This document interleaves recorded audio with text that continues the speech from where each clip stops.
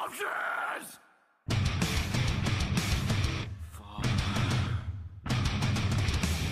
This is the voice of the voiceless. We have learned by making choices. After persecution and delusion, we have severed this illusion. To build our foundation on natural elements to preserve life. We will rise, Babylon.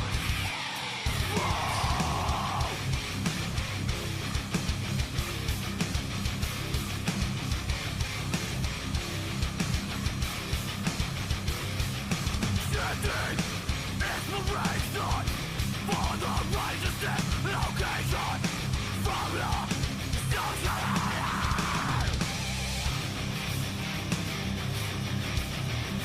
Kingdoms will rise to power, but kingdoms fall to dust.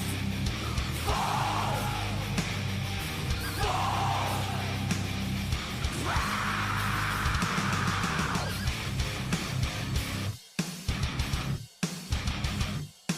The inspiration for the righteous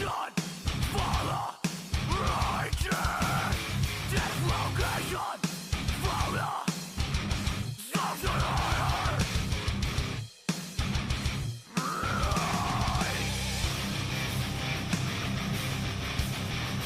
Kingdoms will rise to power, but kingdoms fall to dust. Fall.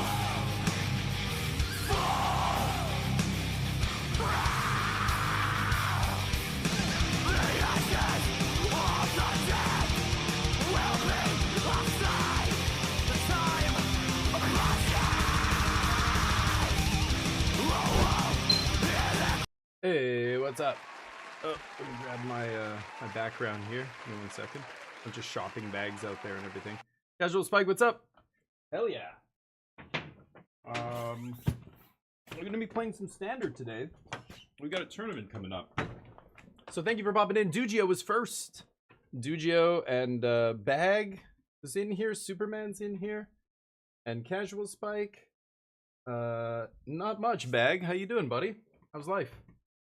I'm trying to update Arena. I just tried to launch Arena. It said there was an update, but then it didn't.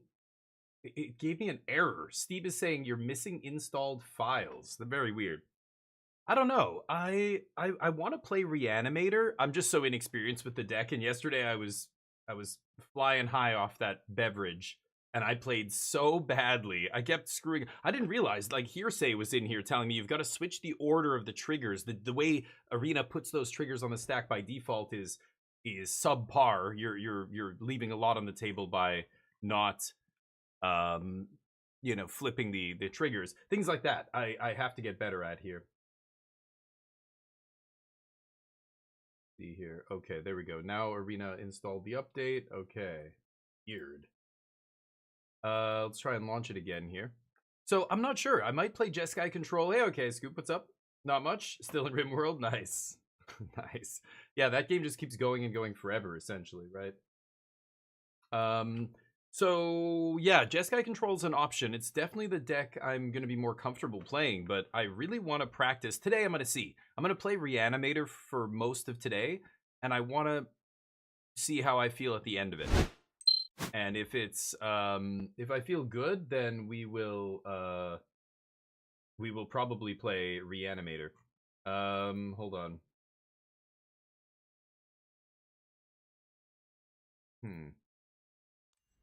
Weird.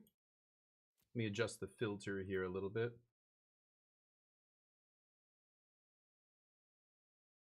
It's weird. It's only when the screen is bright blue or green, like light pastel colors. Sometimes the filter on the camera will make my shirt look all like staticky or something.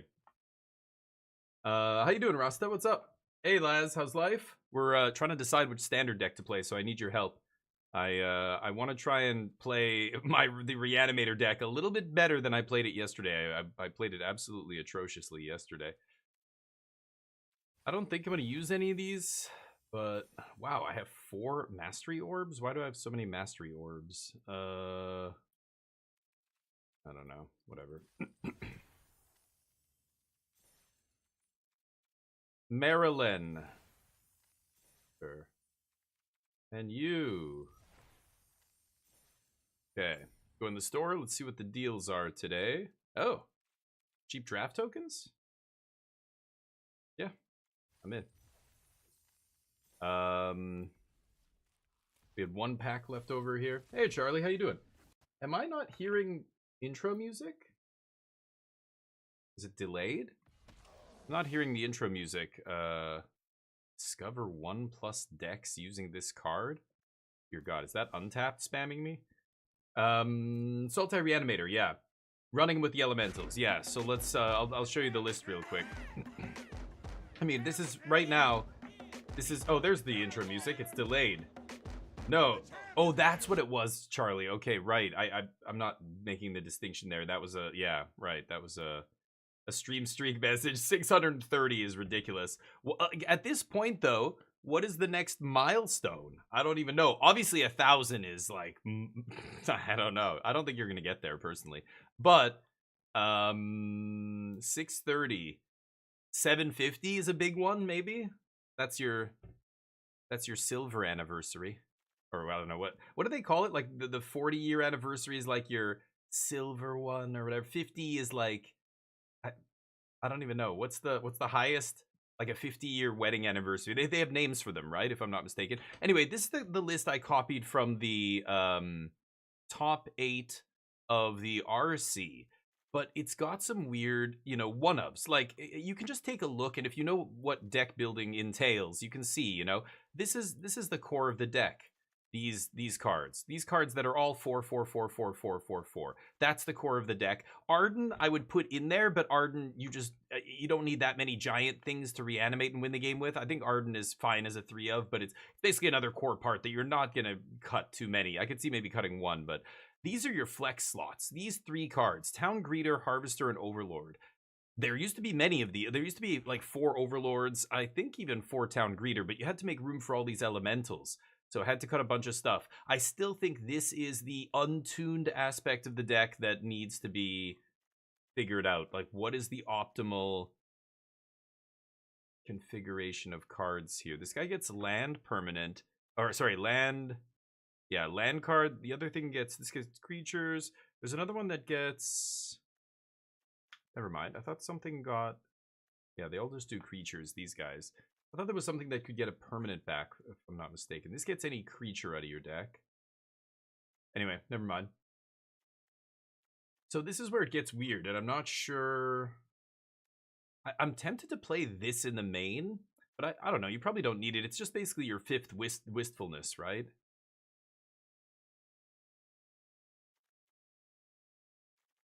Anyway, kind of an interesting deck. I think it's cool. But, you know, these are all 2-mana cards. The big stuff gets reanimated, and you have 1 3-drop and 1 4-drop, basically, in the deck. I think it's powerful. I think this deck is going to be one of the most powerful decks in Standard. It just has to get figured out. So I'm going to keep playing just this version until I can figure out what I want to do. I don't know if anybody in here has any experience. I know Hearsay is playing this deck a ton, and it was really valuable hearing from him. He was telling me about... how to order the stack. Like, he's saying, you know, on Arena, this is something you obviously have to play the deck to figure out, and I didn't realize the first time I did it. When this ETBs, like, if you're in the mirror specifically, the way you should order the triggers is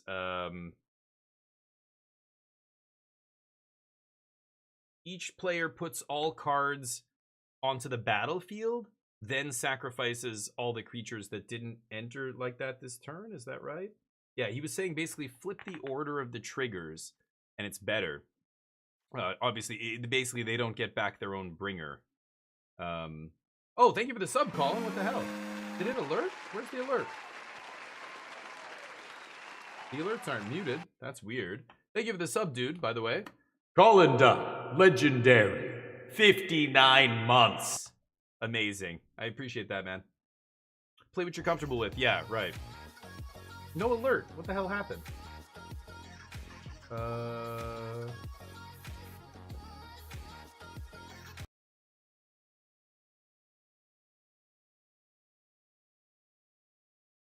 I mean, that's a stream element alert.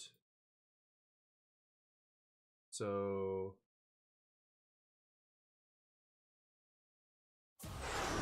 there.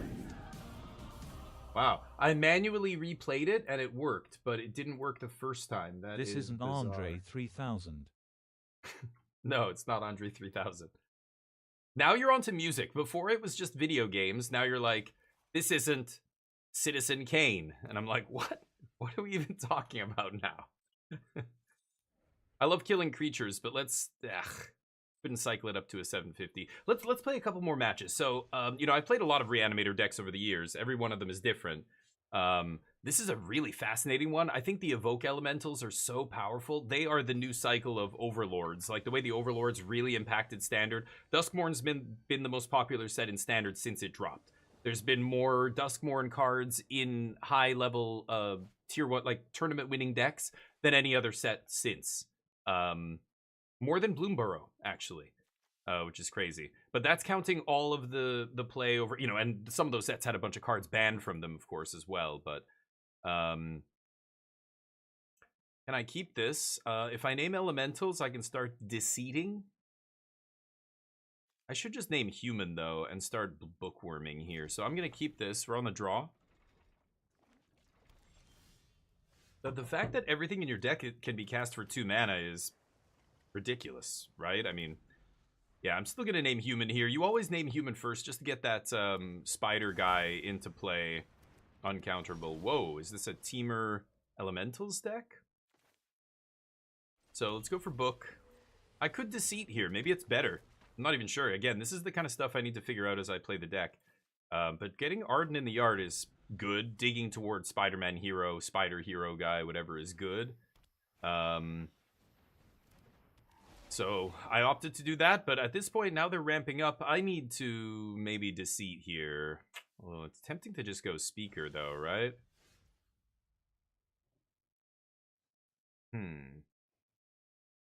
I could deceit mortuary. I think I'm gonna deceit here.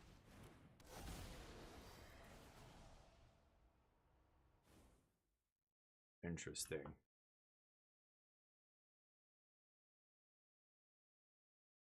They named elemental here. Sunderflock's interesting. I don't want that to go to the graveyard because then if I bring it back in. Oh, if you cast it. Oh. Okay, I'm still taking one of these. Interesting. Okay, I didn't realize that guy only triggers on cast. I don't need that either. And no attacks. We're going to draw again. There's a bringer. And now I just need to find the Spider Bro. They're going to deceit me this turn to make sure I can't do it next turn. They're going to take my Formidable Speaker here. So I can't go tutor up the Spider Hero. But I'm drawing a couple of cards a turn. I'm going to deceit them again here probably. Oh, Ashling flips, so they have infinite mana now. Maybe they hardcast this? Yeah, sure. Okie dokie. Pick my speaker, I'm guessing.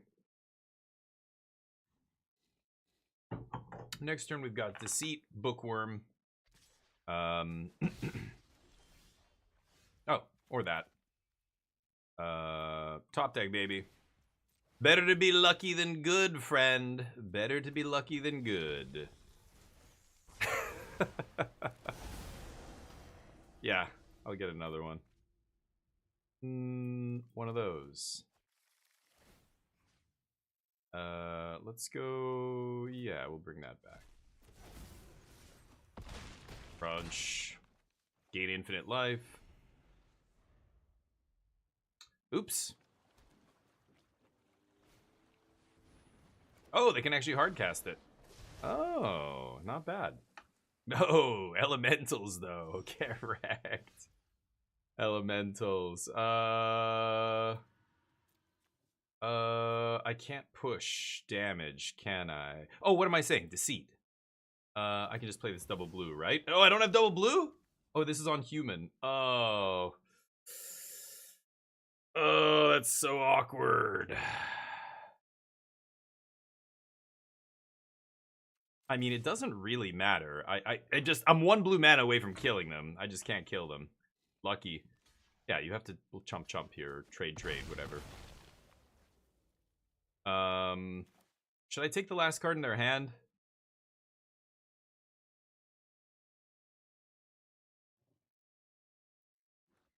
Yeah. And then Bookworm. I think that's better. Bookworm's going to put Arden in the yard, and then I can just Cavero Arden, and that'll do it. Let's just make sure they have nothing left here. Yeah, that doesn't matter anyway, but... Okay. Nice. Super powerful. God. Even that bounce, that Sunderflock is not very good against another deck playing 8 elementals, right? So they've got a lot of small stuff combined with a bunch of big stuff.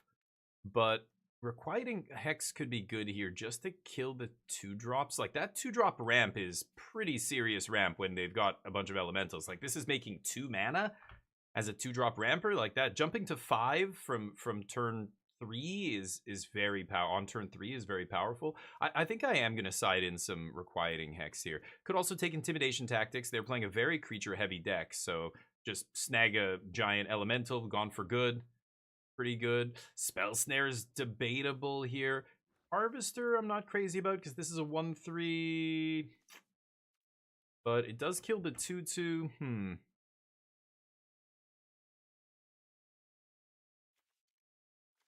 I don't think I like Harvester here. And Overlord's a bit slow too. Maybe I could cut that. I love the elementals. They're going to bring in Graveyard Hate.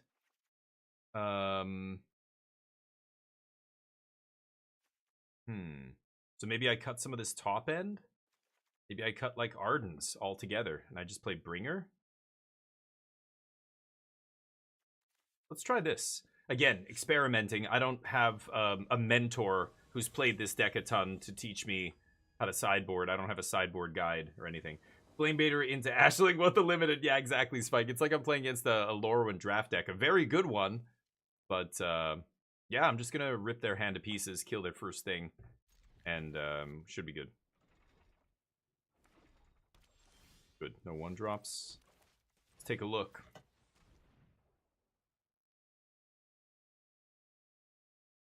So they can't deceit me on 2. I think I'm just going to take Flamebraider, although I have the Requiting Hex for that, so I don't care. Okay, so let me think about this. They're going to play one of their 2-drops. If I take Flamebraider, they play Ashling. I'm going to take Ashling. And then this turn, I'll play Untap Black Source, Requiting Hex, Intimidation Tactics. Yeah.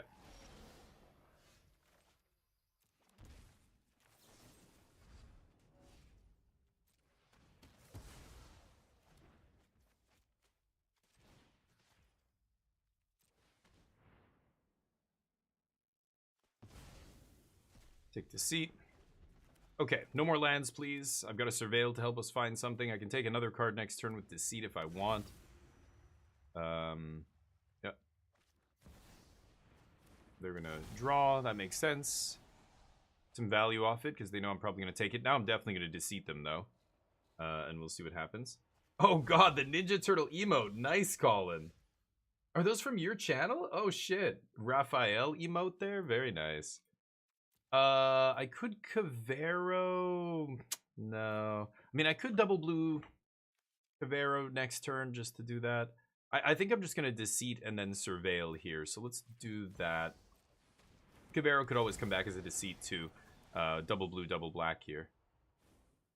Vibrance. Good night.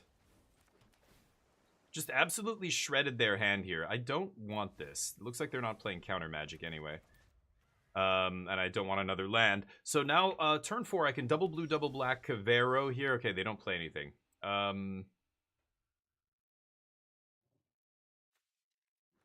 What does this do?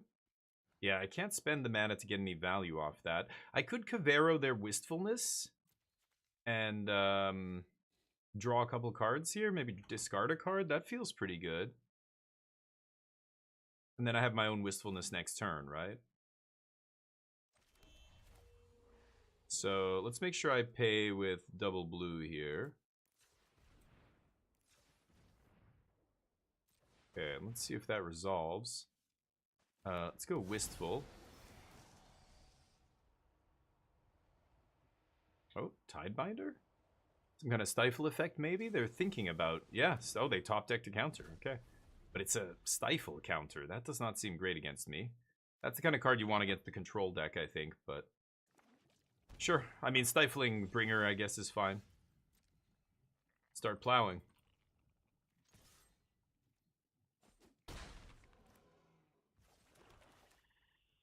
I just want to play the blue side, but I guess it's going to make me pay both. Sure.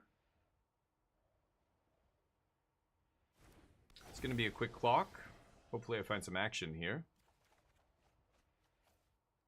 Sure. I'll probably toss Wistfulness. It depends on what I draw next turn, but if I draw garbage, either way, I'm getting Cavero no matter what here off this guy. And, like, they've got to deal with this board already, or I'm killing them in 2 turns. Ooh, nice top deck. Make treasure, yeah. Good draws from my opponent.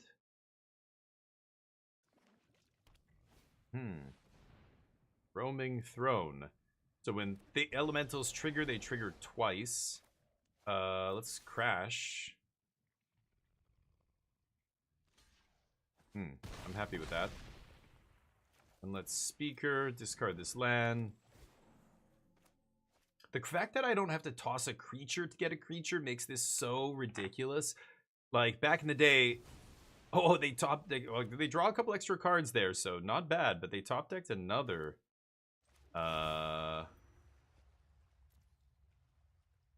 They top-decked another Stifle, but now they're, again, facing lethal. They have to top-deck yet another removal spell, or a blocker that hopefully I can't deal with here. My 6/5 is gonna draw 2, discard a card as well. Wow! Nice draw, dude. Off the top. Like a champ. Oh, they make a blocker. Okay, they have 1 card and 2 mana up.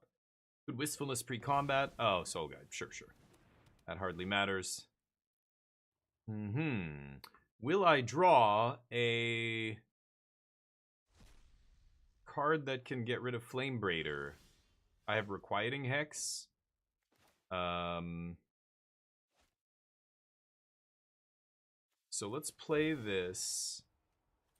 I'll pay that.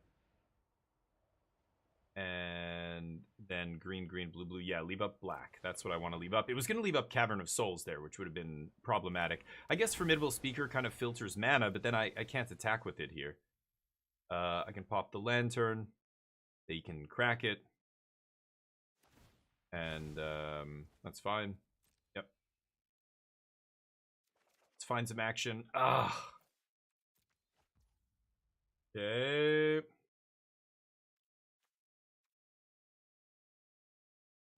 I can make 1 red mana to cast Cavero. If I could make 2, that would be nice. I mean, alright, we swing, they chump. They're still top decking here. I'm gonna hold the marsh. Man, they've been drawing very well off the top just to barely stay alive here, but yeah, eventually they're not gonna find it. Interesting. Oh, Z-Bip! Z-Bip-Bip, sorry I missed that. Z-Bip-Bip, thank you for the follow. You're a goddamn legend. Look at you. Magnificent specimen. Appreciate the follow, you're awesome. Peacemaker, what's up? I think they're on 4 breeding pools now, so it's gotten more teamer. Oh, interesting, okay. Hold on, what are we talking about? Teamer elementals, couple standard leagues, yeah. I generally ignore the leagues, so I don't know what people are doing down there in the leagues, slumming around, but I don't pay attention to 5-0s in leagues. But I like the I know that's where other people get inspiration from. Oftentimes decks will float around down there that are real decks, but I just can't pick them out of the ocean of chaff that is the leagues, you know. You could 5-0 a league with some pretty bad decks. I try and not even pay attention. So elementals, I see it, I'm like, whoa, that is a rogue deck still. I don't think the mana's atrocious. I mean, I don't know, maybe not atrocious, but you're playing like 0 basics. When I play Blue-White Control with 3 demo fields and I just start strip mining the opponent, it feels fantastic. But yeah, there's the tourney. It's going to be the Big Brain tournament coming up today. I haven't looked at the link. Let me see how many people are registered. I hope we have a few. Looks like we have 10. Okay. I'm hoping we get at least 4 rounds, but I don't think we will. It'll be probably 3 rounds. But it's a free tournament with cash prizes. So, you know, it's a dude, a friend of the channel who kind of runs it. So he said, hey, we're doing a tournament this week. Do you want to join? I'm like, yeah. They can't always do it because the organizer, he's a competitive Magic player who often travels to play in tournaments and stuff. He got top 16 at the previous RC, the one in Atlanta, I believe. So trying to help him out, promote his thing. Go give it some love. Go, join the tournament. It's free. Standard. Who likes playing standard tournaments for free? It's great. Get involved. It went 11 and 4 at the RC. The Elementals deck, you mean? Is it Elementals from the RC? Oh, okay, so that's a little bit better record. Okay, that means something. 11 and 4 at the RC. Interesting. Is it the same deck? Oh. Finished with a couple of copies at 10-5 or so in the RC. Oh, interesting. Okay. Yeah, and that RC was interesting because it's the new one after the set dropped, and this set has a ton of bangers. This is going to go down as a very powerful set in Standard, like very much like Duskmourn, which I compared it to earlier. I think Duskmourn's fantastic. Obviously, got to keep this, but yeah, it's going to be interesting to see where it goes from here. I mean, a lot of people are like, well, yeah, it's the default best set because the shock lands. It's like, yeah, I know that is the actual reason. But at the same time, the individual power, like this elemental cycle, almost like a bunch of them are seeing play. Like people are experimenting with, not to mention the elementals deck, literally playing all of them. But people are really, is this another, are you kidding me? Back to back? What is happening right now? Now shit's getting weird. Should I kill the Springleaf Drum? It seems so bad. I just want to draw 2 cards, so maybe I go Elemental here. I don't think they play Counter Magic in the main, so let's just go Elemental so I can double blue Wistfulness. And then we go from there. See if I can combo kill them here. Yeah, let's get Bringer in the yard. Okay. We got Blooming Marsh next turn. Maybe Wistfulness again. I don't know what they're going to play here. The last version I played against didn't have the drum. Wow. Okay. All fancy lands, huh? Mr. Fancy Pants here. Mrs. Could be Mrs. Okay. Mrs. Fancy Skirt. Mrs. Fancy Business Slacks. I don't. Okay, anyway. 2 damage. Am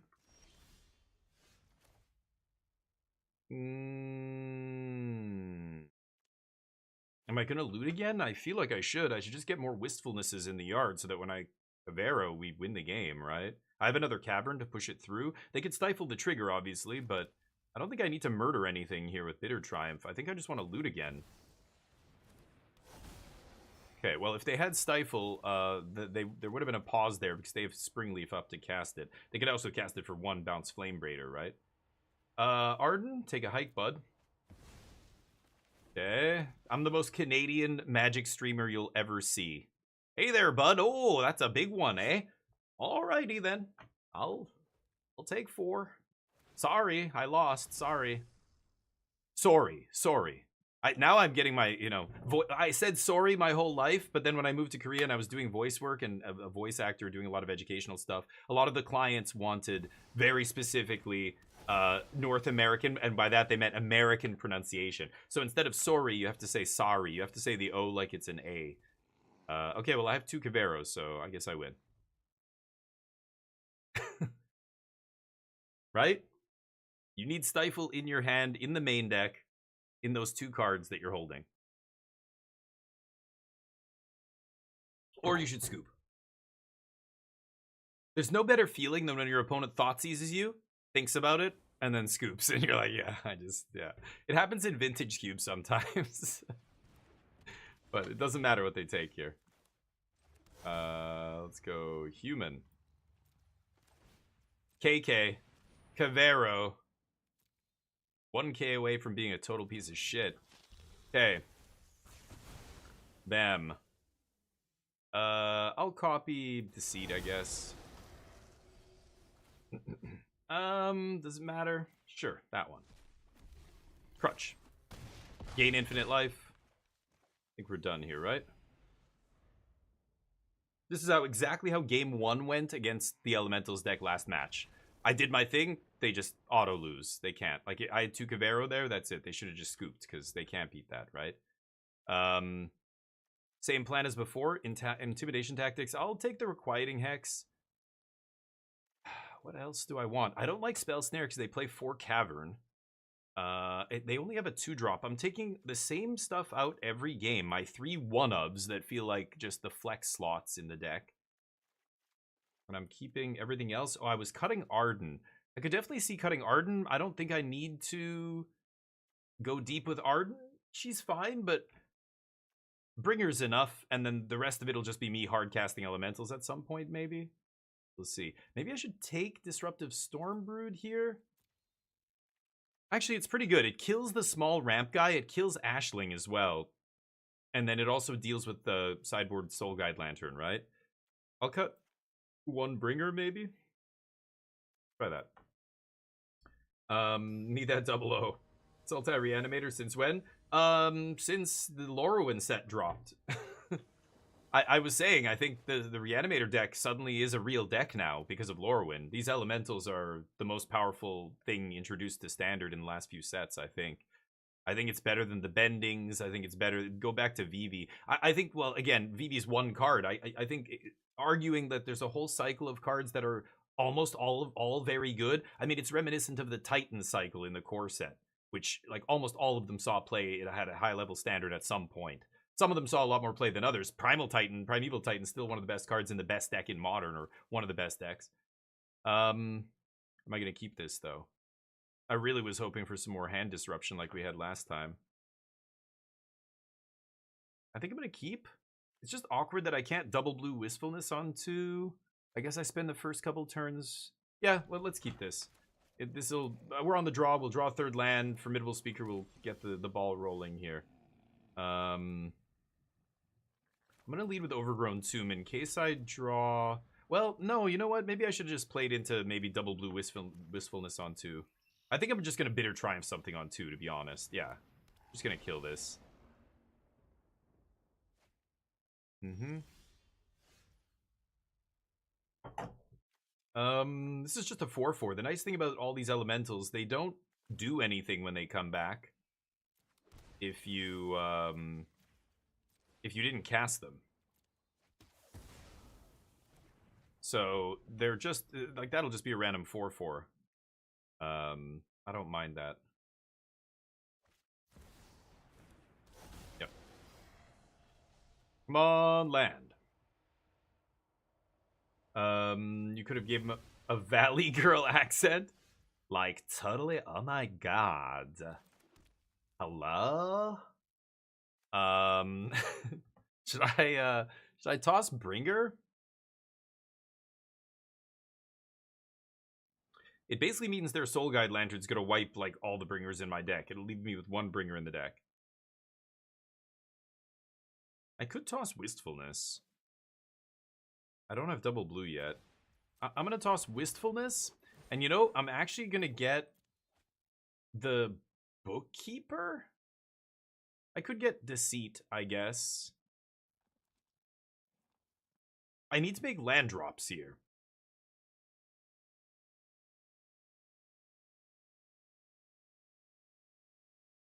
I don't know. I don't know what I should take. Deceit's still good? I'm gonna take Deceit. Part of me feels like I should get Bookkeeper there and start filtering through my deck, because I feel like the first attempt at reanimating is not going to succeed here. Either they're gonna take Cavero, fizzle the trigger, eat my graveyard, something like along those lines. Okay, they evoke to get a land in their hand. Nice. That means they're short on mana. So keeping them off of their 2-drop pretty good here. Look at that. What the hell am I looking at there?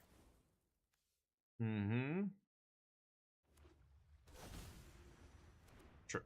Yeah, like I said, I would have lost both Bringers if I tossed the Bringer here. I think I'm chilling. Now Wistfulness can actually pop the Soul Guide, which is nice. I hope I draw an untapped land and I get the double spell. That would be fantastic. Awkward, but so be it. I'm going to attack here. I don't see how these elementals are powerful due to evoke. Oh yeah, they're great. Yeah, you just have to realize that they're all 2 mana spells. That's what's so insane about these cards. They're all 2 mana. So, they're perfect. They fill 2 slots on your curve. They're amazing early, and then they're amazing late. Like, they just do so much for this deck. Not to mention, if you're reanimating, like, you get to do that stuff. If you're, you've seen the other Elementals deck, right? The Scam version? The Scam version, will cheat them back into play. So you can evoke and then scam it, and then that will get it back, which is even more busted. I mean, if the evoke elementals are so good in modern that 2 of them are banned from the format. Like, that's how insane they are. This is awkward. Still not drawing land here. I guess I'm gonna Bitter Triumph, discard. Hope they don't have any more graveyard hate. Let's keep them off of mana here. So, yeah, they're very powerful, Nana, because they're flexible as hell. They're so flexible. Not only do these come in at 2 different casting costs on different, like, they're far enough on the curve from each other that they don't, like, if they was 3 mana to evoke and 5 mana to cast, that would be much worse, because they're not really that, like, they're not filling 2 very disparate spots on your curve the way they are with 2 and 6 or 2 and 5. But they also each have 2 modes. So not only are they flexible in terms of cost, they're flexible in terms of effect, which just gives you so much control over the game. Fuck. Super fucking annoying. Again, this time I'm just going to pay the life, because I don't want to discard anything with Soul Guide in play. I'm going to hopefully find another Evoke Elemental or whatever. Deceit only... Oh, Deceit bounces non-land permanent. Like that, yeah, that is really flexible. But the Deceit part, or the Thoughtseize part is awesome. Like, it just gives the deck so many angles. Like, again, you don't realize until you play against it, and you're like, what do I side in here? You know, you can't side in something like the Thrall. The Thrall that I was playing doesn't actually... If you side in a Thrall that negates ETBs, you can pay 2 mana for the Deceit, and it stays in play, because the Evoke won't trigger. Right? It won't trigger when it ETBs. So things like that Thrall don't actually work against this deck. I really want a Bookworm here. I need to find that 4th land, but maybe I just Deceit. They're gonna eat my Deceit here, but I'm gonna have to discard a card anyway, right? Alright, let's swing first, see what happens. So, Torpor Orb, same thing. So it gets awkward. Like, you're like, fuck, how do I fight this? You know, in the graveyard deck, obviously the best way to fight it is to attack their graveyard, but what if their graveyard doesn't matter anymore because they can just cast 5 and 6 mana ETB, do a bunch of stuff, threats. Like, it's really hard to fight the elementals and the graveyard stuff and the, you know, the value that they're getting when you play them for 2 mana. Okay, so we still trade a card for a card here, like that's fine. Plus, you know, my cards come back unless they eat my graveyard. They already used 1 Soul Guide, so pretty lucky. They found a couple sideboard cards in the top, you know, 20 here, top 15 cards.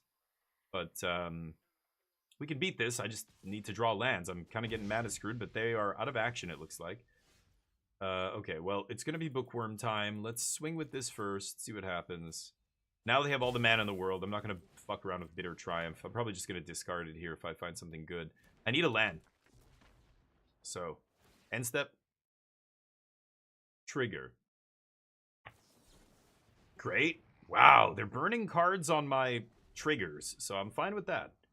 We're at 13. It's not like they're going to kill us with a 2/2 here. That's a pretty good draw. So they get a little bit lucky here, but not so bad. They'll take whatever. Stuff I can't cast. Sure. I get to Bitter Triumph that unless they take my Bitter Triumph. Ooh, risky. Oh, I guess they have Soul Guide still. Yeah, it's fine. So this is interesting. I guess I could play Cavero for green, copy Wistfulness. I could copy Vibrance and get a land, but if I copy Wistfulness, I can actually hit their Soul Guide. Get their Soul Guide out of here. I think I'm going to go for that.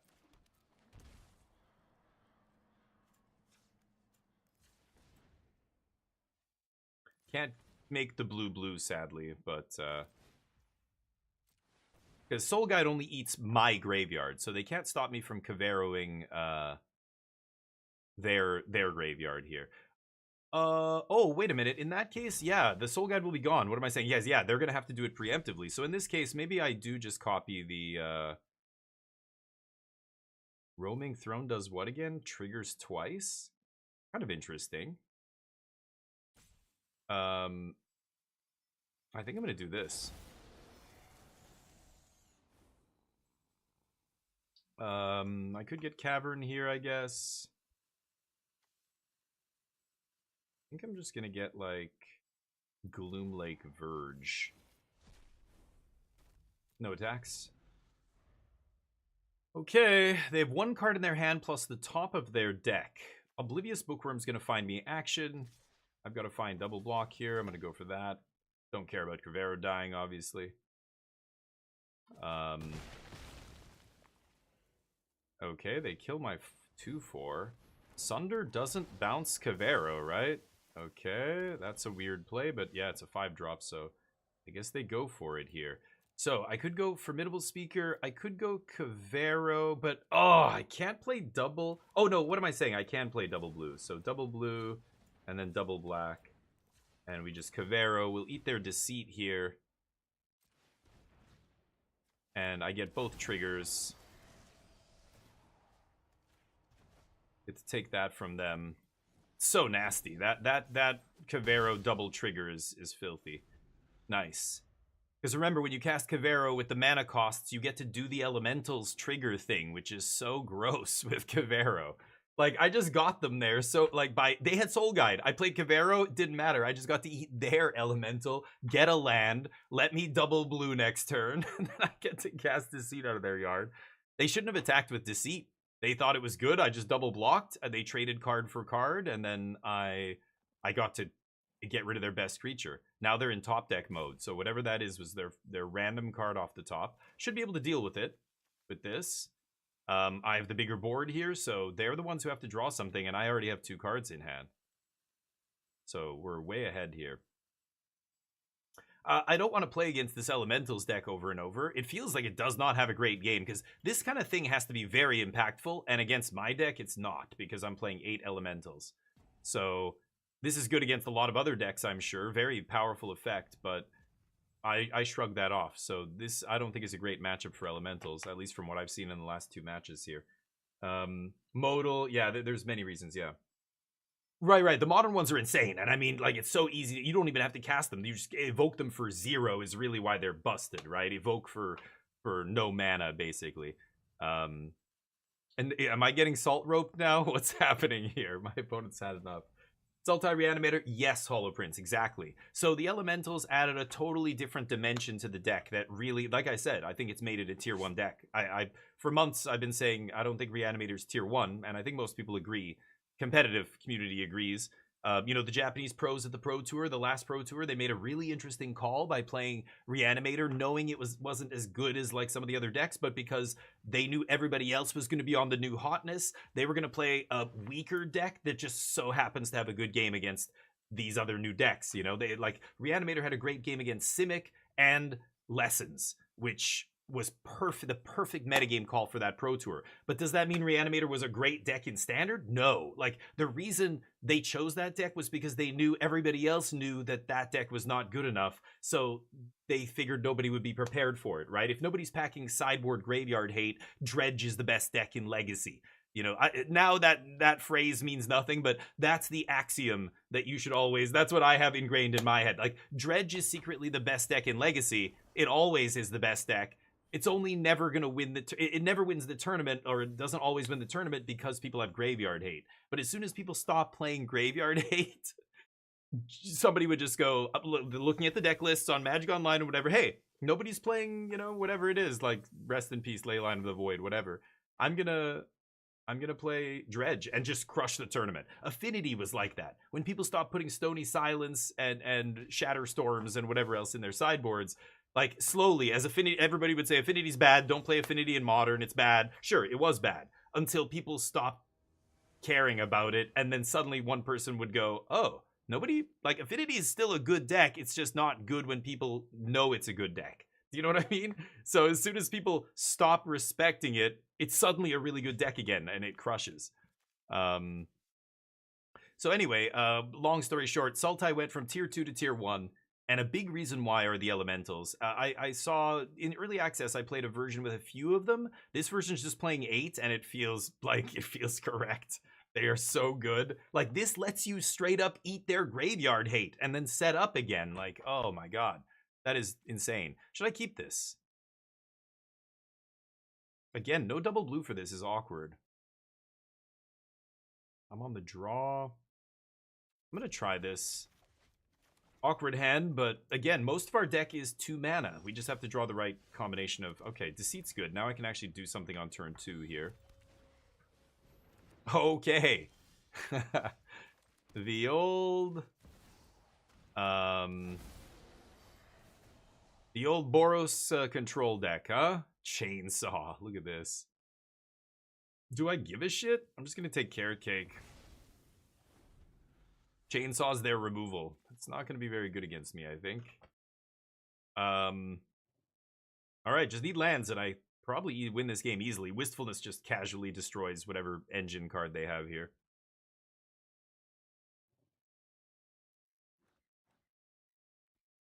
I'm giving them a turn with the manufacturing. I don't think there's a ton they can do with it, but if I don't draw a land, I guess I'll kill it next turn.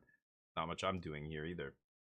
But Speaker is what makes it... Oh, yes, of course. We were talking about the Elementals because Hollow Prince was talking about the Elemental package. Formidable Speaker is another huge addition to the deck. Probably better than the... I don't even know what the impact is. But Formidable Speaker is so insane. Like, it lets you tutor up the Kavero. That was one of the reasons you would lose with this deck. It was so inconsistent because you just couldn't find Kavero sometimes. Now you have 8 copies of Kavero, and the fact that this is 3 mana and curves into this on turn 4... is so ridiculous. You just go get your your combo card the turn before you have the mana to play it and just play it. And that's it. It's so dumb. Yeah, this card's insane in this deck. Perfect. The perfect addition to this deck. I don't know what's better. Honestly, it's very tough to say. I haven't drawn a single land this game. It's awkward. If I have to force discard here, that's not even bad for me. So go ahead. I'll bitter triumph whatever you play, I guess. Sure.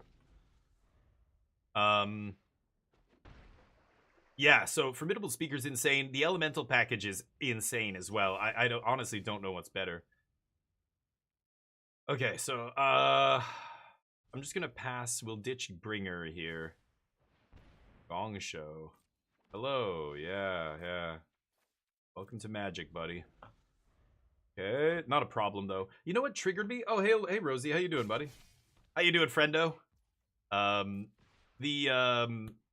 What's it called? I was listening to a podcast. I shouldn't say the name. I'm listening to a podcast recently, a Magic podcast, and I like one or two of the hosts, but I understand that it's a pretty casual podcast. Like, it's not very competitive focused, and you know, the opinions. One guy I think knows his shit, and the other two not so much. But one of the guys who doesn't know his shit constantly talks like he knows his shit, and it drives me crazy. I think I'm gonna go human here.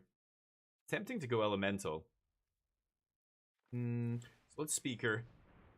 We can't find a land with this, but whatever.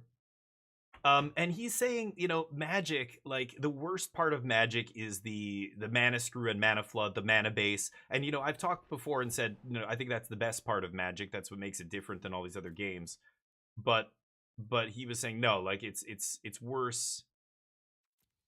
So Chainsaws. What are their other 2 cards? I don't know what I should take here. I could take another Wistfulness, but actually I'm just going to take Bookworm to see. Or Greeter. Shit. I should have taken the Greeter. I just realized. Speaker's cool because you can play a toolbox. I think that's what these one-ofs are for. I kind of forgot Greeter was in the deck, but then they can chainsaw me. Yeah, that's fine. It'll come back with Bringer, right? So who cares? You're good, nice. Yeah, doing well. Week's going smoothly so far. I don't know. Later on this week, I might stop the stream early a little bit. We're gonna have to go. We have some. Maybe some bookings for looking at commercial real estate, so we'll see how that goes. Okay. This is 3 to equip. Dear God. No land. I think I should play Wistfulness again.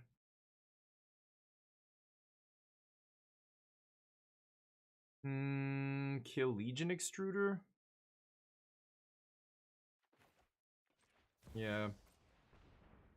Haircut is... Thank you, Rosie. I appreciate that. And you look lovely today, I'm sure. You're looking stunning. Go out there and slay them. Slay them all. Go to that job interview and crush them, because you have them right in the palm of your hand. There we go. That's my motivational speech for today. Yeah, Mana Screwed here sucks, but I could still easily get out of this. Oh, come on. Come on. Sure.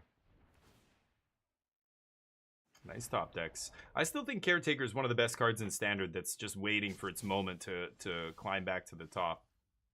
So obviously I could sweep, wipe the board here. I'm getting back Wistfulness. Yeah, I'm just gonna do that.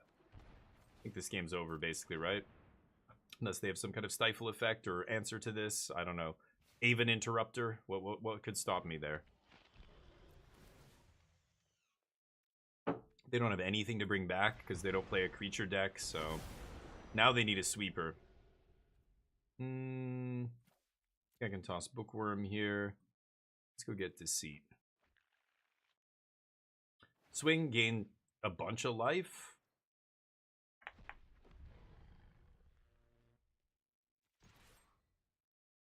So, don't think I'm losing this one. Can make a fish. Okay. Disruptive Stormbrood seems great. This is interesting. Spell Snare? Spell Snare. Chainsaw. Chainsaw's terrible against me. But boy, Spell Snare counters everything in their deck. I think I'm going to bring in a couple Spell Snares. Harvester. I don't love Harvester. Discard their whole hand? Yeah, I'm going to try that. Discard their whole hand could be good here. I'm going to take out Harvester, Reader, Overlord, and they're going to bring in Graveyard Hate. I'm going to cut one Arden here. Okay, let's try that. Did my roots, nice. Toned my hair. Oh, wow. Wow, really light. Like the snow you're buried in. Like the cold, bitter heart of winter. Like Sephiroth. Talking about Highguard, yeah. Yeah, I haven't played it yet, but I'm hearing it's mid, right? I mean, there's a lot of negative reviews, but again, I think most of that is performance issues, server issues. People are saying there's a lot of performance issues, but that's just every game that comes out, the first week has these issues. So a lot of those reviews should change if people go back and change them once the game gets better. But strictly speaking, from a gameplay perspective, yeah, I'm not hearing great things. So, you know. Oops. It's there, baby. Get wrecked.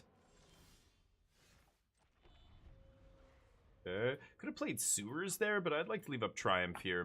They might play something relevant. Nah, guess not. I don't know if I want to play Stormbrood. I kind of want to save it to play on 5 here. I have nothing good to discard. There's a Cavern, or a Formidable Speaker.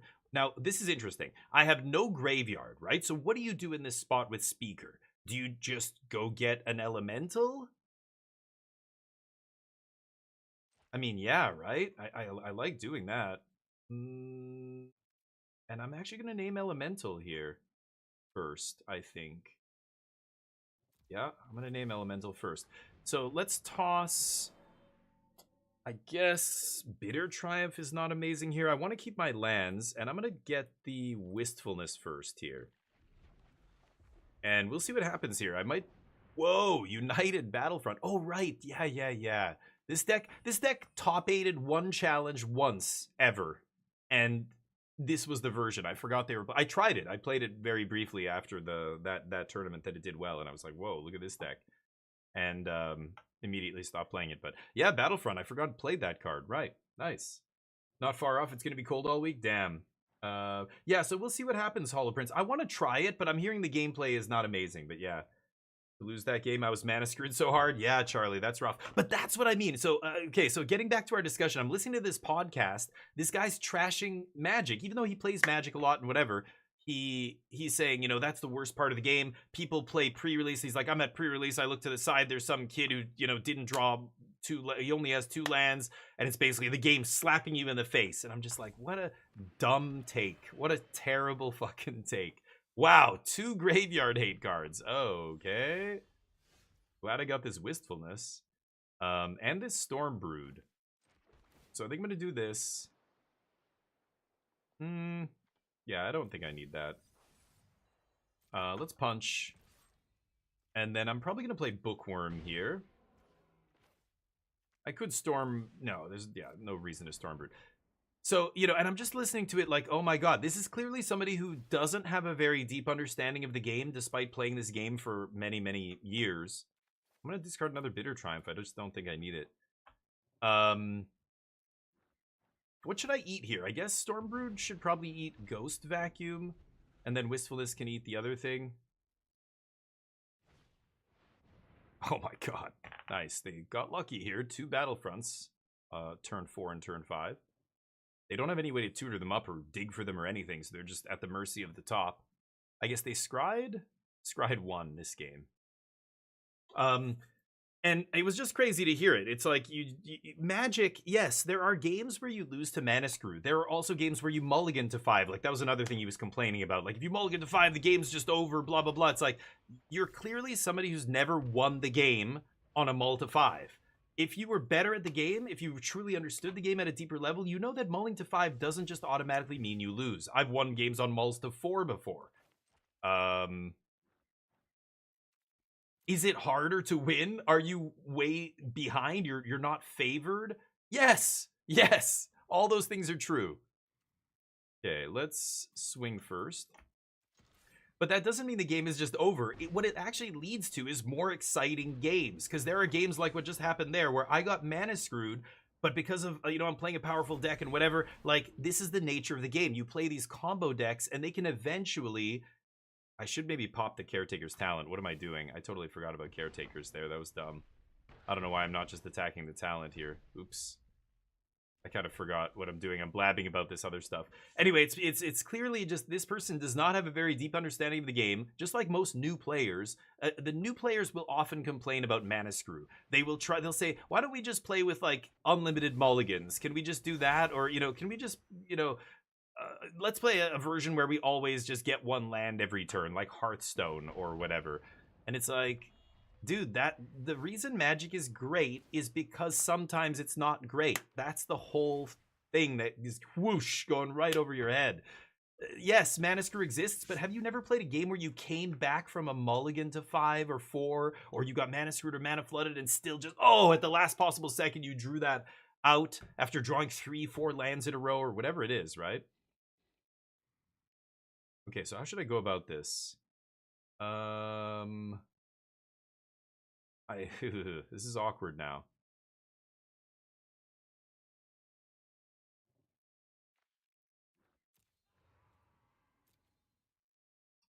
I have to play Wistfulness. The reason I want to keep eating their graveyard hate is because when these guys die, I can just Cavero back and kill... This is interesting. I'm not sure what I'm going to do here. Green, green, blue, blue. I can double kick Wistfulness here. So I think I will. And what am I going to kill? I think I'm going to kill Soul Guide Lantern. It's crazy, but I'm going to hit the Graveyard Hate. I think I can beat the double talent here. Yeah, exile my Bitter Triumphs. I get to draw some cards. Okay, let's ditch Arden. Okay, drawing another Wistfulness was huge. Now, they can level up talent and make these things 3/3s, but that's not super impressive here. They might still do it. Yep, draw a couple cards. I don't know. Arden in my Yarden. There you go. Kill my Stormbrood, sure. Can't believe they are still playing this card. They should have sided that out, I think, against me. Maybe they don't have anything else to side out. I don't think Chainsaw is good against... I literally play 1 creature that it can actually kill. Okay. I guess this is another one, but all these things ETB and do stuff, right? So I could just play, let me think here. So now they can sack an artifact to make a 3/3 double block speaker. I could Arden pre-combat, and then Arden brings back Stormbrood. Stormbrood kills talent. It's pretty good. And then I have Spell Snare up still. Yeah, let's go for Arden here. Now that we've gotten rid of their graveyard hate. And combat. Stormbrood. Skadoosh. Can pop one of those now, I think.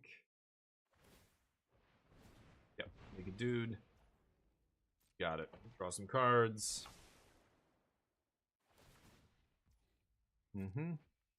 But now they can't make a 3/3, which means Wistfulness can get in there. Yeah, pop one of those. So let's attack with these two. We've got Spell Snare up. I can even untap something with Speaker, but I don't think they're in a position where they can attack, so pass with Snare up. Go.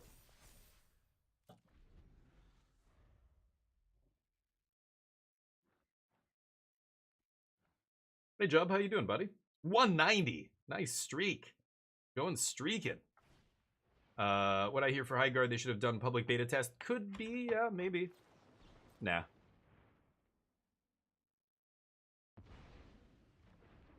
Don't want to give them any reach here. I don't know, that could be a mistake. Maybe I should, you know, no. Their graveyard hate costs 1 mana. I won't be able to snare a Ghost Vacuum or Soul Guide Lantern if they have another one of those. I'm gonna get, yeah, this I don't care about. I'm gonna get the Weapons Manufacturing. That feels like the scariest card. Oh, they scryed to the top. Is it relevant? They've got to kill Arden here. They must have drawn something to stabilize, or what do they find here? An O-Ring? Got a white removal spell, right? Get Lost, maybe? Or, yeah, sure, there it is. Some kind of white removal, but I can Wistfulness, and then Cavero comes back. That said, I don't have an Arden to bring back now. They have nothing, of course. So I'd probably just Wistfulness their Caretaker's Talent here. I can force that pre-combat, which I like. So let's just do that. Because now it forces them to use their mana before I go to attacks, which means they can't use Legion Extruder. They're going to have to use... I guess they could use Legion Extruder if they want here, but...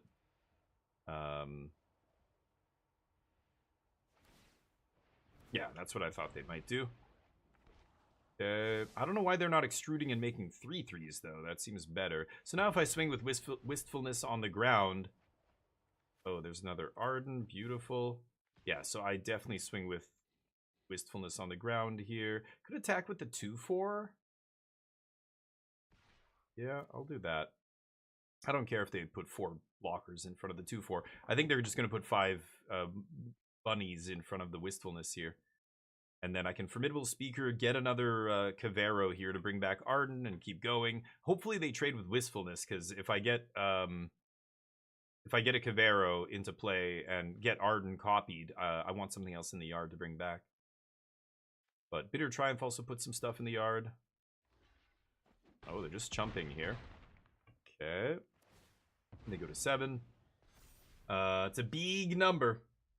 Chainsaw... no. Just gives +X+O. That's a good question, though, Bag. I wasn't sure. For a second there, I thought maybe you're right. Played games where Mana Screw doesn't happen? Yeah. Right.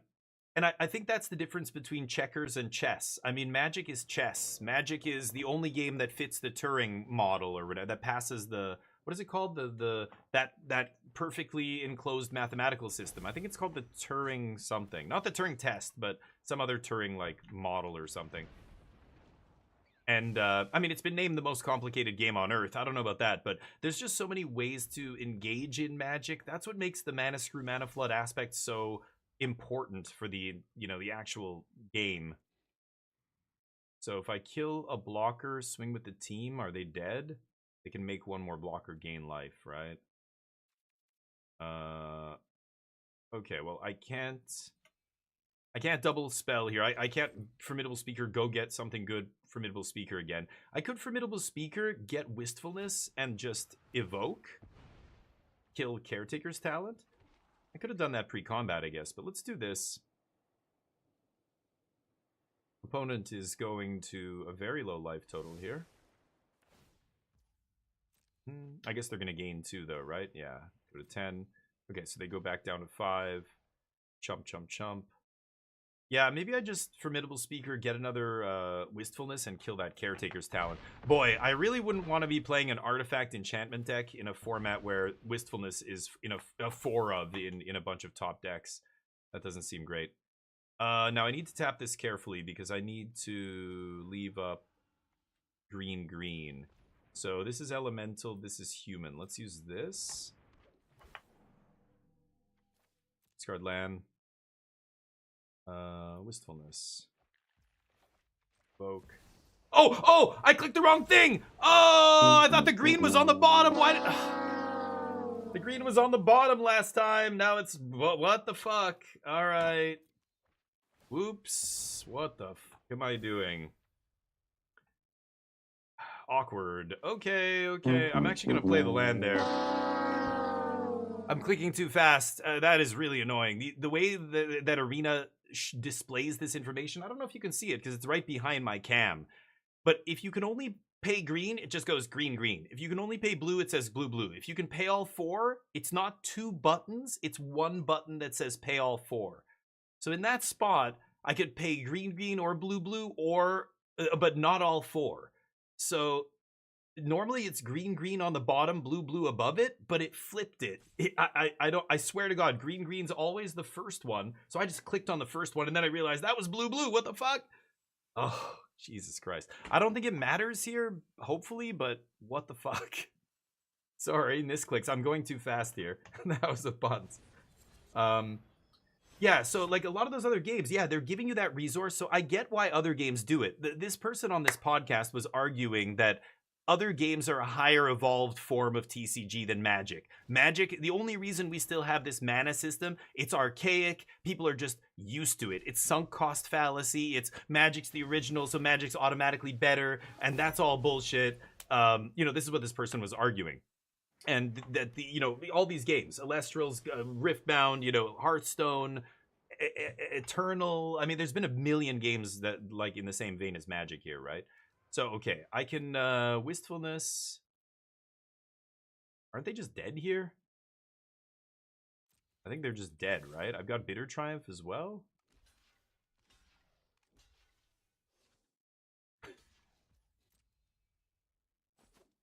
GG. What? Oh, right, they chumped. Oh yeah, I guess I could have killed them with this, sure.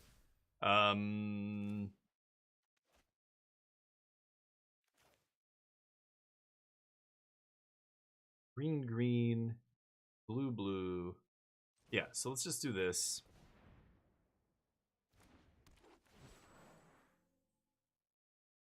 Oh, they have Soul Guide. Oh, they have Soul Guide Lantern. Shit. Okay, let's discard Bitter Triumph. I could have killed them there. That's my bad. Could get Deceit here. I think I'll just get the last Wistfulness. It's so busto. Alright, go. Not even gonna play the Wistfulness. I don't even care. No. Mana system is ass, really? Yeah, I think it's the best part of Magic, and I think a lot of people who aren't very good at this game, or they're not experienced, they just haven't played this game at a high level. It doesn't matter if you've played this game for 30 years, if all you did was play on your kitchen table with your little brother and then maybe some friends later at board game night. You know, like people who don't actually understand the game at a deep level, they complain about that stuff. They complain about getting mana screwed and mana flooded. They complain about the mulligan system. They just want their cake and they want to eat it too. They want to have the game not, you know, they want it to be easier. They want it to be easier. Magic's a hard game. It's a complicated game. It's the EVE Online of TCGs, or I don't know what to call it. Just look at the rule book. Look at how thick the Magic rule book is compared to all these other games. But does that make those other games better because they're not as complicated? No. It depends what you're after.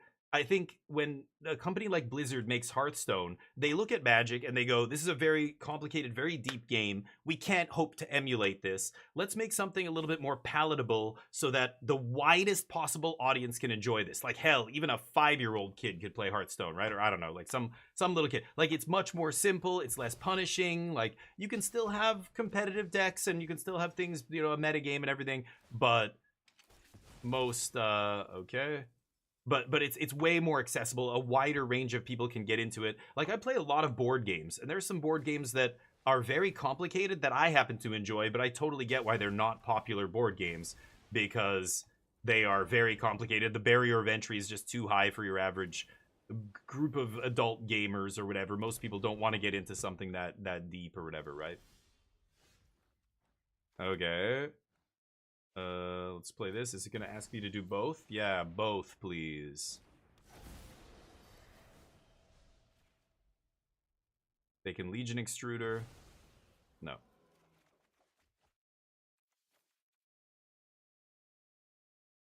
I mean, I could just hardcast. They still have a Soul Guide buried over here, right? Yeah. That's interesting. Yeah, I think I'm still going to do that. We swing! Anyway, so the mana system is what makes Magic unique. No other game has that kind of system, but that variance is what makes Magic awesome, because it's that sweet spot between variance, but not too much. Like, it's still a skill game, but it's got enough variance that it keeps it exciting. It's exciting to come back from Mana Screw and win the game. It's exciting to win on a multi-5. It's exciting to come back. In those other games, because things are so structured and you're just like, there are way fewer comebacks. Like, the game is almost more deterministic when there are less variance, right? You gotta be kidding me. They top decked another one of these. Is it gonna be enough? I want a gong show.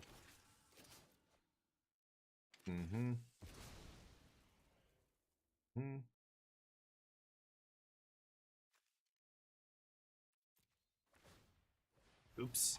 So my misclick earlier, or maybe my, whatever it's called, Bitter Triumph there, I would have killed that guy, and I wasn't able to. Or I just missed it. Could have won this match, but opponent's barely hanging on here. Going, I guess.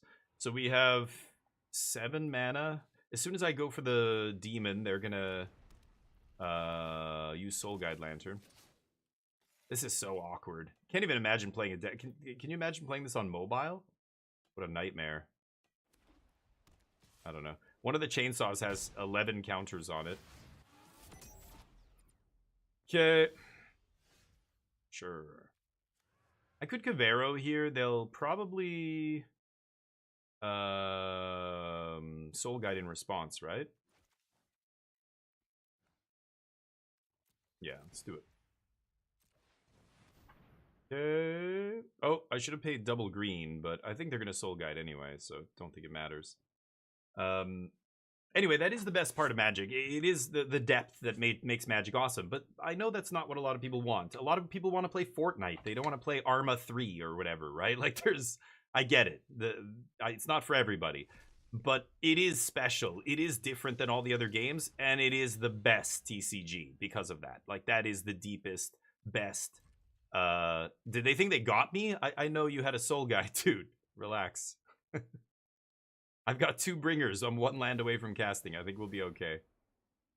But we'll see. I want these guys to go to the yard almost, right? At this point. 2 damage. Sure. Who knows? My opponent actually might come back and win this. You never know. My mistake, plus their good draws here. They got very lucky with the United Battlefronts this game. They had 2 in the first 5 turns. Now they're going off with munitions, blah, blah, blah. Sure. But killing my creatures is fine, because Bringer brings them all back. Now that they've burned their last piece of graveyard hate. I don't know. They had 3 this game. Oh, Dusk Rose. Okay. Won't get that back. That's fine. What do I have left here? No more Wistfulness. I have the Myojin. Myojin's kind of sweet. Oh, I'm dead. Amazing. Okay, game 3. Nice. I think I punted that away. I could have won the game if I cast Bitter Triumph on the turn I had lethal, but what are you going to do? Let's try again. Yeah. Only 70% of games don't happen because of either... Oh, I don't know. Did they say that? I have no idea. That's a wild number. I don't know how you could ever possibly calculate the number of games that are won and lost because of Manascrew or Flood. I think there's probably more to that quote, right? Like, what format were they talking about? Or a specific, like, in limited? Or, I don't know, what... Like, there's only some areas, some formats you can probably get enough data to accurately say that about, but all of Magic? That's nobody, there's no number like that. That's hilarious. I don't know if did they actually say that? That's hilarious. They say a lot of stupid shit. That doesn't mean anything. I think a lot of the people who make Magic barely understand why Magic's good. They just keep pumping it out. That's all they know. I shouldn't say that. I'm sure there's a lot of people working at WotC who are very good at their jobs, who love their jobs, blah, blah, blah, but not the people running the company, that's for sure. I think I'm going to just play this tapped and pass. Yeah, right, Calix. Like, a lot of people don't want it, but if we're talking about, like, again, the discussion is, what are the best TCGs? What is the #1 best TCG out there? I think it's Magic, and I don't think it's close. And I know that it's not for everybody, but that's not what we're talking about. We're not saying what is the most accessible game out there. We're saying what is the objective best game. Look at the rules in Magic. The rules, how they've been codified, even though they change and everything else, they're so well defined. No other game has rules like Magic. A really fully comprehensive, robust rule set to cover all the insane things that can happen in a game of Magic. Other games don't have that, and it's a fucking nightmare. Play a Yu-Gi-Oh tournament, and two people play two different cards, or the same card, but they have different wordings on them. And, like, you know, there's no official rule for this. There's nothing, like, it's just a gong show. I don't know. It's wild to me that that's even a thing, but you'd think that a proper TCG would have, you know, their shit together when it comes to stuff like that. I could Bitter Triumph and just get this Bringer in the yard, but I just don't want to kill a token. I'm not going to do it yet. They have no graveyard hate. I don't know. Part of me, it's tempting. Tempting to Bitter Triumph here, just because... No.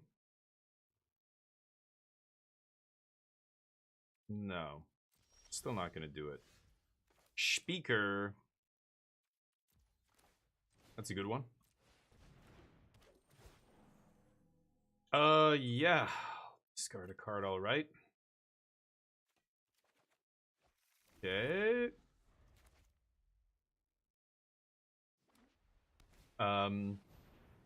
It's a brain exercise, yeah. Yeah, I'm sure I'm dead there the last game, yeah. Q&N when they were launching Arena, one of the questions about Manascrew Flood, dear God. You just can't make a claim like that. All of Magic, is it the average number of games? I mean, I don't even know how you would, you know.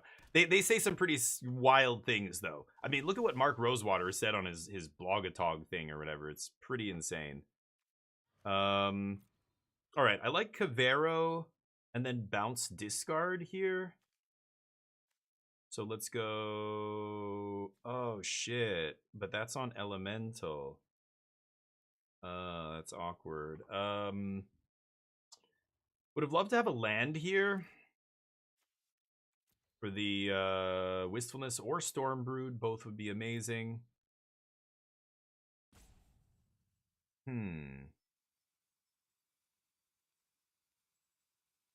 mean, I think I should just Wistfulness.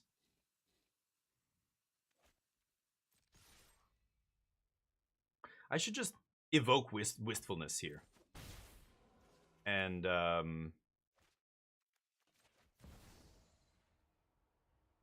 yeah. And that way I can Cavero it back next turn, get both. Whenever you make a token, oh, an artifact enters. Yeah, I think I'm still going to kill Talent here. And that goes away. And then I'm going to pass. So Cavero, I can play for double green and then blue-black. Right. They top deck Graveyard Hate. That's awkward. Man, my opponent's been pretty lucky off the top here. You know they didn't have that in their hand. They would have played it already. But I've got any land. Stormbrood popped the vacuum, and we're back to them having to find another piece of graveyard hate here. Let's see what happens. They've got Carrot Cake to scry if they want. They can O-ring my speaker, so I guess. Speaker is silly, yeah. Hey, Crispy, what's up? Not biased? Yeah, no, not a chance. I'm trying to be real with you guys here. Lock, sack. Okay, let's punch. They don't know I have Stormbrood here. Yeah, and of course, there's people who are naturally going to assume that, Dazza, right? Like, when I say Magic is obviously, it's objectively the best game, it has nothing to do with my biases. They don't see that. All they see is, oh, he plays Magic. He's played Magic for 30 years. Of course he's going to say that. They can't separate reality or facts from their own personal biases. They're biased when they see somebody like me playing Magic. They must assume that I'm, you know, obvious that I have biases. Like, their bias about me because I'm a Magic player is affecting what their opinion of what I'm saying is, right? Oh, they should have eaten Wistfulness. What did they eat? Oh, the Bringer was in there. Sure, that makes sense. I think, you know, it's funny. So it's, you know, I'm trying to be objective here. Like, I'm not saying this because I have no problem abandoning a game that I think is bad. If I loved the game before and now it's bad, I call a spade and I say it was bad. But when I say Magic's still the best game out there, that's because I objectively believe it. It's not because of my nostalgia or whatever else. I think it's pretty obvious. Again, objectively speaking, you just look at the way the game's designed. Look at what other people have said and written about the game. Look at, you know, look at the rule set. Again, show me another game that has a comprehensive rule set as robust as Magic. You can't. There are none. This is interesting here. I think I'm going to go Cavero. Now, I've got to be careful. I think I'm going to Deceit Cavero here. So let's go... Not Autopay, motherfucker. Blue... Blue... Black... Black? Okay. Let's get Deceit. Bounce Snare. That brings back the dragon, which then gets to eat manufacturing here. And now I get to take the snare from their hand, or a better card if they have one. We'll see. What do you got? Extrude doesn't matter. Yeah, if they can't answer my board, they're gonna die, so this is fine. And I attack. Do I want to play this land is the question. I think I do. I think I do want to play the land. Yep. And pass. Okay, they've got to rebuild their board. They have no engine cards. They have no graveyard hate cards. I've got another Cavero into Wistfulness here if I want. Double kicked. Or double, whatever you want to call it. Double trigger. What are they going to eat here? God, I hope they eat Stormbrood. Gotta be kidding me. Oh, they shot Stormbrood. Oh, I see. Okay. Yeah, that's better, because they don't want to get that disruptive Stormbrood to ETB again, right? But now I can just Cavero the Stormbrood.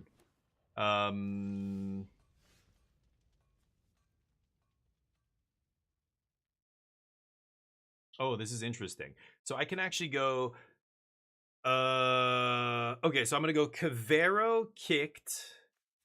for green. I guess I go double green, double blue, Cavero, copy Wistfulness, ETB, I hit Duskrose, pay the ward, Duskrose dies, Cavero comes in, copy Stormbrood, kill Legion Extruder, trigger. Yeah, I'll draw 2, discard. Yeah, that's perfect. Okay, so let's go green. Oh, no. Green. And then blue.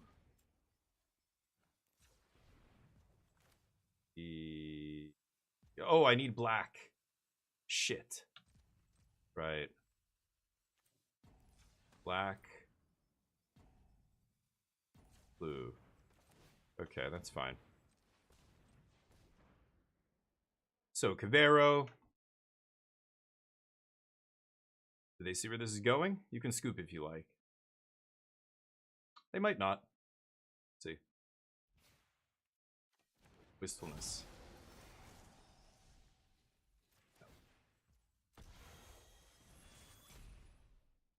Feel that. Come back as Stormbrood. Feel that. They can do the thing. Sure. My graveyard goes away. Don't need that. Okay, you're up. They have a carrot cake. I have a big board. They've got a couple carrot cakes here, a couple fountain ports, so they might be able to grind out of this. Holy fuck, you gotta be kidding me. My opponent, everybody. The Miracle Worker. This is 2 games in a row. They've top-decked United Battlefront when they had no other good cards in their hand. Dear Lord. Nice draw. Nice draw. Might be too late, because now I don't even have a graveyard, so it doesn't matter if they get a graveyard hate card here. Yeah, Soul Guide Lantern's irrelevant. They can eat one of my things. They gotta really be... Oh, this is a Cavero, though. Yeah, so that wouldn't actually matter. Yeah, nice, nice. Deceit? They don't have anything to copy with Cavero. So I could play Deceit, full value here, bounce Soul Guide, eat it.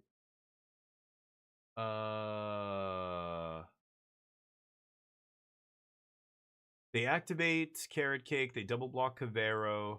Maybe I just bounce the stupid token here. I don't care about Soul Guide. Just do this.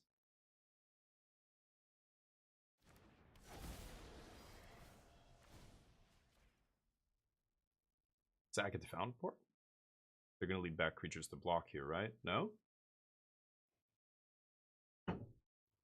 They can't activate Carrot Cake and sack this guy to draw a card, right?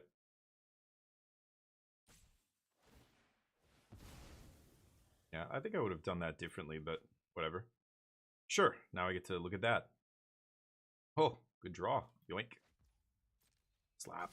I think I would have let that die, and then when I attack here, they could pay 1, 2, 3, 4, plus activate Fountain Port, so they can go activate Carrot Cake. Oh, of land sources. No, never mind. Okay, so they would only be able to Carrot Cake block there, not draw the card. Yeah. Okay. Yep. Oof, a good one. I think I'll pass and attack. I can't cast Arden yet, but soon. It's not going to be amazing with Soul Guide, but we'll just a 4/4 here, I guess.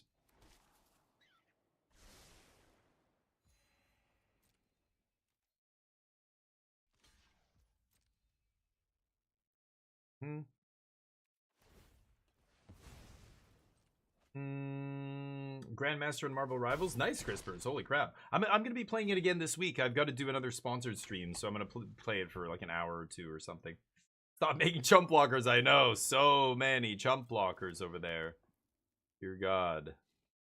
Way too many things going on in that deck, if you ask me. Legion Extrudar. Yep.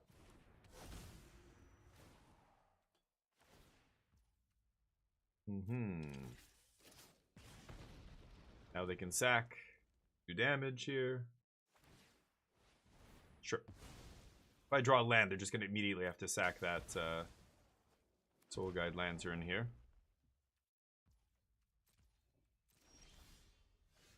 Wistfulness, pretty good too. So I swing with a 5/5. They can trade like all of their tokens for it. Yeah, this is fine. Swing.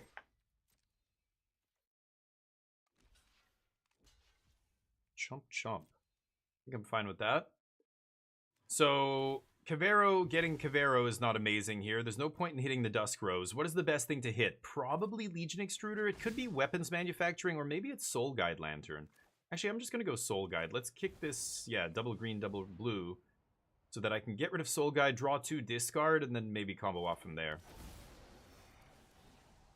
We'll kill that. Yeah. Stuff. Now I can Bitter Triumph away the Arden, and if I find... Okay, Speaker gets Cavero. Yeah, that's perfect. So now I can go end step, Bitter Triumph, Arden in the yard, untap Speaker, Cavero, Arden... Oh, there's nothing to bring back, though. I need them to kill one of my creatures here. Well, yeah, we'll see what maybe I get to discard another creature off this. A Johnny! Holy shit. This is the first time I've seen a Johnny in action. What does he do? Make 1/1s. 4 damage to tapped creature. I guess you're gonna have to... No? Okay. Good bitter triumph of Johnny. I kind of feel like just popping the 3/3 on end step, though. I don't really care about a Johnny, right? Do I? Do I care about a Johnny? I don't think I care. I think we just ignore a Johnny here. Discard Arden.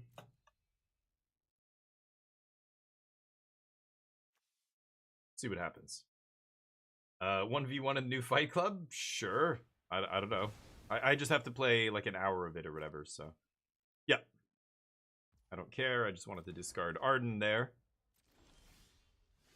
Ah, and then Bookworm comes back. That's perfect. I needed to draw a creature there, so let's go this, and then Cavero. Doesn't matter if what colors I use to play Cavero here, right? Because we're copying Arden.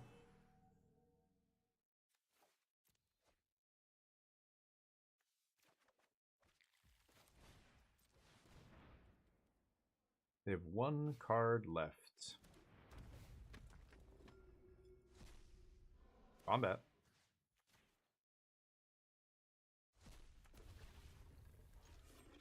Just gonna ignore Johnny, I think, for now.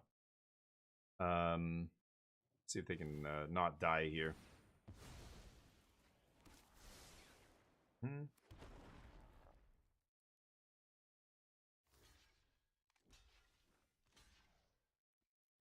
Okay.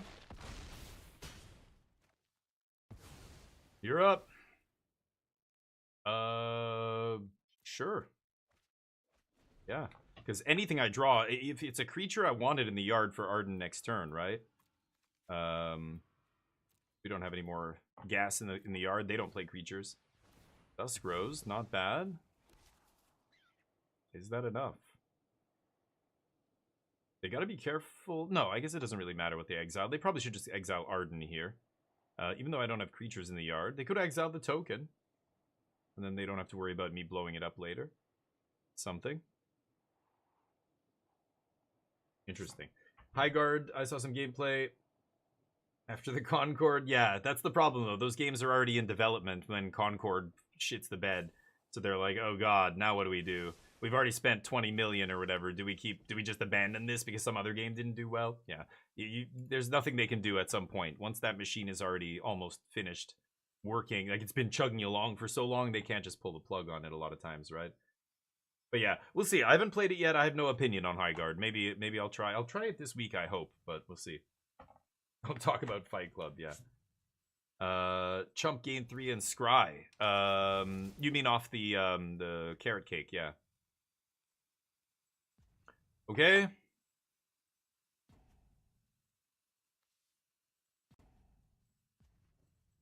Opponent's got 4 minutes left.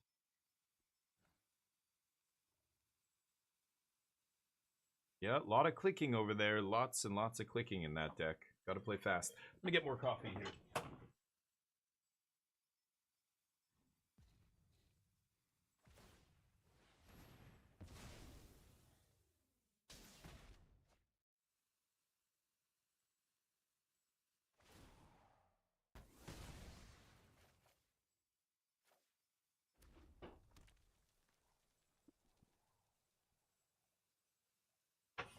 What are they doing? Shooting stuff? Kill my wistfulness? Sure. Oh, whatever. Oh, minus to Johnny. Ooh. Good draws. Opponent top decking like a champ here. Scry again.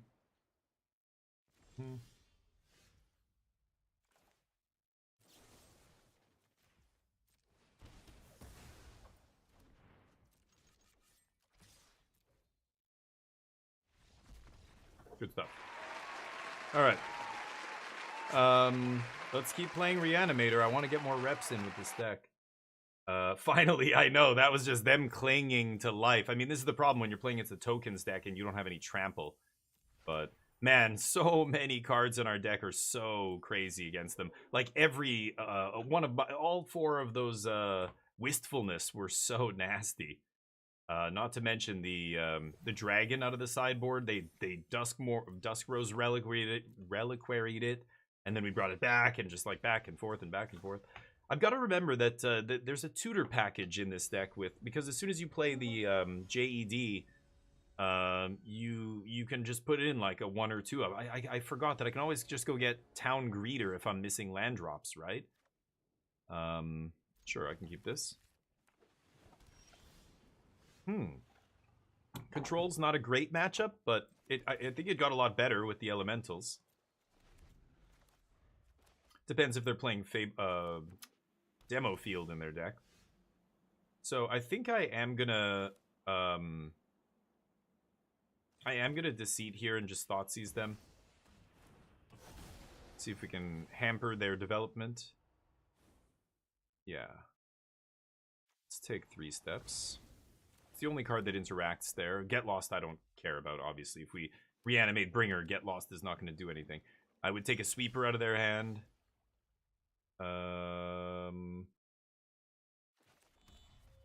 Okay. I could Wistfulness, draw 2, discard 2. I think I'd rather just go Town Greeter here. Snoozing the ads for you guys. Ads are snoozed for 5 minutes. Sure.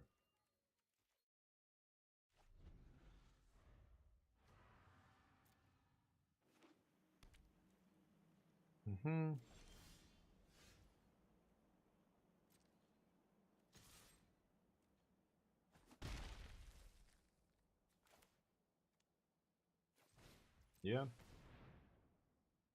Playing a land before I cast this changes nothing, so let them counter or not counter as they will.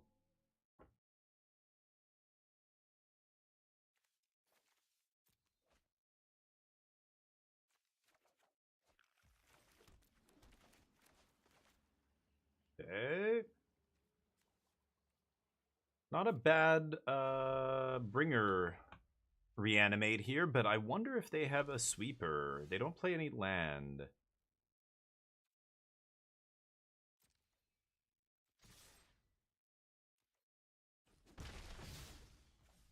This is where things get interesting. Rather than go for Cavero, I think I'm going to go for Wistfulness here and just kick blue. And I want them to... Doesn't matter, green, green, blue, blue.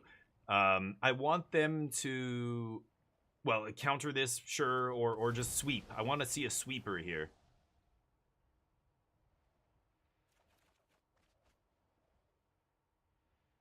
And that's Arden? Do I ditch Arden? I have enough gas for my first reanimate here. I could keep this for the second wave.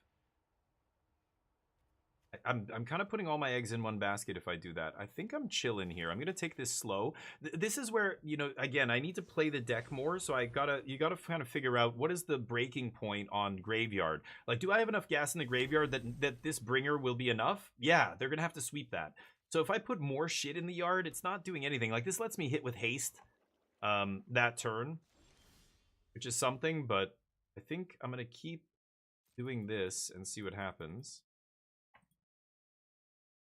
And just force them to have some answers here.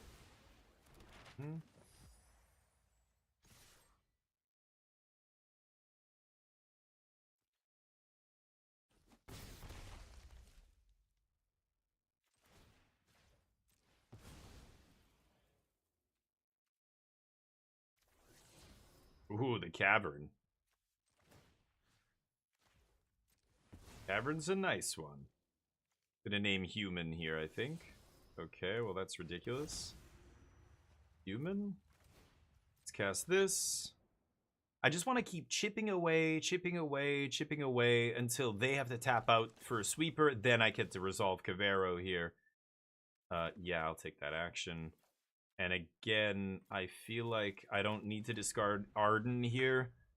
I want to get them low enough that when I do go for the Arden, it'll kill them in one shot. Okay. Keep swinging.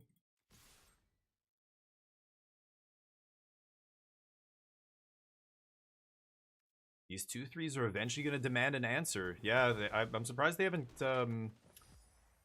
swept yet. So I'm still holding off on Cavero, I think, here. Let's map up. Drew a lot of lands this game, too, but not the end of the world. Fucking hell. Because we're filtering, or at least we're supposed to be filtering them out here. Okay, that is going to be lethal.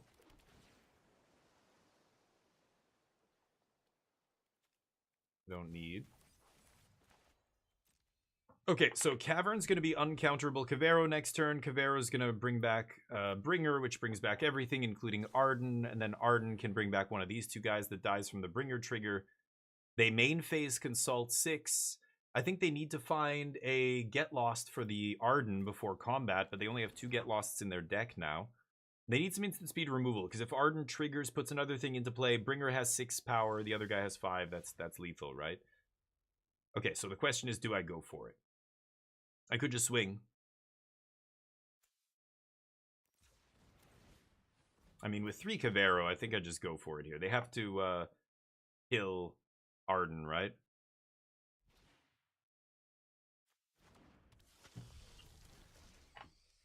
Maybe they have Tidebinder? I don't know. Even if it's a Tidebinder here, I think I still win the game.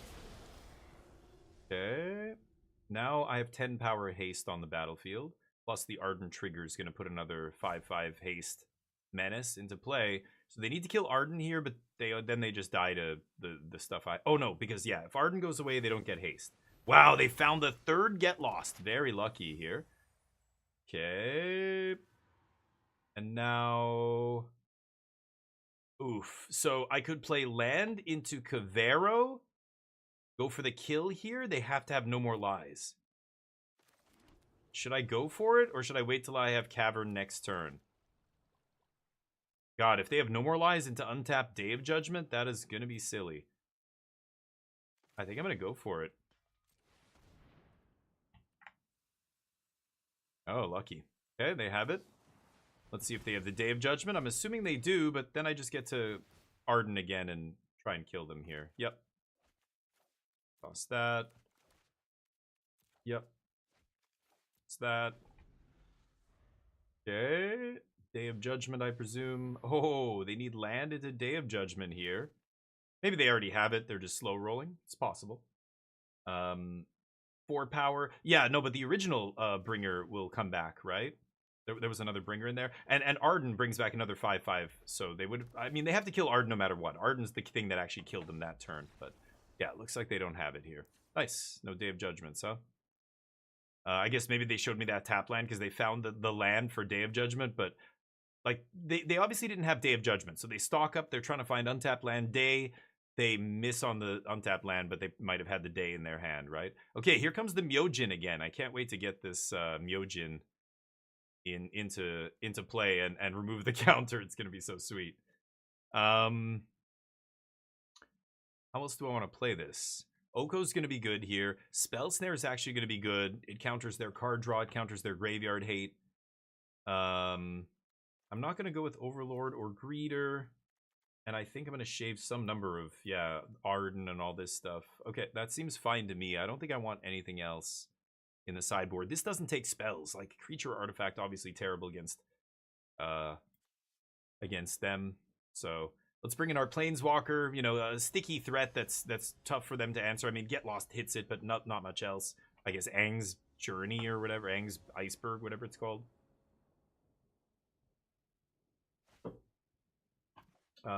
You'd go for it, Hollow. Yeah, I go for it there. They have no more lies, but again, because I had another Cavero in hand, that's why I went for it. So even if they have the no more lies there, I can still untap Cavero next turn, threaten Arden, lethal, and that's really tough. Double Thoughtseize, pretty good against control. I think I have to keep this. I eventually will find green to play my Bookworm. I even have a Surveil on 1 here. So I think this is pretty easy keep. Okay, well, I'm going to lead with that. That way I can have all the options available to me here. Bookworm on 2 or Deceit on 2. I think I'm still Deceiving on 2. Yeah, especially, I was going to say, especially if they play a tap land. I really think if you're a control player, there's a lot of value to shocking yourself, even when you have no more, you don't have a no more lies in hand. Just because representing no more lies is a big part of winning with control, I think. Yeah, you can have a life. Get a life. I'm going to take the Day of Judgment here. Get Lost, not really very good against me. Day is. Okay, was hoping to snag a Graveyard Hate card there, but whatever. So they don't have a counter spell. I'm going to go Formidable Speaker, and I'm just going to threaten the... I'm going to threaten the combo on turn 4. I just took their Sweeper. There goes Bringer to the Yard. I go get the Cavero. So they, you know, assuming I have an untapped land here, they know I can combo. I'm going to get this back, which is good damage here. They're going to have to find... Okay.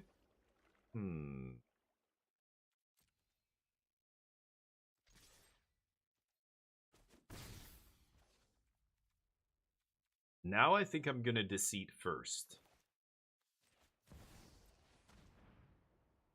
And then I'm gonna... Oh, what the hell? Oh, I didn't mean to... I should have not tapped that. I wanted to play my Bookworm after.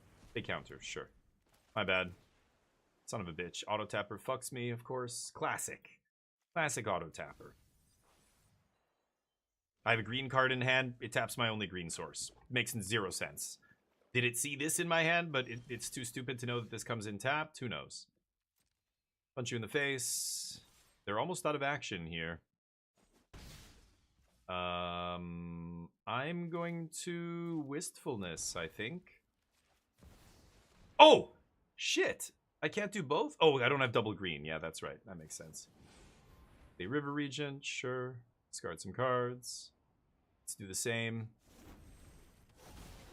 I wanted to do both. The blue one's more important here, but would have liked to... Would have liked to pop Authority, I guess. Might as well get some extra value. Yep. Eventually they were going to have one of those. That's not a problem. I can speaker up an answer here. I just need another green source. Maybe I shouldn't have tossed Blooming Marsh. Who knows? Yep.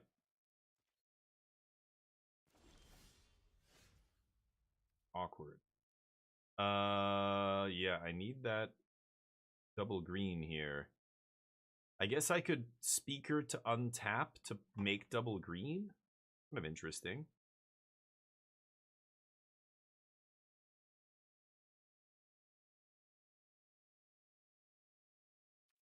Yeah, so let's go to combat here. I'm just going to swing with this and see if they rip a Get Lost. I want them to tap their mana. Perfect. Now I know I can speaker and kill that rip, right?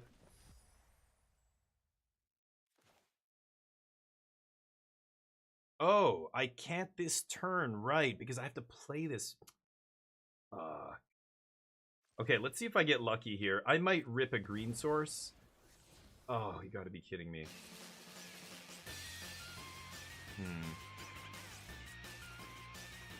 Oh, that's so obnoxious. Okay, well, I can Deceit next turn, double kicked. Speaker, toss Bookworm. Okay, let's go for one more of these. How you doing, Torf? I'm not gonna keep that because they know about that. They're just never gonna play into it. So let's go Speaker. Now, I could toss Bookworm, I could toss a land, but I kind of want to make my land drop. I want to make my land drop next turn, or for this turn, so that I can okay, let's get Wistfulness. Yeah, so I can play Deceit if I want next turn, is what I'm getting at. Trying to think, a lot of decisions in this deck. Obviously, lots of tutoring, lots of, you know, looking stuff up. Man, Spell Snare. Yeah, it would have been sitting on the top of my deck. Not much I could do about that. Plus, I'm shuffling it away, so... Oh, maybe I shouldn't have milled it. I'm going to shuffle it away anyway. I don't know why I did that. But... Alright, Consult. They have 3 cards left. Doesn't feel too bad here. Hopefully I draw, like, Cavern of Souls or something. Okay, let's smack.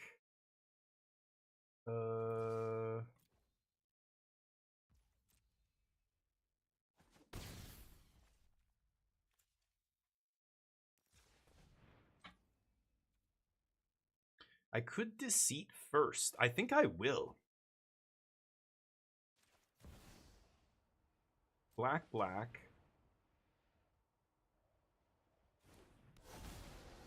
Thoughtseize? Yeah.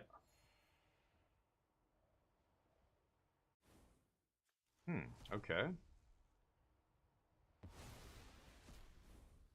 So we go green, untap this,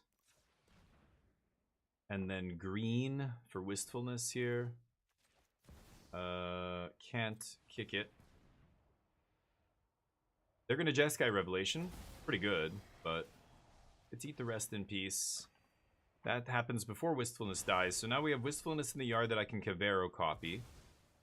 They've got Jeskai Revelation, which is very good, but that's their turn this turn. I don't think they have anything else. They should cast it now before I untap, probably, but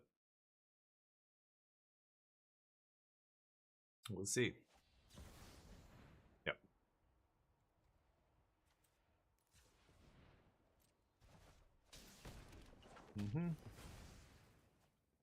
My dude. I think it might be just Wistfulness here. Well, then.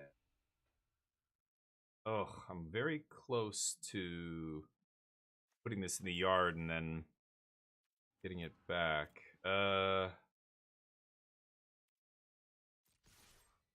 Still think I'm swinging here. Let's see what I mill. Shit. I actually want to hang on to that.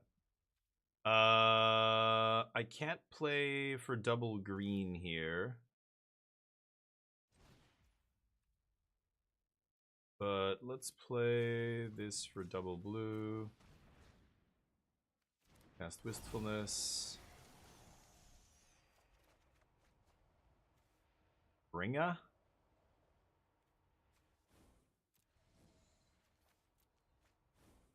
Okay. Lorwyn or Oko Lorwyn's Liege here is going to be interesting. I'm curious to see how well this is going to play. They're running out of action here. They drew a couple cards off the Revelation. I took their other Revelation, so they only have one left. Oh, is this another sweeper? No. Okay. Obviously I could Bitter Triumph into Cavero for Arden here.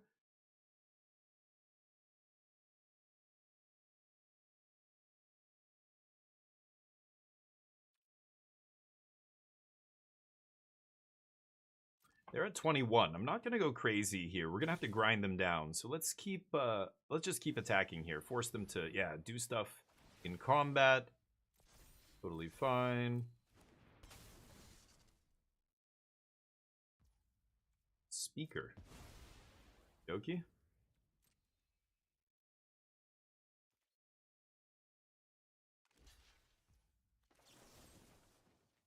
I think I'm just gonna pay 3. No, I want to get Arden in the yard. Let's dump Arden here. And then I'm going to jam Oko. We're going to eat both their monks here. Or maybe they fight over this. Counter. Okay. Draw 2, discard a card.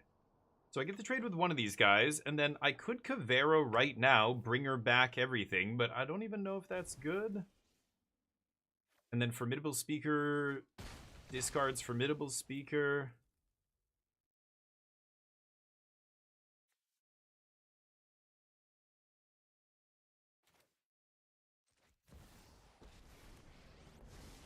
I don't know if that's correct.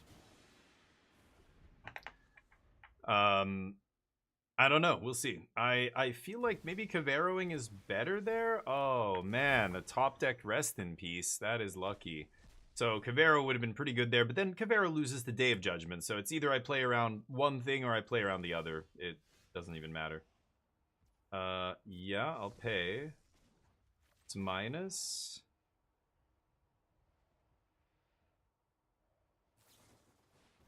Okay, sure. Formidable Speaker goes to get the, Oh, I had 1 green fucking mana. Oh my god, you gotta be kidding me. I have to toss Cavero here.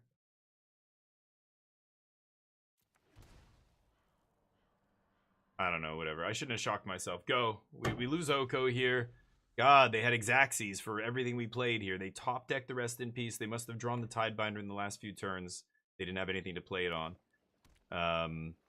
Yeah, now they're top deck mode again, basically. Oh, last card is card draw. Dear God. Well, I don't know if I can come back now. Like I said, this is not an easy match for Reanimator if the opponent, if the control deck draws the pieces they need, like they have to find Graveyard Hate, multiple pieces, because now we have answers to it. But didn't find enough disruption for them early. Torpor Orb? I don't think that's, again, I can evoke elementals now and they won't go away. Okie dokie. Well, let's see what we find here.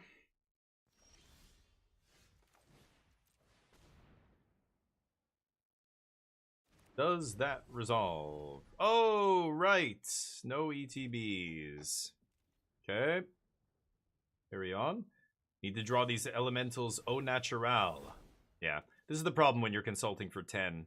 They're not going to run out of action now. As soon as they have the first one, each one will find, you know, an additional hard draw spell.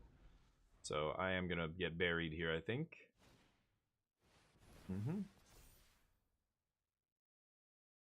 Berkeley, what's up? Speaker was a crazy card. I know, right? JED's card is nuts. The fact that it's not like survival of the fittest and stuff where, you know, there were other effects like this, but you had to discard a creature card to get a different creature card. The fact that I can turn a land into a creature card in the late game is crazy. That is super powerful. Punch you in the face. Doesn't really matter. Not gonna win this game. Pay life. Demon! It's not resolving, right?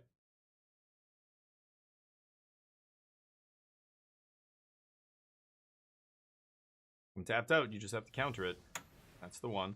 Found their last revelation. Jeez, in the top half. I mean, they're looking at their 20 cards deep with their, whatever they're called. So, not going to win that one.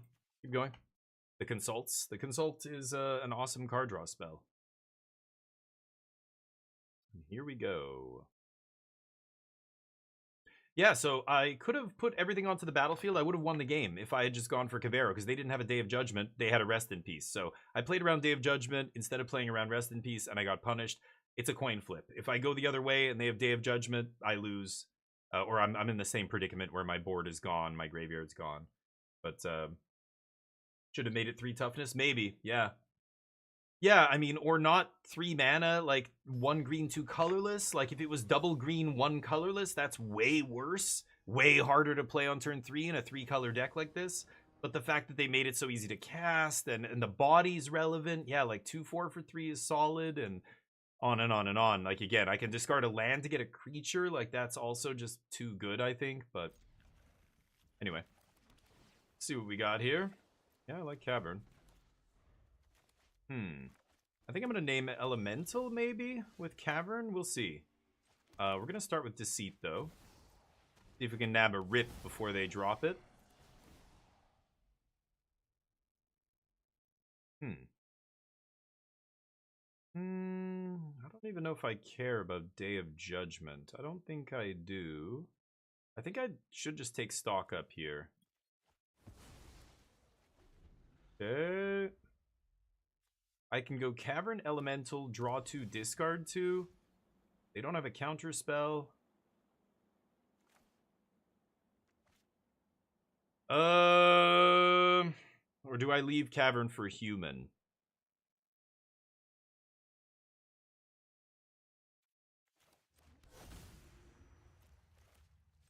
I'm gonna go for Elemental here.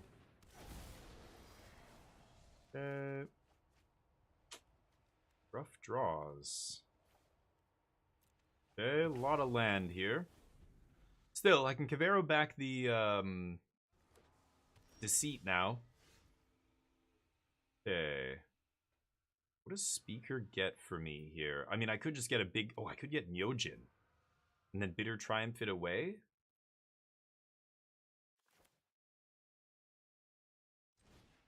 Let's play Speaker.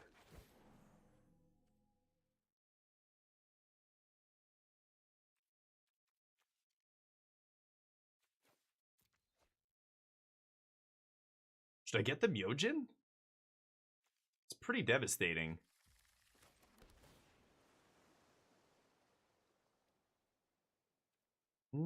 That's not bad. I'm gonna keep that. Ooh. This is gonna be very interesting. So, Bitter Triumph can put the Myojin in my yard. I don't care if I target my own creature, who cares? The problem is...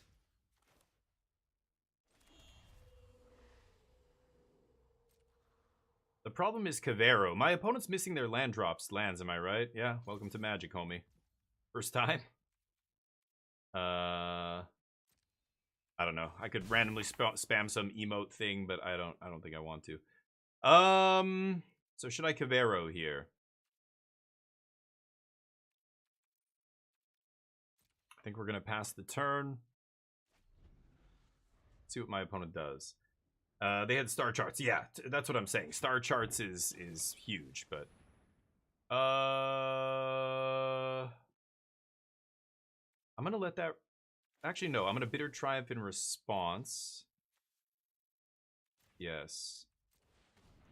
They keep chirping over there. Stop talking. People who whine about getting mana screwed in Magic. Dear God, it's part of the game. Deal with it.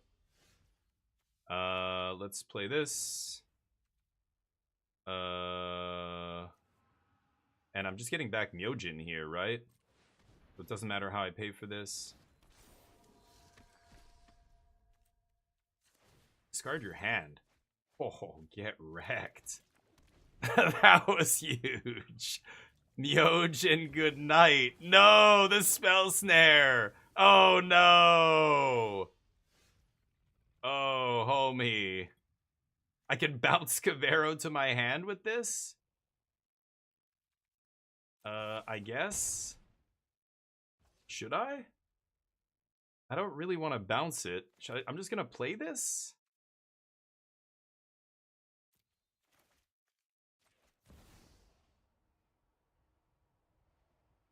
Up to one. Up to one, yeah. I'm just gonna do this, whatever. Okay. Top deck mode. Good night.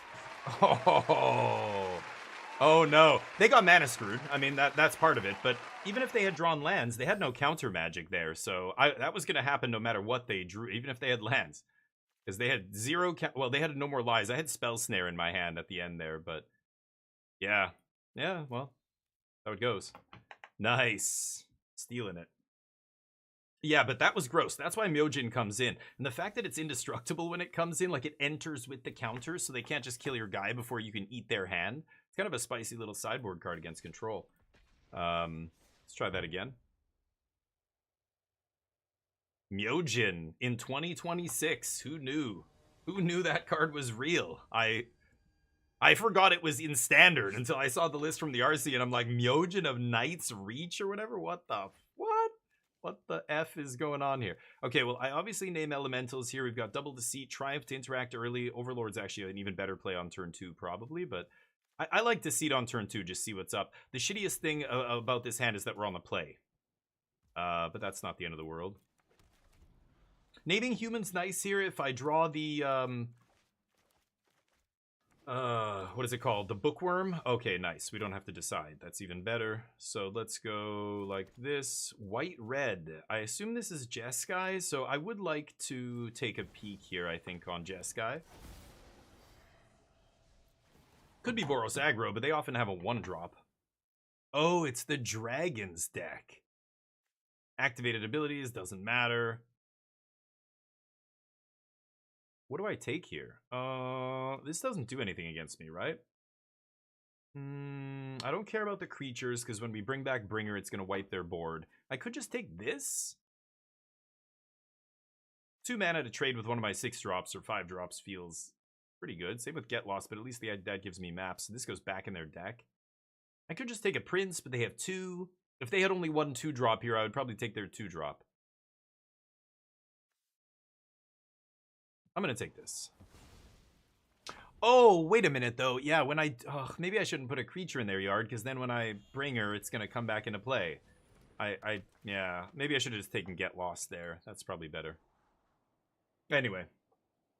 I take the stock up, so right, exactly. That's true, Berkeley, exactly. Even those small decisions, like when I look at my opponent's hand and I see no lands, I mean, I'm obviously taking stock up. It's their only good play early, so yeah, I cut them off lands. I mean, again, that's why, you know, Mana Screw, they did get Mana Screwed, but they shouldn't have if they had land. Like, exactly, my intervention there caused their Mana Screw. It wasn't the game of Magic randomly screwing them, it was me. But there's the Bookworm. So if I want to play Bookworm, I have to name Human here. My opponent's not playing counter magic, so it doesn't really matter. I'm just going to name whatever's most, you know, useful for me. That said, if I name Human, I'm very far from evoking elementals on blue, right? Still, I think I am going to name Human here, and we want to get this Bookworm going ASAP. I could look at their hand again with Deceit, but I just don't have to. It's fine. Okay, well, tap land sucks, but it is a land. I'll take it. I would like a blue land at some point.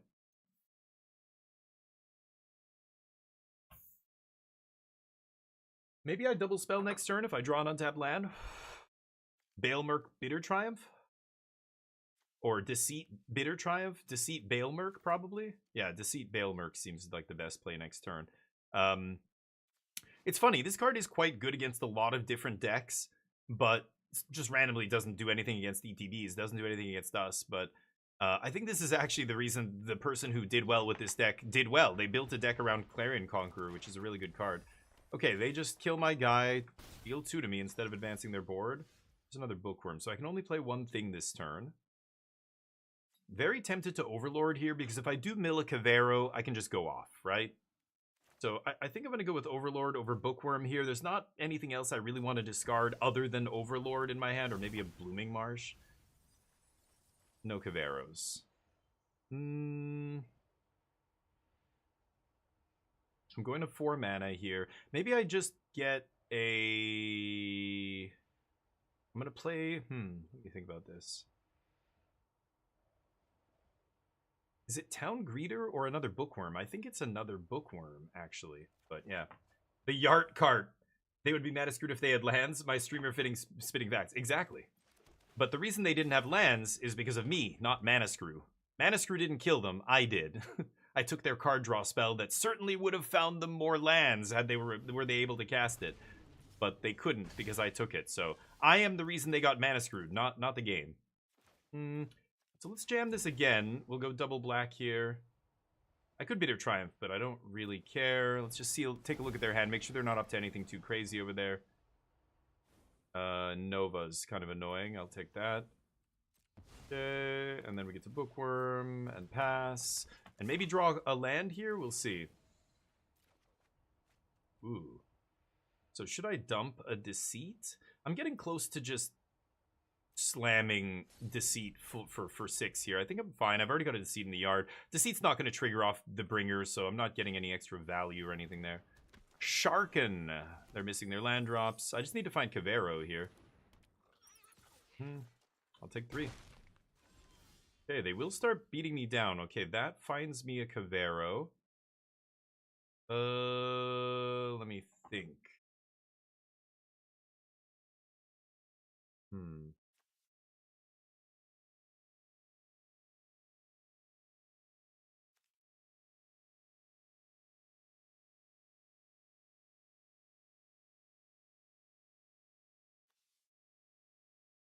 Whenever he enters? Okay, it's such a weird card. I think we're just going to Cavero here and do it as quickly as possible. So let's discard... I guess we'll discard Deceit. I don't have time.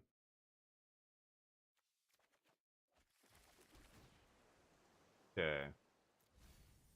No attacks.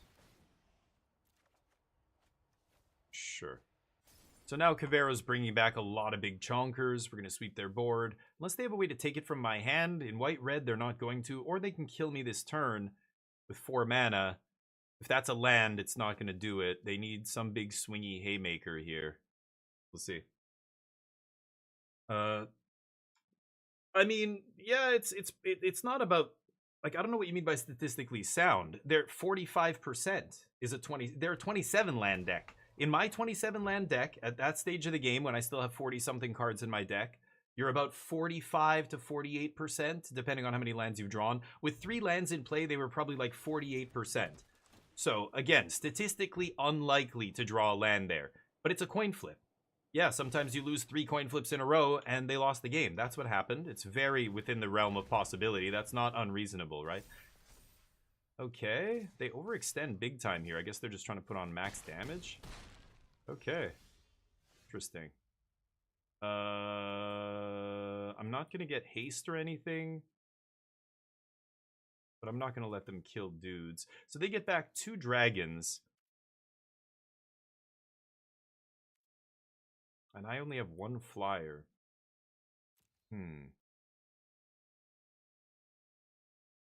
The tap land means I can't leave up the Bitter Triumph. I still have to go for it here.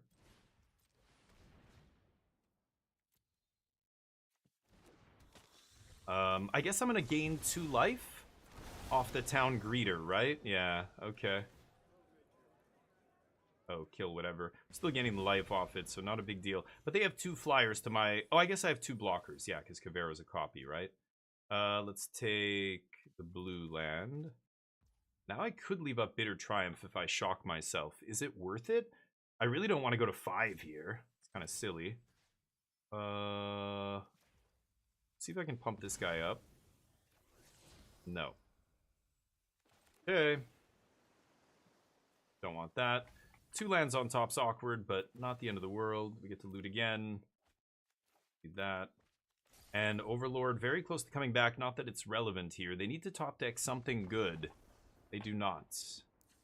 I'll take it. Okay, dragons. So they're playing some small-ish creatures. This is CMC 2 or less, right? Yeah. I mean, tactics is going to be great here. Spell Snare? Like, Charming Prince? I don't care. Get Lost? I don't care. It's going to be Rest in Peace that I want to counter here. So maybe Spell Snare is good at hitting Rest in Peace. Disruptive Stormbrood, I assume, is going to be good. Take out Greeter. We'll take out Overlord, Harvester, and some number of large dorks. Maybe 2 Arden? I want to keep all the elementals. I want to bring in Spell Snare. I'm going to cut 2 Arden and 1 Bringer. Try and make this work. Hey, good day, Silver. How you doing? Or Sliver! God, I don't know why I always read your name as Silver. It's weird, but yeah. I frequently play Jeskai. I control 26 lands. That happens not very often. Yeah, I mean, you're you know, 26, 27 lands. You should hit, you know, 45%. That's quite often. I mean, almost half the time. But that's if the variance falls exactly on both sides of the line consistently, which it often doesn't. Sometimes you draw too many lands. Sometimes you don't draw enough. Like that happens, you know, just as much as, you know, one side or the other happening back and forth, you know, consistently. Should I keep this? I'm going to keep this. I think this is fine on the draw. It's a little slow on the draw here, but I mean, again, these elementals are so good. On turn 2, like, just Thoughtseize is going to be fine. Kill their small thing is fine. Let's see if we can start dumping stuff into my graveyard. I have Watery Grave. Yeah, let's dump that. And 2 Caverns. So this is going to be Human and Elemental here. I'm probably just going to go Elemental on 2, Deceit. I should probably just play Blooming Marsh. But I want to start getting blue mana into play here. Yep. Nice. The turn 2 rip right before I was going to steal something from their hand. So I could just chill here and not do anything and wait until I find either the Wistfulness or I get to 5. I just play this, right? Yeah, I can kill that with Stormbrood here, so that's not a big deal. Or Triumph. Let's play this. And I'm going to pass. I'm not going to kill Clarion Conqueror yet. I would rather kill a 4/5 Hasty Boy. But they're going to do this. Okay. Let's discard a land here, I think. Don't want to lose any spells yet.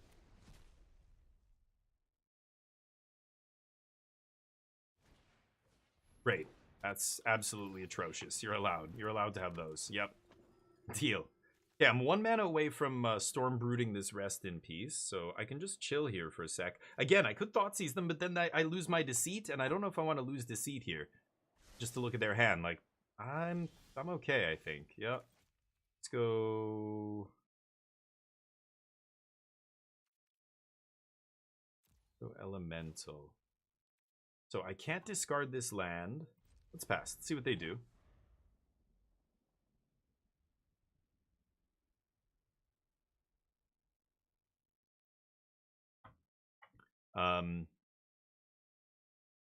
But yeah, Arena's a funny thing too, because again, the variance, like when there are people who play best of one and they don't understand what the hand smoother is or what it does, they start to see very weird patterns. And they're right in a way, they're just not right in the way they think they are. They think that Magic is rigged or whatever, when in reality...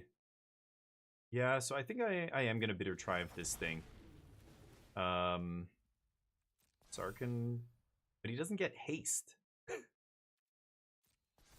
So it doesn't matter. I could discard a card here, but I need the 5th land. I just don't want to discard anything. I'm going to pay the 3 life. It's weird. I'm saving 1 life here, basically. Maybe I should just kill Sarkhan?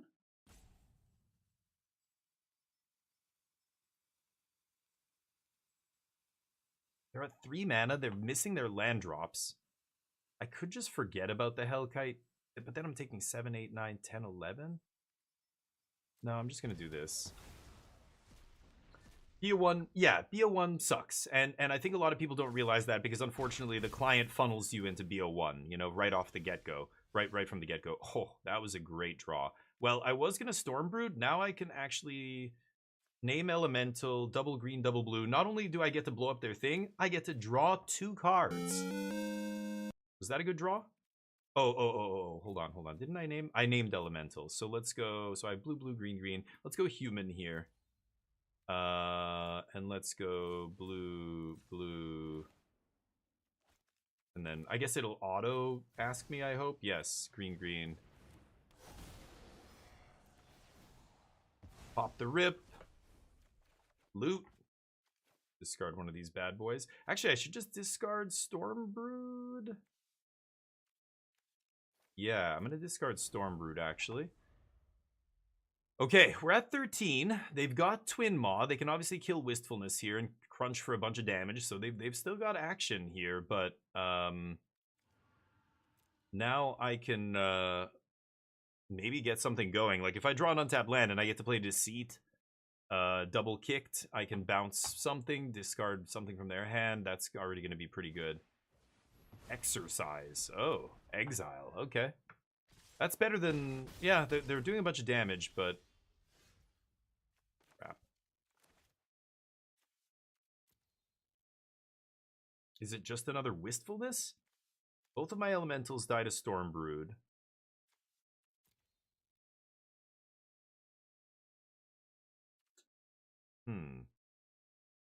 I can't double spell here, so I think it is just Wistfulness. Pay with green, green, blue, blue.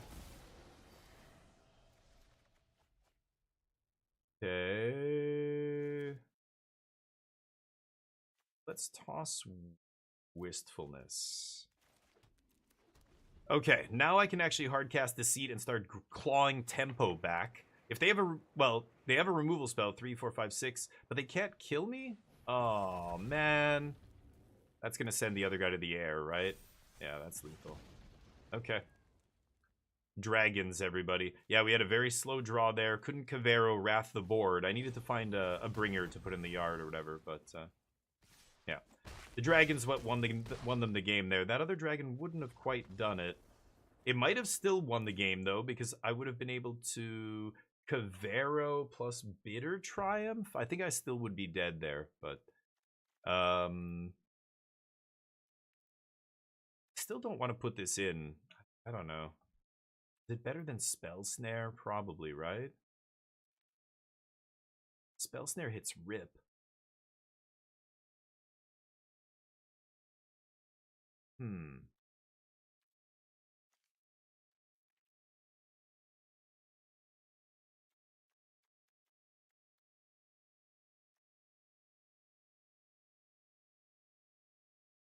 I'm debating bringing Arden in, but for what? A bookworm? No, I'm gonna keep it the same. I think we'll be okay. When I started playing, I didn't know BO3 was a thing. Yeah. I mean, it's just the real game. It's the way the game was designed to be played. And again, there are people who will try and infer and make assumptions about my perceived biases because I've been playing the game since long before the internet existed. Magic was a game. And it was made to be played 1v1 best of 3. Like you always would play 1v1 best of 3 because you'd sideboard. You know, right from the very first tournaments. Like that's how it worked. That's how the game is made to be played. So, again, you play best of 1, you literally have to change the rules of the game to accommodate for that, and that changes the game. You know, now it's not the same game at all. Okay, I think I'm going to keep this. It's awkward, but I'm going to try it. I mean, I've got lands, I've got my colors, I've got some interaction. Not a lot, but it's clunky, this draw. Might not get there. The fuck? Dear God. I don't think I give a shit about Momo. Or Sarkin? I care about Sarkin? My hand is so slow that I probably have to take a 2. I want to take Nova Hellkite here. I think Nova's the best card in their hand. But they have a 1 and a 2 that are going to start beating me down. And I have no early plays. They only have 2 lands in their hand. I'm going to take Sarkin. Sarkin's the thing that ramps them to 5 to let them play Hellkite, right? But Trima Tactics. Intimidation Tactics? Put the 4th Bringer back in. You think you should always keep the Bringers, maybe? Yikes. I didn't need to draw a 3rd Cavero there. That's fucking awkward, but okay. If I rip a... I mean, obviously, Bookworm's good. Anything that lets me loot, so JED is good. Yeah. Huh? How did they make... Oh, flying creatures cost less, right. Okay, maybe I rip something amazing here. I don't want that. Oh, God. Well, this is what I was worried about. I'm drawing pretty badly here, so... Random Magmatic Hellkite. Momo makes everything cheaper? Maybe I should have taken the Momo. Who knows? Sure. Magmatic Hellkite, everyone. Yeah, I'm going to lose to this. My draw is just too slow. That was not bad, but 10 life here? If they draw an untapped land, aren't I just... I think I'm just dead, right? I mean, what could I possibly take here that wouldn't matter? I don't think any of this matters. I'm gonna Cavero, but I don't think it's enough. They calling me. Yeah, they drew an untapped land, then I lose, right? Basically. I mean, I'm going to 1. Oh, there it is. Yeah, that's lethal. GG's. Well, I kept a clunky one. I don't play against this deck very much, so I have no idea how fast their draws could be. Momo's impressive. Maybe I should have sided in my one mana removal there, the Fatal Push. But, cool. Not too worried about the Dragon's deck. It seems like a meme, so I'm good losing and not knowing how that deck works. I don't think I'm going to see very much of that deck at the tournament. But you never know. This tournament we're going to be playing later should be interesting. I think it starts in about 3 hours. I don't know if they want me to stream. Let me actually, like in their Discord, I could pop in there. But we'll see. What do we got? Sure, keep this. Yeah, the Dragon's deck's kind of a meme. I think it's pretty good against Badger Mole Cub and Simic and stuff like that, right? That's where it's cutting its teeth. But, I mean, it's very tough to stop what we're doing. Like, if we have a good draw and they have a good draw, we crush them. They need to actually have specific sideboard cards to stop us and slow us down. Yeah, let's... Oh, man. Gotta keep that on top. I like milling things, but not today. The Mole. They have 1 card left. I guess they mulled to 5 here. I think I should probably just Harvester here, kill Badger Mole, and then that can come back later. I just don't want them ramping into anything silly here. I can Speaker here, discard Arden, go get the, oh, never mind. Cavero is what I was going to say, but... And then Arden's going to bring back the Harvester and wipe the board. I could get... I don't think it matters at this point what I get. I guess I'll get another Cavero, but I don't even think I need it. 2/4 blocks. They have 1 land. They top deck another land. Pass. And let's... Yeah, it's over. Mull to 5, no good. Harvester's good here. Requiting Hex is good. Is Intimidation Tactics or Spell Snare? Spell Snare is probably good. They're going to side in what? Soul Guide Lantern, right? Stuff like that. So Wistfulness hits it. I don't know if I want Storm Brood. I don't know if... I don't think I do. The Overlord comes out. Greeter comes out. And I don't know. Do I take out the Ardens here? This is where I'm not good enough at playing. I'm not familiar enough with this deck. I don't know what else I should be. I should cut some of the top end, right? Do you never cut Bringer? Should you always keep Bringer in the deck? Full 4 Bringers? Always? Or what? Pokemon Casuals Gundam? Yeah, interesting. They don't have a BO3. Oh. I mean, it just allows for more, like, you account for the variance more. That's why Magic is a high variance game. That's why we play best of 3. Just like sports. Professional sports are high variance. That's why very few professional sports decide a championship on 1 game. Soccer does this. That's why the stakes are so high. People get so crazy over soccer games. But like hockey, it's best of 7 series.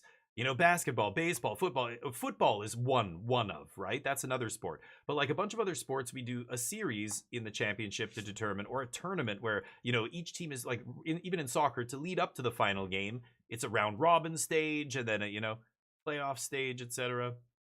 Like, you have a bunch of chances to overcome the variance, right? Even if you get unlucky in 1 game, as long as you're, you know, everything else is on point, you should be fine. Am I just going to cut Ardens here?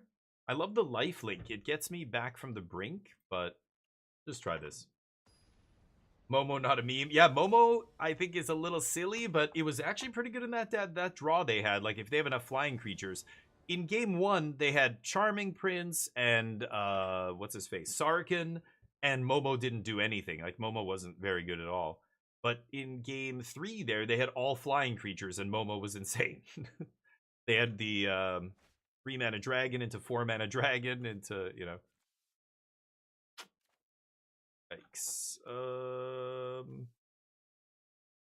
I think I still have to keep this.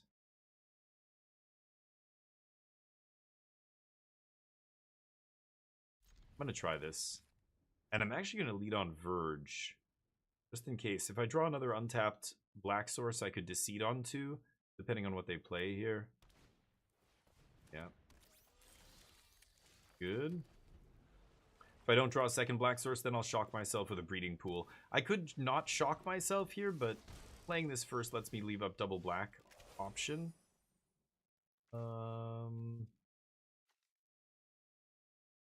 Leyline. I could Thoughtseize them here, or I could kill the Weaver. Not sure what's better. I think I should just kill Weaver here.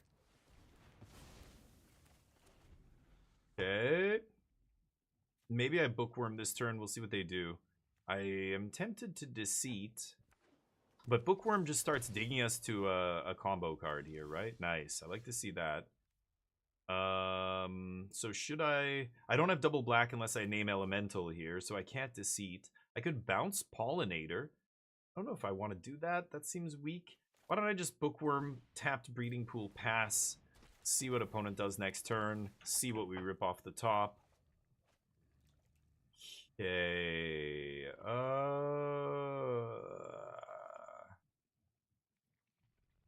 Very tempted to toss Deceit here, but Harvester in the yard is already a very good reanimation target. Maybe I just toss a land. I can start Thoughtseizing next turn. I could even Thoughtseize plus bounce.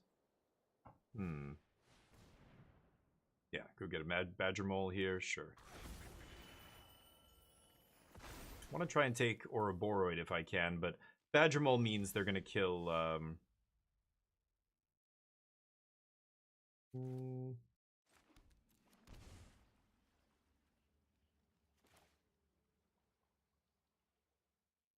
I gotta kill this Badger Mole, right? Shit, what am I doing?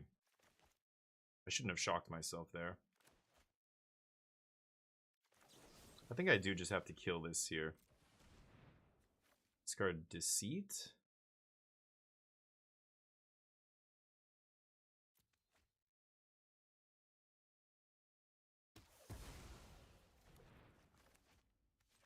And I think I'm actually going to play this Evoked. Bounce the land. Or, no, I can't bounce the land. What am I saying? Right. No attacks. Trigger. Okay. Wistfulness, not bad here. If I keep Cavern, I can hard cast it. Kind of want to keep Cavern here and just toss Deceit. Let's do that. See what we find next turn. So we're kind of keeping them off their ramp here so that they don't, you know, ramp into something huge. They can't Nature's Rhythm out of the yard here for anything relevant. They're just going to set up for next turn with a bunch of ramp cards. Really need to find Cavero here. No Cavero. So I guess I'm just going to name Elemental here. And then I want to play this for green and blue. Go bat. Okay, Speaker gets Cavero. This loops a land away. Okay. Now they've got a bunch of mana, 7 mana here, so they can get a 3-drop, but they can't get a... Oh, they had another one in their hand. Okay. I was going to say, they can't get an Ouroboros off the one in the graveyard, but one in their hand can certainly do it. Okay. Yeah, I don't need to play this land, so let's go to combat. Swing for 6. They can do whatever here. I don't care if they take it or not. And then I get to go Speaker, discard land. Get Cavero. And then I'm actually going to Bitter Triumph, pay 3, and just kill this now. Before my opponent untaps with something. They could have Royal Roll, I guess, as their last card in hand, but Formidable Speaker can hit the yard. Okay. So now...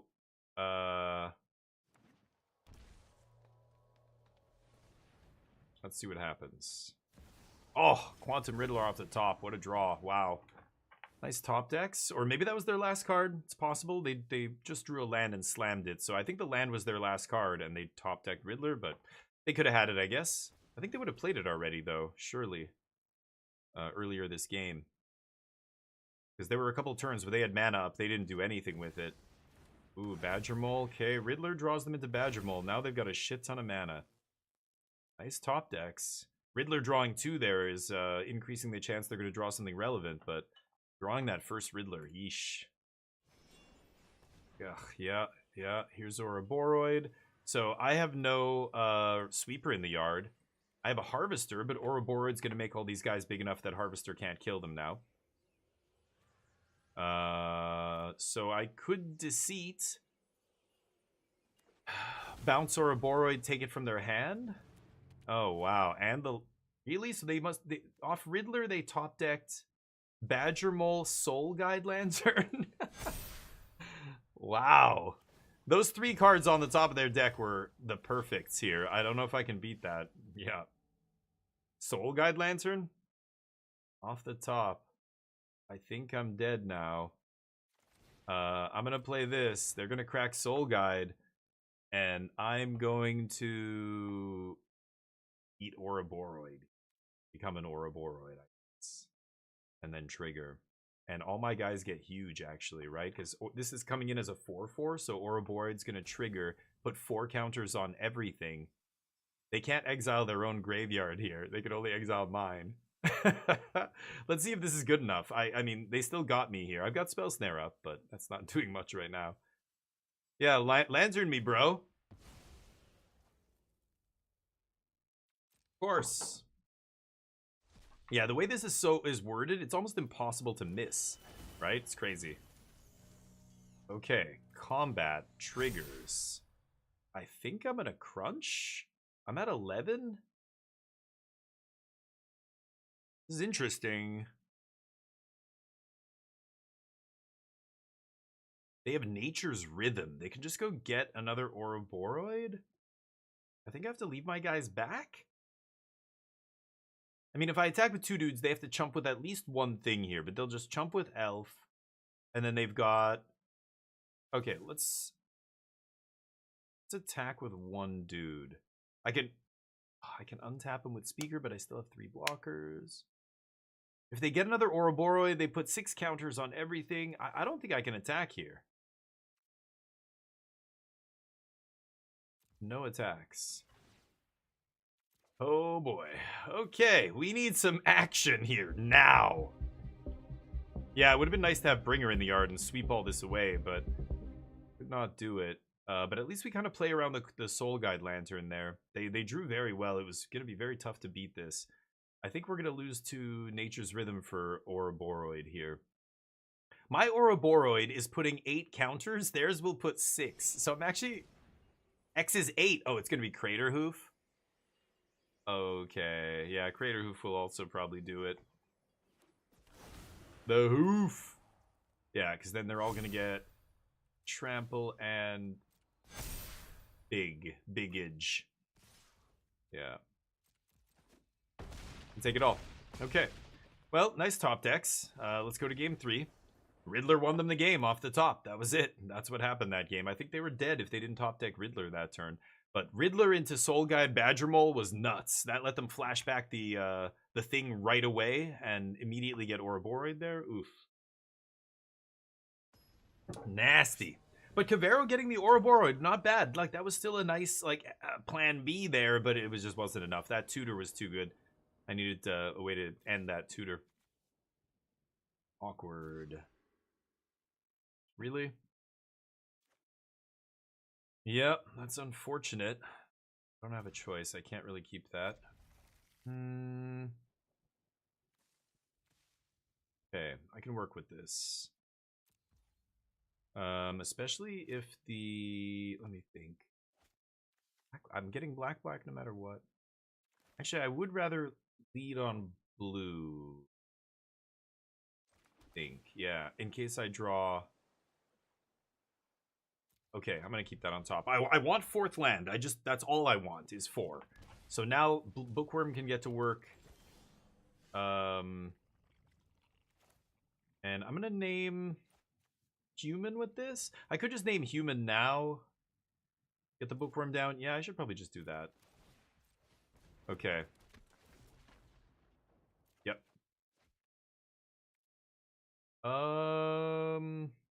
Appland? No, I might want the Surveil here. I don't want to pay life though, so let's keep this.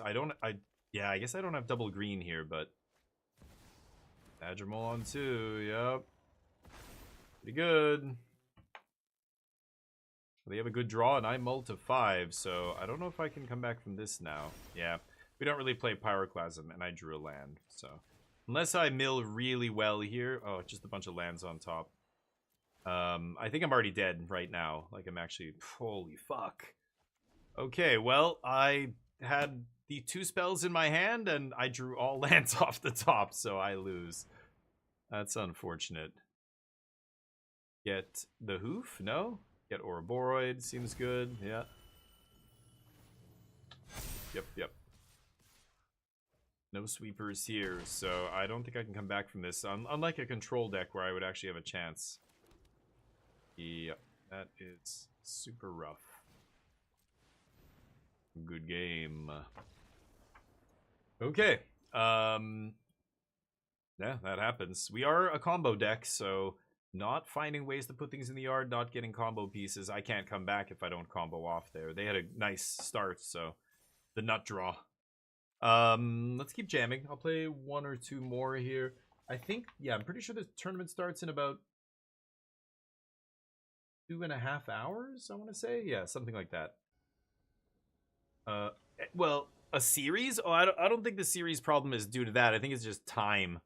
NFL games are a huge logistical thing compared to other sports, right? So many more players, way bigger stadiums and stuff. Like it involves so many more people. Like to fill those stadiums takes longer. Like it's a whole giant thing. People aren't willing to do that all like constantly. So there's not many football games in a season compared to every other sport. Basketball, hockey, etc., baseball. I think football has the fewest number of games, right?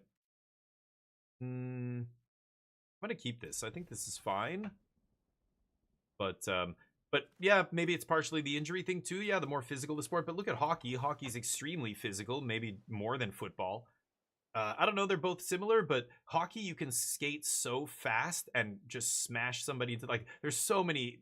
You can get a puck to the face. You know, your jaw gets broken. Like there's so many ways to get injured in hockey that you don't get in football. But am I milling this? I don't want to keep a land on top. Ugh. I have town greeter. I should just milled it probably. I have town greeter. Anyway, we'll see. I'm gonna Thoughtseize here, I think. I have the lands I don't need to greet. Just get some info and some disruption here on our Legend of Roku. It's the Dragons deck again? Dear God. Did I take Legends? I don't really care about this card. I can just pop it with Wistfulness, so I'll take the Dragon. Okie dokie. So I've got tap land, town greeter, or town greeter into maybe a surveil land here if I find one would be nice. So let's drop this. Start milling. Ooh, Cavern? Or Mortuary? I'll take Mortuary. Arden in the yard's nice. And they scoop. Okay. Great stuff. Well, I don't know what they have. Is it the same dragon deck again? I think Intimidation Tactics is going to be good. Do I want the Hex?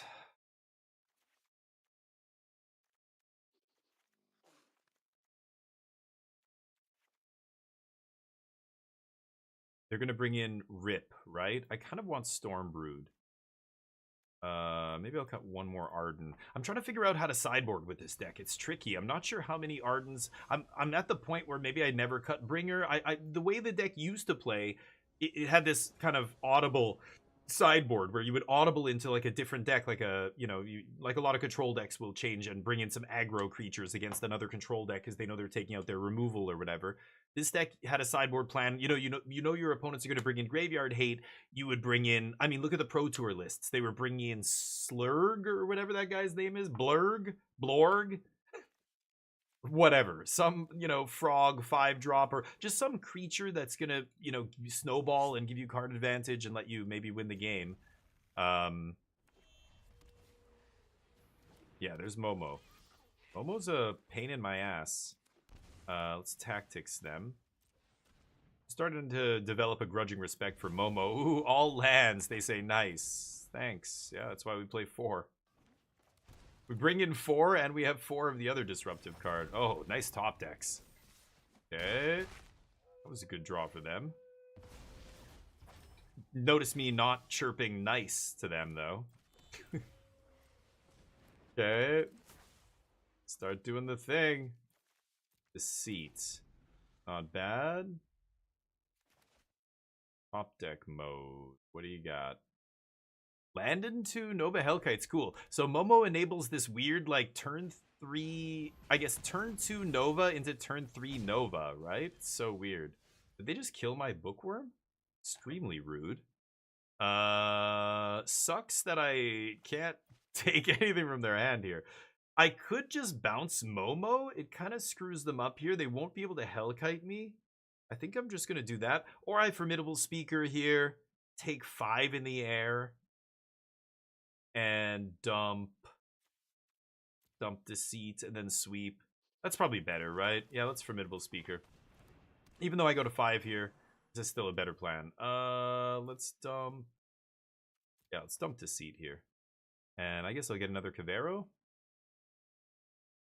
I get Wistfulness.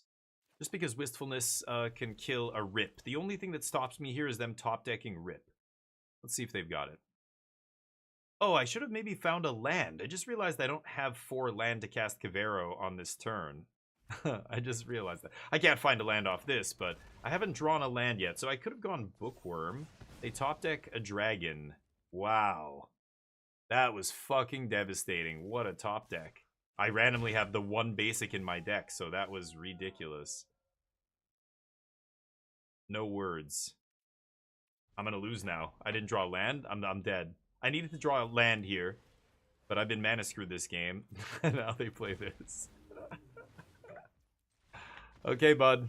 Nice top decks. I feel like this deck, the only way they can beat us is top decking. They literally have no gas, and they just draw the only card that actually is relevant. That was the dragon that blows up a land. I don't think that's got to be the best dragon in their deck right there, right? Or a Rip might have been a better draw. Jeez. Okie dokie. I randomly drew my 1 basic that game. Okay. See if we can get him here.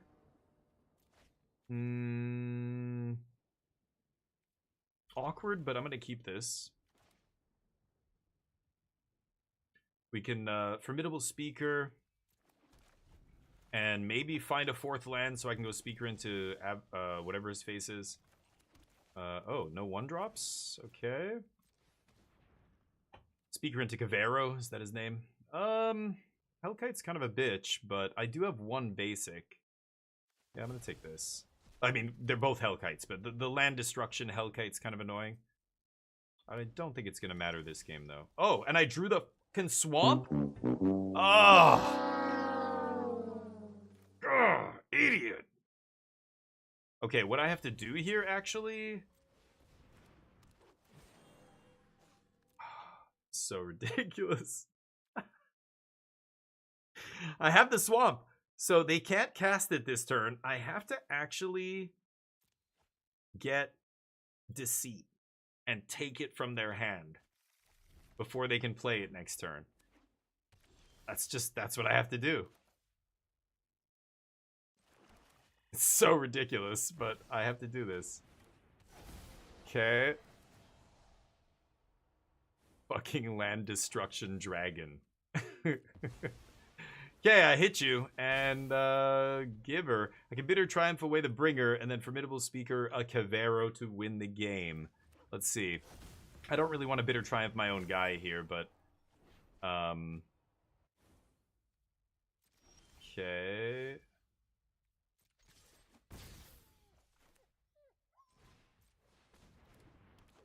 Oh, did they just rip a Rest in Peace? They just ripped a Rest in Peace, didn't they? A draw. Yeah, Roku finds you action. Okay, so now I've got to go get Wistfulness. I guess I could have kept the land and just played Stormbrood, but... I'm going to go Wistfulness. I can still Bitter Triumph next turn. Okay, let's see what happens here. Oh no, they top decked the Rip there off Legend. Legend drawing 3 cards, pretty good though. They're gonna draw something good, right? So yep, Rip slows us down here, but not the end of the world. If I draw an untapped land, I might just hardcast with Wistfulness with, you know, both kickers. Hit the Rip. What does this do? This does some random thing. 4/4 that makes 4/4s. Sure, I can just kill that. I don't really care. Nice. Green, green, black, black. I guess it doesn't matter. My opponents don't have counter magic. So let's name Elemental here. And let's play this with both halves. And Formidable Speaker just letting me find that answer to their Rest in Peace is so nasty here. There goes the Bringer. Now they just immediately need another Graveyard Hate card off the top. This guy flips, but we just Bitter Triumph him. He's not a big deal. And then I can Cavero. If I draw an untapped land, I can do both those things. Pretty nasty. What do you got?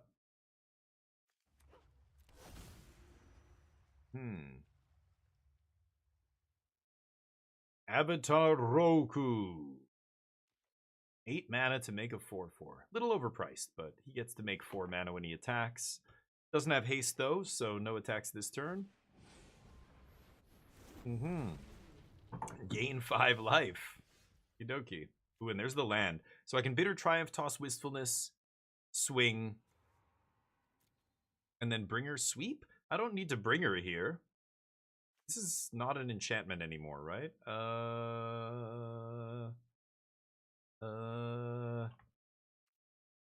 am I gonna do this? Yeah, I don't need to play Cavero here. I think...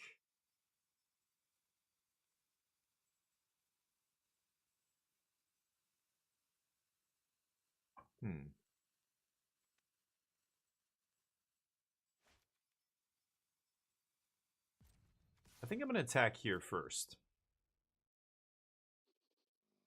Offer the trade.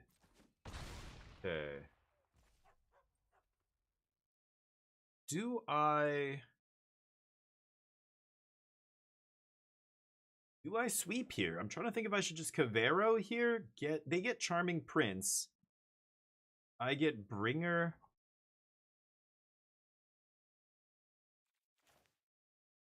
Okay, let's go blue. And then that means I have to play Cavern here. Okay, let's go blue evoke. Okay. Draw 2. It's okay, well, it's not exactly what I wanted to see, but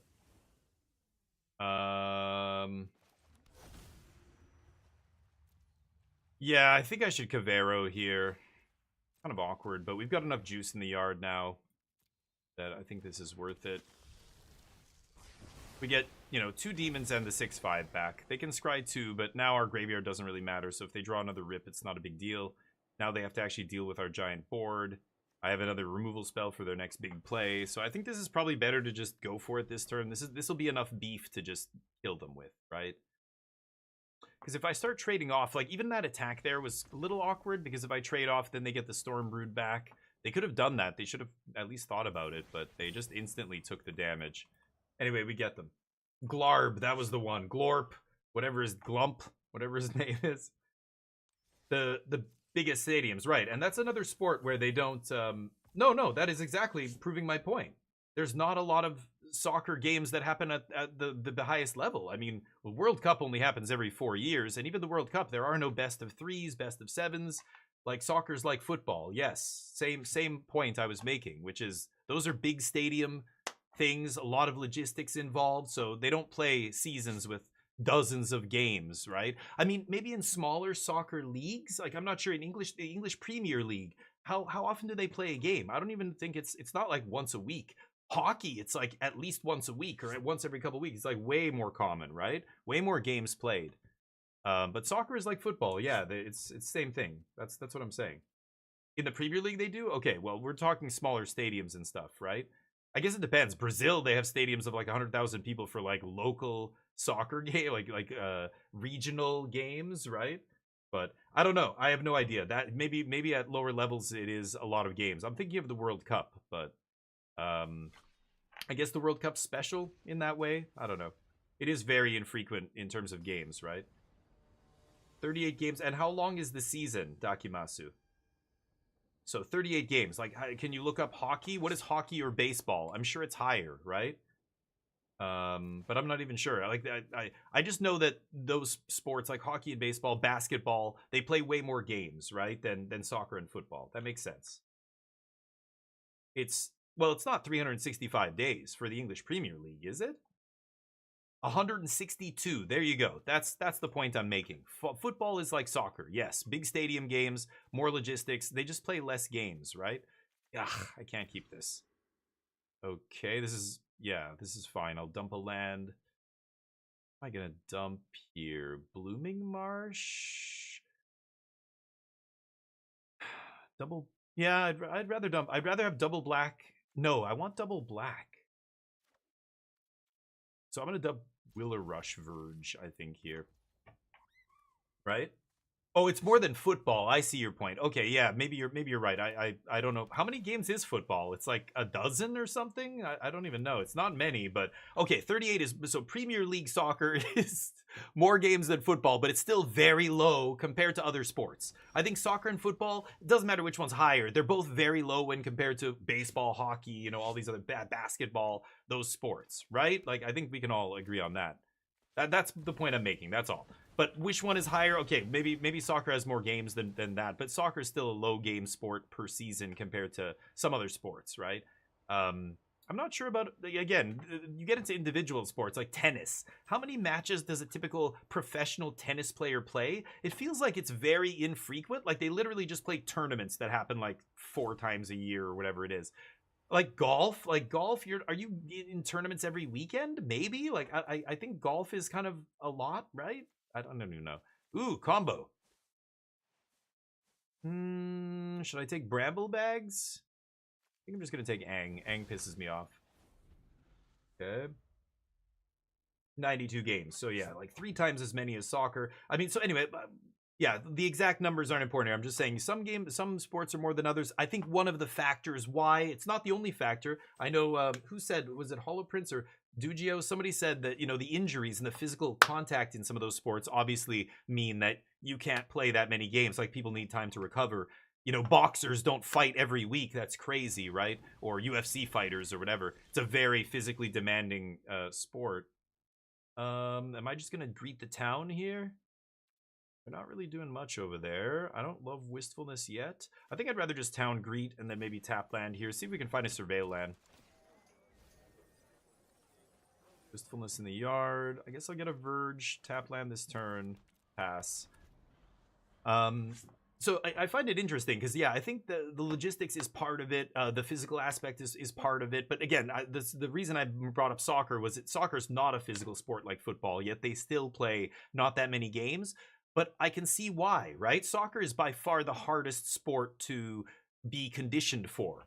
Like, I remember when I started playing, I used to play hockey in the winter and soccer in the summer. And all the dudes I played soccer with in the summer, half of them would play hockey in the winter. Some of them were way better at hockey than soccer. I was vice versa. I was better at soccer.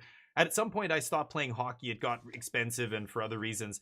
And I played indoor soccer in the winter. But all my buddies from summer, they would play hockey still. And every summer, at the beginning of the summer, we would get back. This is like 18-year-old soccer, like pretty high-level soccer at that point.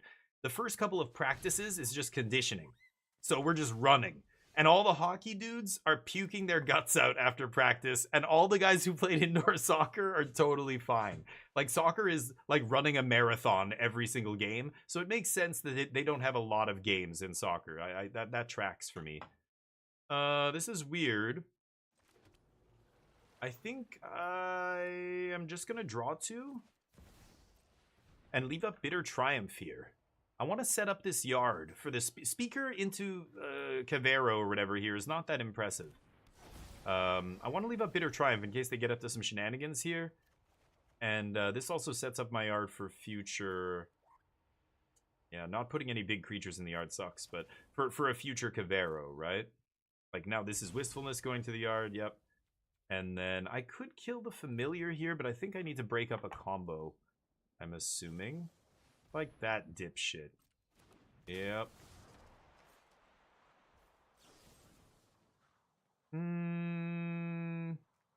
Discard the Cavern.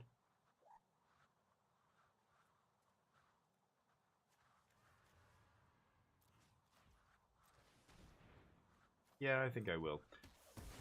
Okay. Yeah, they're gonna try and cast that for free. No thanks.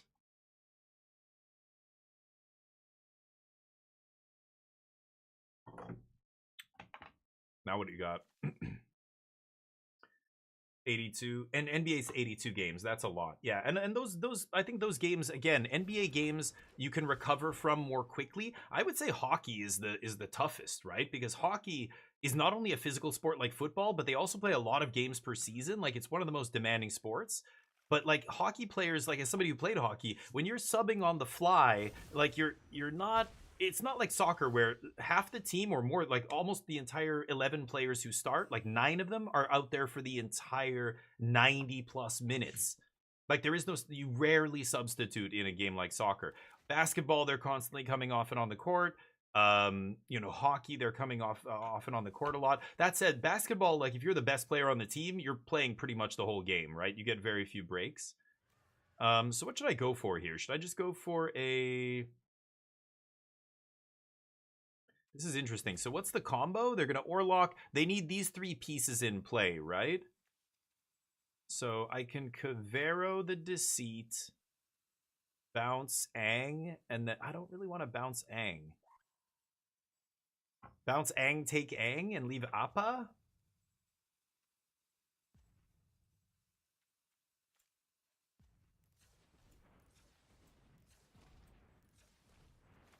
I'm going to go for it.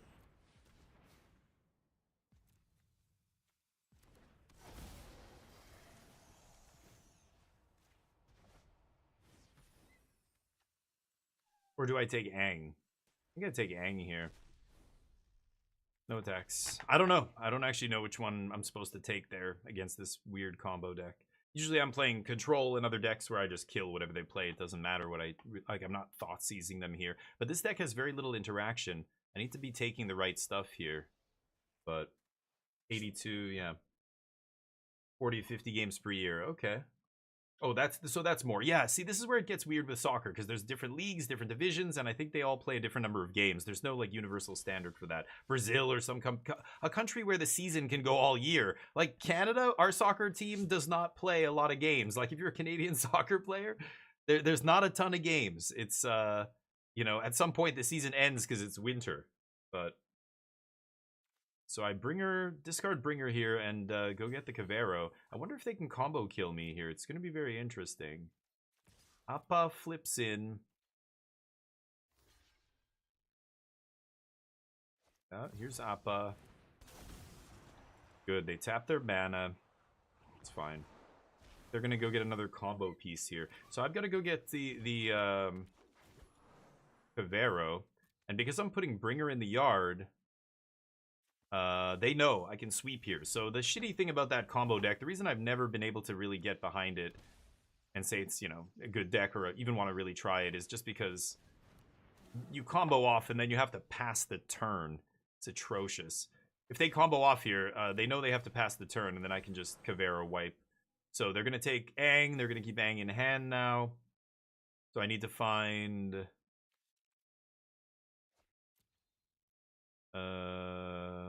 let me think.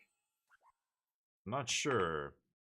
Wait, Ang bounces... Oh, yeah, they can bounce this on the stack, right? Yeah. So even if I find...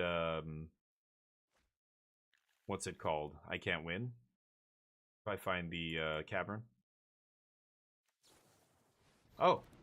What? That can't be correct. They should have waited till my turn and bounced my Cavero. Oh, I guess they have to bounce their own thing to combo? But they're going to combo off here. I'm just going to sweep. I don't know what they could have here. Oh, I guess if they... I don't know. They put Ang into exile, then he's 0, or... Anyway. It's going to take a while. They played in a blizzard, okay, Scoop? Yeah, see, that kind of thing. So I can imagine leagues last a different amount of games depending on where you go, right? Not next year? Next MLS season will be at the same time as the Europe schedule? Oh, really? Oh my god, how's that going to work, Nano? We don't have an indoor stadium for soccer here. Our stadium, I mean, where they play, where the Vancouver... Oh my god, I can't remember their name. The Whitecaps. The Whitecaps are... Okay, let's actually just Alt-tab out of the window so I don't have to hear this. The Whitecaps, their stadium doesn't have a roof. It's kind of an open stadium, so... Yeah, okay, that's going to be interesting. Whitecaps Hollow Prince, that's right. They leave Ang in exile, right, and then it costs 0. I see. Sure. Let's see if they time out before they can make more than 10 bodies here. I bet you they think I should just scoop right now. Nope. It's not over yet. Even though it kind of is. I don't know what out I could draw here, but if I draw a removal spell, I can just pass, and then when they go to play Ang, I just kill Appa, and that breaks up the combo, so they have to click through this, right? But it still might not be enough. Hmm.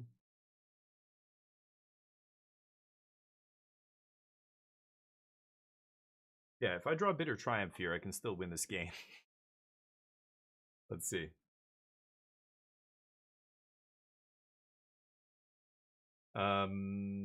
Yeah, that's crazy. I didn't know that, Nano. That'll be interesting. But anyway, yeah, soccer's awesome. I love soccer. I guess because I grew up, you know, my family is Portuguese. That both my parents, you know, emigrated to Canada from Portugal when they were young, and you know, my uncles, just everybody in the family. It's okay. Let's do this. I might rip the Bitter Triumph. Pass.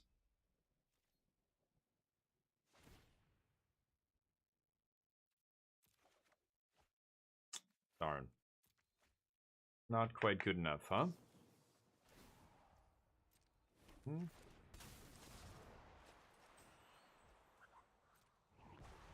Hmm.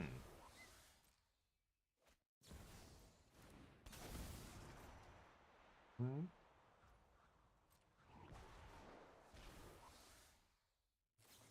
Every 2 clicks, like every 2 bounces, they make 1/1/1. Dear God.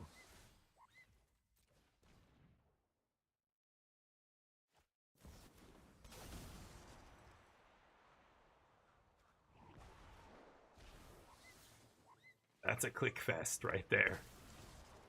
Dear God. Mhm.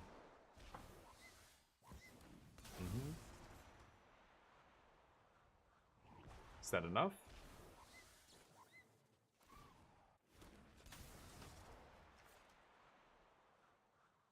Hmm.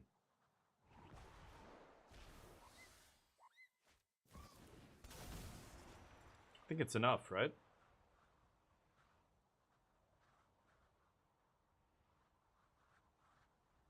Who knows? Let's go to sideboard. Yeah? Whoa! Transform Aang. Time to attack? No? Okay. Could just let them waste their clock there, but let's go to sideboard. So Requiting Hex seems good. Intimidation Tactics is good. Spell Snare's probably good. Yep. Counter their little dude. 2 drops. This guy is a combo piece, and this thing is very good. Harvester. How good is Harvester? I don't think it's very good. Most of their stuff has 3 toughness except the Bramble Familiar, right? And then they're gonna bring in what? Rest in Peace against me? Let's see. Jesus. I don't know what to cut. I have to cut so much stuff here. If I want to bring all this in. Maybe I'm over sideboarding here. Maybe Spell Snare is not amazing. I think it's going to be good here. Mana value 2 or less hits a combo piece. So what do I just ditch Arden and 2 cuts? I could cut a Bookworm. I don't want to cut a removal spell. Ugh, I don't want to cut elementals here either. Dare I cut a Bringer? I don't know. I'm going to try it. You only follow 2 sports, baseball and MLS? Nice. Oh, cool. You watch every Marlins game. Nice. Yeah, I like watching the Super Bowl. I like watching the Olympics. I like watching the World Cup championship games, or when I'm going with my buddies to watch, you know, we go to the bar and, oh, there's a game on tonight. Great, let's watch the game. Like, it's entertaining. I do like watching a lot of sports still, but I just don't care about them the way I did when I was young. Like, when I was young, my whole life was sports. All I did was, all my friends played sports. Like, everything revolved around different sports I played, and I still did other stuff too. I played piano and whatever else, but I can't keep this, unfortunately. But sports was such an integral part of being a kid growing up, and I don't know, at least where I lived. But then I got to the point where, I don't know, there's a lot of adults that I know that are truly, like, depraved when it comes to sports. Like, they are obsessed. Like, they can't see how insane they are. One of my uncles, his brother named his kid Chicago because he loves the Blackhawks so much.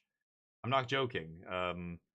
My uncle, his brother, who's kind of related to my family, I barely know this guy, but you know, things like that, or like a giant tattoo of your favorite sports team, or like when I see a grown-ass adult walk around in a jersey, like a sports jersey, I just can't take that person very seriously. Like, I can have fun and hang out, whatever, but like, I don't know.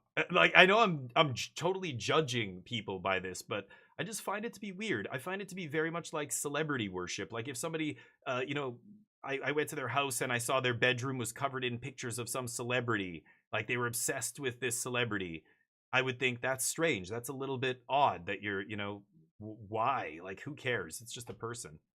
But people, many more people agree with that, but then they turn around and do the exact same thing with sports, and to them it's different. And to me, it's not at all. Like, it seems like it's exactly the same thing, but it's not, because I don't want to. No, I don't worship. No, I love my team. Blah blah blah. And there are people who get so upset, like when their team loses, or if there's some rivalry between their team and another team, they get legit. I used to work at a pizza place. I've told this story before, but when I was young, in early university and late high school years, one summer I worked at a pizza place that was like a mom and pop kind of pizza place. It was these two Italian dudes that owned it. It was some of the best pizza I've ever had in my life. It was really expensive pizza at the time, like very fancy, but you know, high-end pizza. People paid a lot.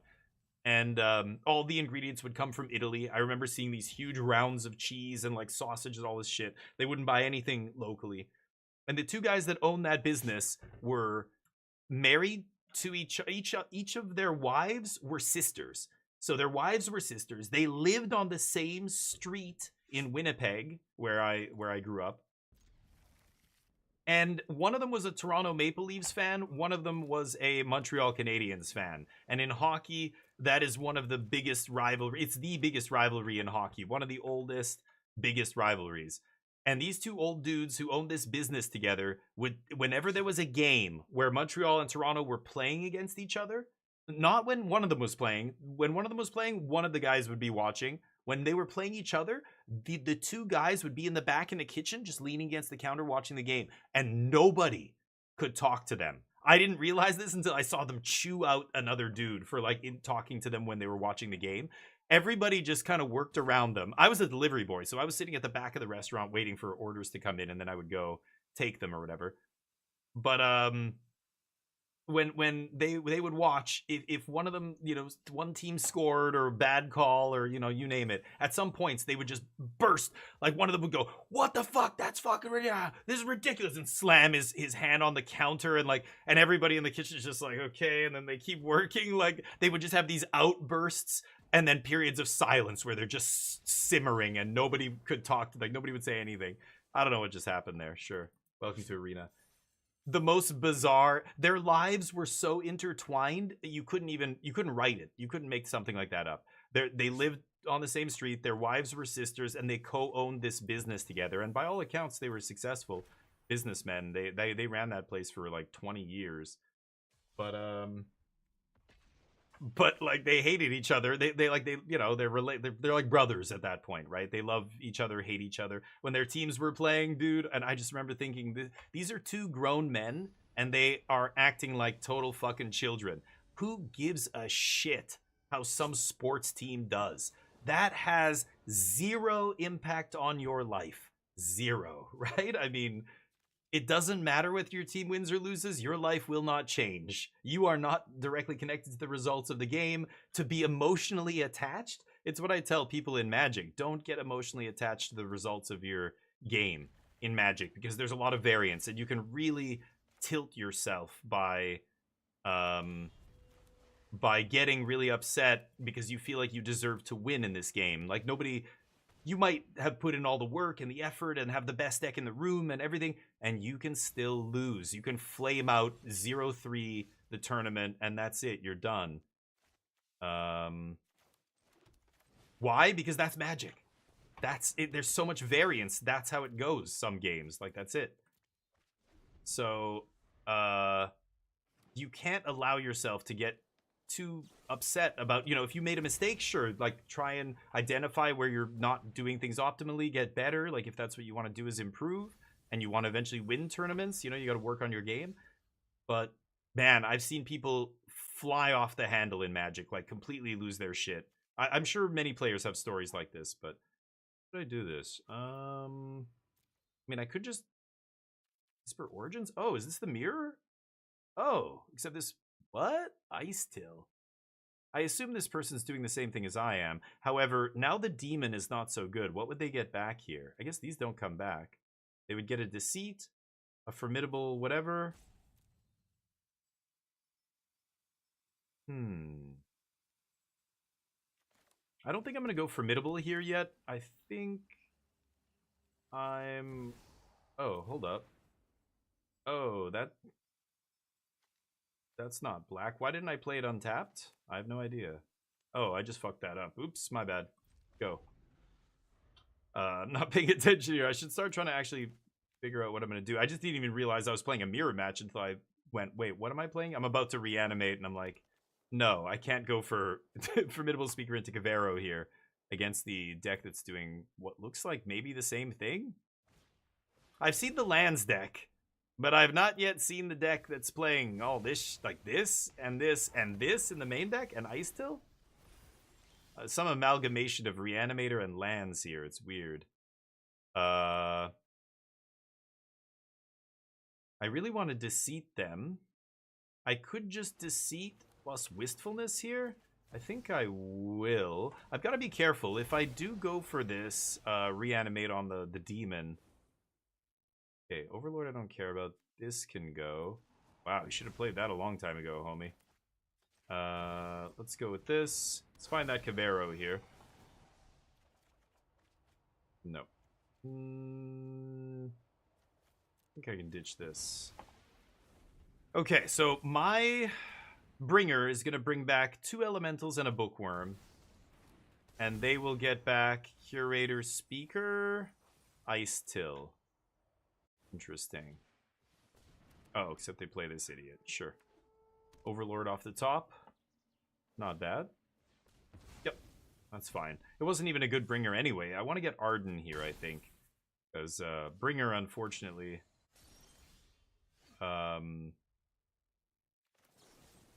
Okay. Bringer was not very good there when they have all this stuff in the yard, right? Kill this idiot. And then Speaker. And then I might be able to start copying Deceits here. We'll see. They eat my Deceit, but it doesn't matter. They have a Deceit. They have a Deceit in the yard that I can get back here. I could get Arden, but I think I should just get Cavero. I don't have 6th mana for Speaker. Or for Deceit. That dies. They top deck. Yeah. Whatever they play here, I can just bounce kill. Finality... No, Finality says when it dies, it permanently is dead, right? Go to a graveyard, yeah. So bouncing it's not going to remove it permanently. It's kind of interesting. I could copy their Keen-Eyed Curator and just start eating their board. So should I Cavero double kick? I'm debating on whether I want to bounce this thing. I probably should.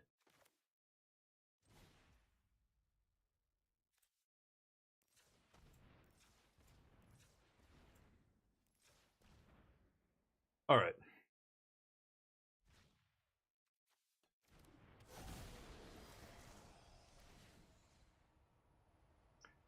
Am I bouncing this Esper? I think I will.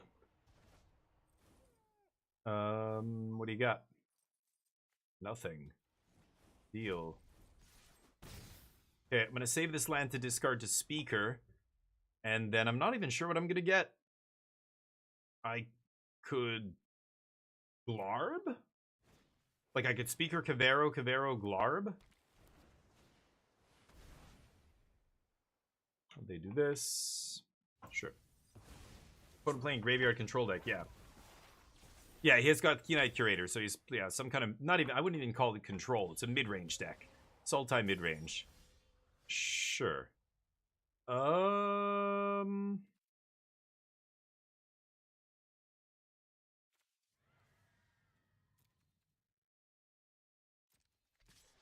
attack first. They're at 28, so they're going to take it. It's interesting.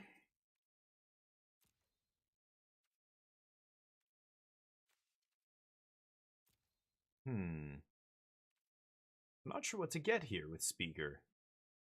I think I might just get another Elemental. They're just too good. Too good not to get one. I have the 6th land here. I think I'm just going to get Deceit.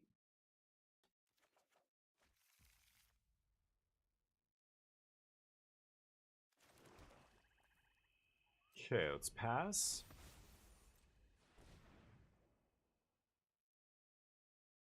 Hey, Boba Fett, how you doing, buddy? Long time no see. How's life? Hopefully good. I'm gonna get a drink here. I'll be right back.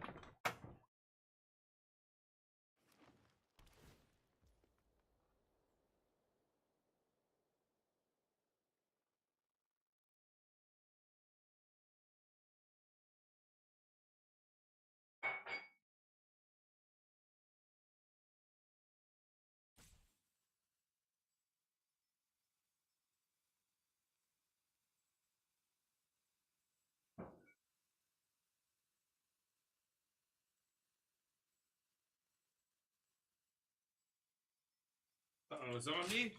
Shit. Sorry, buddy. My bad. Calm down. Everything's fine. I'm back. It's fine.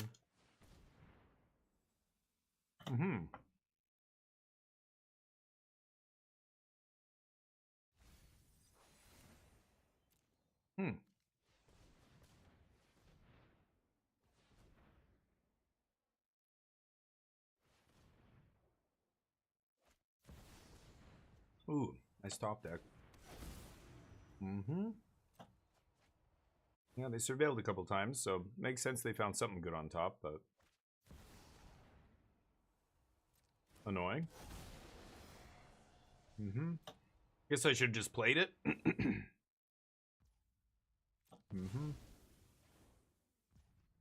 Anyway, not a big deal. Still have some bangers here.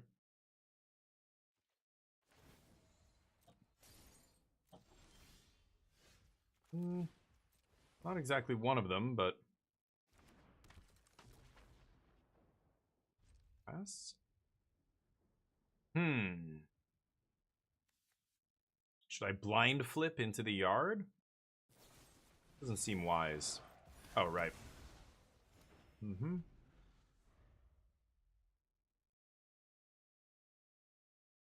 So upkeep. Esper Maduin is gonna die this turn and pump their Quantum Riddler.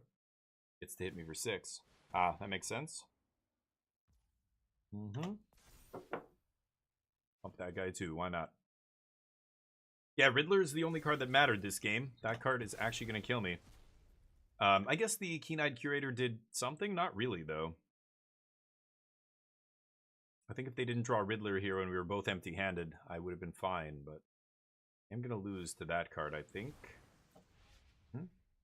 Maybe I shouldn't have bounced their Esper Origins from before? I'm not sure. Life's been good, nice. A dishwasher, hell yeah. Living a lie until recently? Yeah, when I was living in Korea, nobody has dishwashers over there either. You're always hand washing your dishes, so I got so used to it. I kind of forgot what it was like having a dishwasher again, yeah. Sure.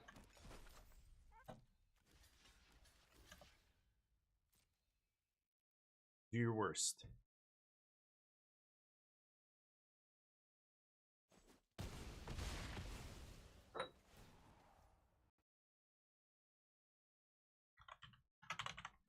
Let me see the start time for this tourney again. I want to make sure I don't miss the start. Still only 10 players. Yeah, 6 p.m. CST, so that's 4 p.m. my time. Yeah, my turn. Amazing. Go. Don't think I'm coming back from this now.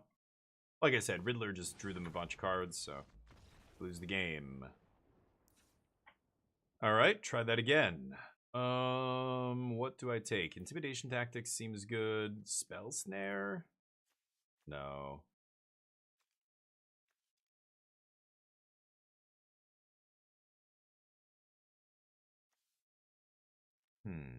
I like requiting hex, killing the what's it called? Green dickhead. Keen-eyed trash panda. Harvester sucks. Lord Greeter. I'm always cutting the same 3 cards. Now what? Is it Arden? I keep doing this. I don't know. Might be good enough. Tournament's today. Yeah, in about 3 hours and 50 minutes. It's gonna start. That's good, Woba. You were playing the Powered Cube? Banning in what? In Brawl? They banned Chrome Mox? Okay, an Ancient Tomb? Yeah, I remember, I think I read something about them banning something, but yeah, in Brawl. Yeah, I mean, I don't know. That's... Who knows? There's so many powerful cards in that format. Like, you're talking just, like, not standard Brawl. Just, like, yeah, if it's Chrome Mox and Ancient Tomb, you're talking just normal Brawl. There's so many... Isn't there Strip Mine and a bunch of stuff? Legal Mana Drain and stuff like that? One lander, huh? Okay.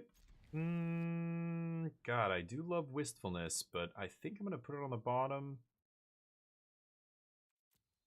Let's see what we can do here. I don't think I need to tactics on 1, but I know I'm gonna... Can't bookworm on 2, though. It's awkward.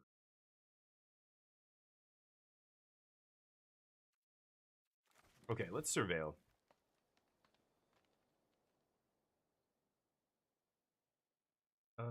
Okay, I'm gonna keep that on top. It gives me double green. I think I have to keep that. Okay, now we're gonna tactics. Take that raccoon. That's the one. The other thing's annoying too, the speaker. It can get us another raccoon here, but whatever. Not much I can do about that.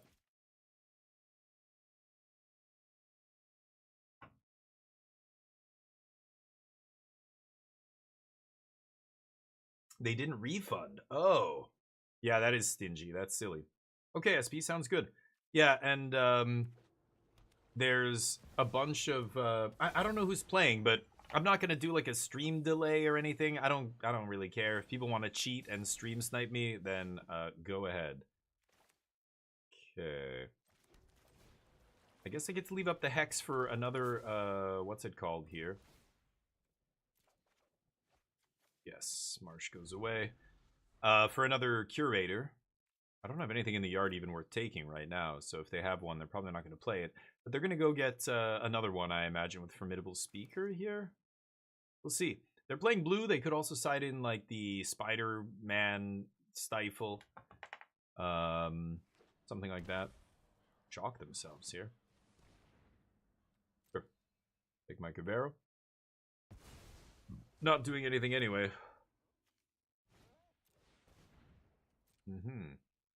That is ridiculous, Woba Fett. Yeah, they should be much more generous with prizes on Arena. I think a lot of game designers don't realize that the more you give players, the more they will spend on your game. Like, one of the things I think is such a no-brainer and that Wizards should absolutely implement every time a new set comes out. Every single set, for the first week that a set is out, or 5 days even, make standard or create a separate format where it's all access standard. You know what I mean? Call it something like that, and just let anybody play with any cards they want with no wild card restrictions, with no you know, you can craft any, not craft, you can play any decks you want without crafting your deck, and just let people play with all the cards for 1 week. Do you know how many people would spend money after that week to keep playing the deck that they had so much fun with, keep playing the format if they liked it, etc., etc.? Like, you're not giving up anything. You're not costing yourself money, right? Because standard, it's not like the ladder is a paid kind of thing. If people want to play it, they can. They just like you're basically saying like, you know, you don't have to spend money on wildcards for the first 5 days. So yeah, you might be like losing money that, you know, these people would have spent, but those people would spend it anyway after the 5 days. They just get to decide, you know, kind of whether they want to do it or not, right? Anyway, it's crazy to me, crazy that I'm just gonna pay 3 here, I think, to kill this. That they don't do this. Like, from a business perspective, it's such a no-brainer. When I used to run an import company, we used to give away samples all the time. Why? Because samples cost us almost nothing, and it gets so many people who would otherwise never try our stuff, never buy our stuff, to buy it. I mean, it's marketing. Like, why do you think they give samples at Costco and places like that? There's a measurable increase in sales when they actually, you know, let people try it for free. So it'll be interesting. Yeah, nice one. Take my speaker. But God, why Wizards doesn't do that is beyond me. It's not like they're giving away packs in real life. Like, that would actually physically cost them something. It's Arena. You could easily give everybody the ability to play with whatever deck you want for the first week. That would generate so much more revenue in the following few weeks, assuming, you know, you're doing your job and putting out sets that are interesting, and Standard is relatively well balanced. For what it's worth, I think Standard's great right now. I think Standard looks fantastic. If you look at the numbers from the RC, there's a bunch of different decks that are viable. There's no clear tier 0 deck. There's a bunch of different archetypes that exist at the top of the Standard metagame.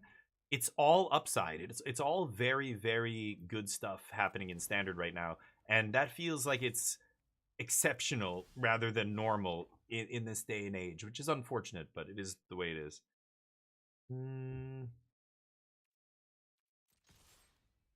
Send him a message.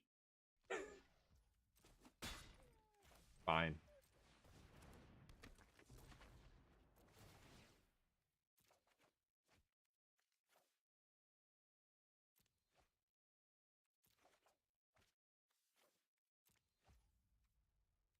Okay. Not amazing, but sure. We've got one creature in the yard. We haven't done a great job finding our combo cards here. I guess they took Kavero from our hand, but Kavero would have done nothing this game, I'm pretty sure. I get to play some lands here. Maybe Esper Origins. Oh, they don't have the mana. Never mind. Standard's too expensive. Well, that's what I mean. That's why it would be so cool to let people play for free, because then, yeah, people could enjoy it a little bit. And who knows? Maybe you enjoy it so much that you price yourself into it. You should be disciplined. If you don't want to spend money on Magic, like, you don't have to. Eventually, you would be able to play Standard if you learn how to draft. You know, drafting, again, just do your dailies. Play Brawl to do your dailies. Every day you get your gold. Once you get to 10,000 gold, draft. Learn how to draft, get better at draft. Slowly, you're going to get better. You're going to lose, but who cares? It's the free gold that you're getting every week. Use that to draft. That's the best way to build your collection and get more wildcards, gems, everything. It's just the best way to use your packs, full stop, right? The best way to use your gold, like, instead of just buying packs. Okay. Need something right now, please. And then you would be able to play Standard. But you do have to, get good at draft, play draft, etc. That's the part that I get it. Not a lot of people are just like, I don't like limited. I don't want to do it. It's like, okay, I understand. That's valid. If you don't like limited, that's unfortunate, but accept the fact that you're never going to go infinite on Magic Arena. You're either going to have to spend money at some point to play what you want to play, or you just won't be able to keep up with constructed formats and stuff, right? It sucks that's the reality, but that is kind of the economy on Arena. You have to play limited, and you have to try and maintain at least a high 50% win rate, and you can probably just go infinite doing that. But limited's your favorite format. Okay, so you already know all this, I hope, and I hope you're doing your weekly draft and everything. Yeah, they're triggering this guy. Best card to advance to Standard is still the credit card. Upwind. Very nice. Upwind. That's right, everybody. Put your hands together. They're here all week.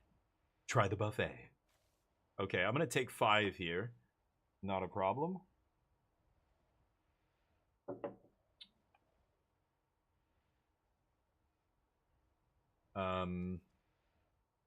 But yeah, Torf has VIP on 2 accounts. Wait, what? What other account does he have? I've only ever seen the one. Or you're mocking... Wait. Who were you making? You're saying Woba is like Torf's second account or SP? That went over my head. Okay, I scoop. Or, oh, you're talking about my opponent in the game here? Because they're playing Sultai with milling and stuff like that. So I think Torf prefers to mill the opponent, not himself. If I know anything about Torf, he's a crafty German. That sounds. He would love that if he was here right now. He's no longer with us. What? He had to work. He had to work today. What do you think I was saying? Power Cube is the most fun set to draft. Yeah, and Vintage Cube's even better. Powered Cube is fun until you actually get to play what Power Cube is based off of. That's the best. But they only have 1 card, bunch of lands in their graveyard they can recast. I'm slowly dying here, but why'd you say it like that? I know, because that's a dark joke. I mean, that's, you know, it's akin to what people say when they're being racist or horrible. But because I'm saying it about Torf, the German thing, like nationality doesn't matter. You can make fun of nationalities because they're not inherently like people get very offended, but your nationality is not you. That's not your identity. You are not your nationality. You know, it's like making fun of, like, I don't know, the way somebody dresses. I think when you make fun of the way somebody looks or is, you know, something they can't help, you make fun of their voice, or you make fun of their whatever, they're bald, haha, or they're overweight or something. That's not cool. You know, like making fun of somebody's physical disability or something is never ever cool. But making fun of nationality to me is like making fun of their hairstyle. You bet your ass I can make fun of your hairstyle. You chose that hairstyle. You weren't born with it. It's not something that you can't control. I'm sorry. When people have bad taste, I make fun of them because they're their bad taste. And that's okay. That's, you know, that's fine. So to me, nationalities aren't out of bounds. You know, it was like when I was a voice actor. When I was doing a lot of voice work, there's a lot of times where I'm trying to mimic somebody's voice. And I love playing with voices, and I like doing accents. I'm not like an accent guy, but it's always fun to try. When I hear an interesting accent, like a part of me is like, oh, that's cool. I want to try talking like that. Like, let me try that. You know, and from a voice perspective, from my professional, you know, my job at the time, it was a valuable thing, like practicing and just experimenting with different stuff. It's what all voice actors do. But I had friends who they thought it was like racist or something to make fun of an accent, and it's like no, but I'm not mocking them. This isn't, it's context. I'm not like laughing at them, insulting them by I'm trying to pronounce the words the way they pronounce it. I'm trying to actually mimic the way they're speaking. It's not I'm not insulting them. If anything, I'm trying to emulate them. I would be proud if somebody wants to learn the way we inflect our words here around here, kind of thing, right?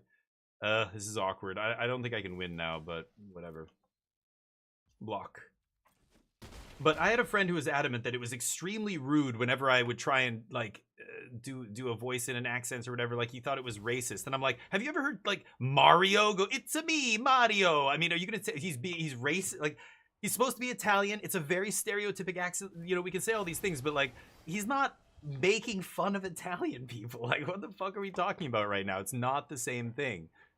It's all context. It's the way you say that kind of stuff. But again, some stuff is out of bounds. There is no context where saying something that is, you know, racially motivated or making somebody for being the way they're physically, you know, they're overweight or they're mentally disabled or they're, you know, you name it. Making fun of people for stuff like that is totally different, right? You're not making fun of, you're not like emulating anything. You're putting them down by mimicking them, right? Not the same thing. I lose. This is unfortunate. Maybe I draw Bitter Triumph here, but I don't think that's enough to actually keep me alive, right? And they have Keen-Eyed Curator now. No attacks. Anyway, but doing the accents thing, yeah, I had people say that kind of stuff, and I'm like, but do you even know what I do? Like, this is the job. Like, I'm doing a French accent, and I know it sounds stereotypical. I'm trying to not make it sound like that, but I have to sound like I'm a French person trying to speak English, but my native language is French. It's like acting. It's like, you know, doing...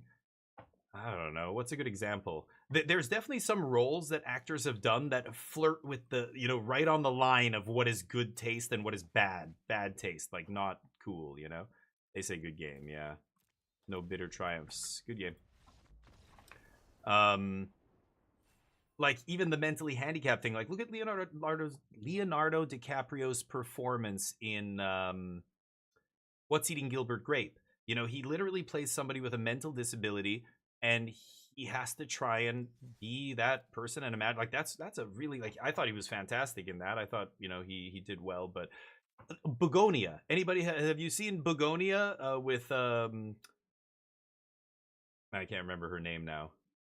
And the Australian dude, really good actor. Anyway, really good movie. But the Australian dude, his like co-star in the movie is playing somebody who's like mentally, you know, like a child, like almost on the autism spectrum, or I don't know what. They don't actually specify, you know, what is his issue or whatever. But he's clearly, you know, mentally disabled to some extent, and I don't know if the actor who plays him is mentally disabled, but man, or Rain Man, yeah, Dustin Hoffman was so good playing, you know, somebody who's obviously on the spectrum, right, and almost like not functional in a way, like close to being not functional. Yeah, it's really tough as an actor, but nobody would say, "Hey, that's offensive to people like that." What? No, we're not. Like, look at the context here. This isn't like we're mocking them and making fun of somebody who's on the spectrum. Like, if anything, it impressed a lot of people and went, holy shit, there are people who are like human calculators. It's unbelievable. It's straight up magic. Like that's as close as we can get to like real life magic, I think, in this day and age. Like a savant who's just like can't even tie their own shoes, but you ask them the square root of 5,497,362 and they just spit it out. Like, that's mind-blowing. I could obviously never ever accomplish anything like that with my abilities. I'm gonna keep double blue here. Actually, I'm gonna keep that on top. But the heist with Edward Norton, oh no, the mono blue joke. What? Oh, the mono blue. Oh, I didn't get the mono blue joke. That went over my head. But anyway, I don't know. This stuff shouldn't even need to be said. Like, it's really the reality. Oh, it's the mirror. Okay, cool. I think this is kind of like obvious, but again, there's so much crude humor out there, and a lot of people don't know the difference. And you know, I make fun of Stephen Miller. I always tell these jokes on my channel because, you know, he's a horrible human being, and you know, so I will make fun. Like, I'll say, like, you know, the reason he got into politics, his arms are too skinny to strangle prostitutes, you know? And people are like, you shouldn't, you're a hypocrite because you're insulting his physical appearance. And you said that's, you know, shouldn't do that. And I'm like, but the joke isn't about his skinny arms. That's not why I'm not mocking him. Like, the joke works because the arms have to be skinny because it's the strangling you don't, it went right over your head. You don't even forget it. You know, like that's the thing. It's I don't know. It's hilarious to me. But so I think I'm gonna snag the what's his nuts here. Cavero. No Caveros? All right, they have 2 lands. I'm fine with that. We've got Speaker next turn to go get Cavero to start doing the thing, but that's not bad. But they have a decent yard here, so I'm going to Cavero into Arden, and hopefully Arden starts snagging stuff out of their yard. We'll see. Maybe I top deck Cavero?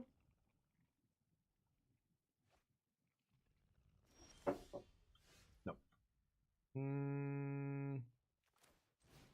I think it Speaks here. Big Speaks.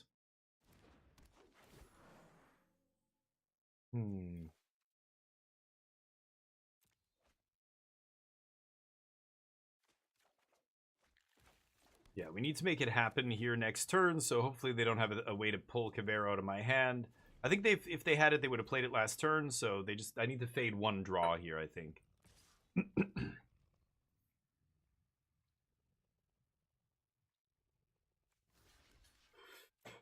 Yeah, sure. If they want to Harvester this, kill it, I'm fine. We chillin'. Anyway.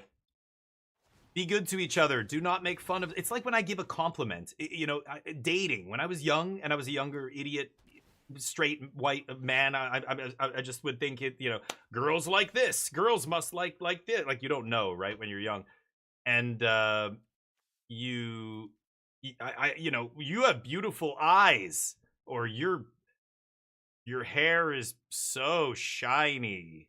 Like giving somebody a compliment that is tied to their physical appearance is never as nice as saying, I love your outfit. I love those shoes. Holy shit, those are awesome. Where did you get them? You know, your hairstyle.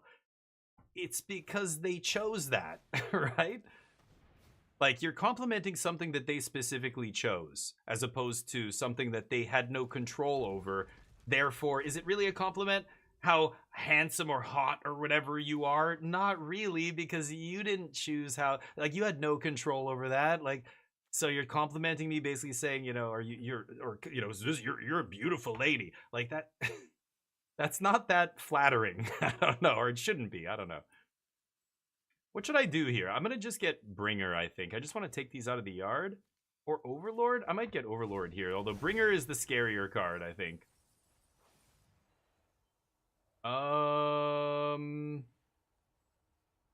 Holy shit balls. I have a speaker in hand. I'm gonna get Deceit here. Swing. Okay, let's bring speaker back. I think I can go elemental here. Pass. You know, you're always better off for those guys out there who are, you know, maybe single or whatever. The next time you're on a date, like try complimenting something that somebody had a choice, had agency over. That's a higher compliment than complimenting something they had no agency over, right? I mean, yeah, I think it's you guys get what I'm putting down. Just speaker again here. I mean, I'm just gonna go to combat, get like maybe I just get Bringer. Because Bringer's their only way out of this, right?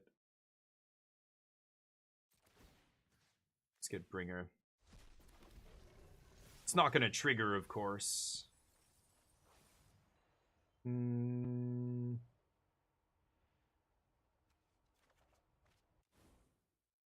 Okay.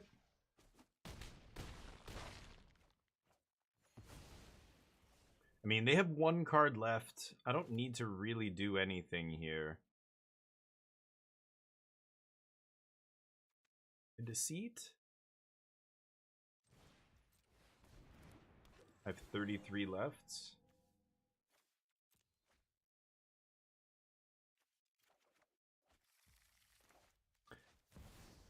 Oh, and it fucked my mana. The auto tapper got me. Overlord?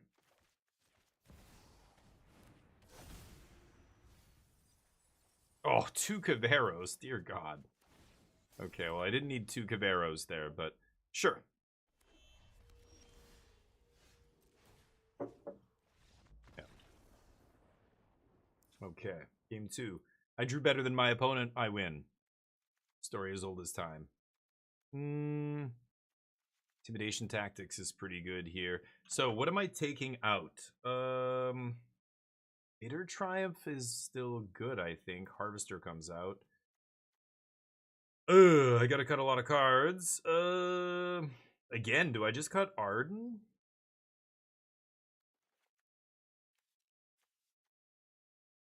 I don't mind Stormbrood either. I mean, it only deals with... No, I don't want it. This is tough. I'm gonna cut 1 and a Town Greeter. No, I'm actually gonna cut that. I'll keep the bookworms here. Torf is no longer with us. Yeah, sorry. Oh, the Torf is, yeah. He's gone. He had to go to work. That's all. But that is not my dog. I keep. Somebody tell me where that's from. I'll give you 10,000 wings right now. Should I say it again? It's the same style of joke as the one we just made there with Torf.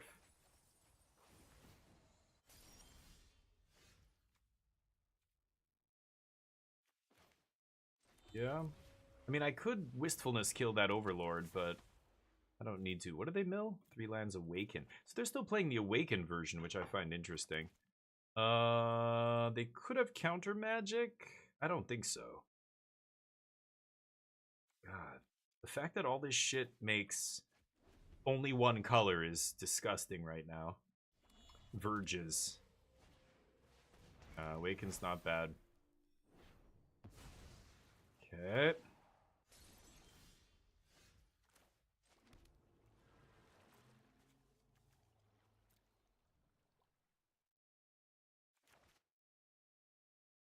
So Cavero's not amazing here. They're gonna mill 3 though?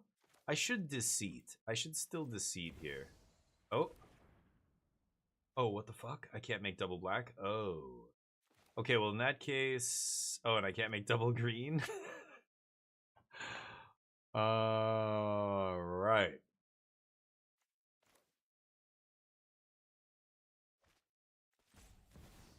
Okay, let's do this.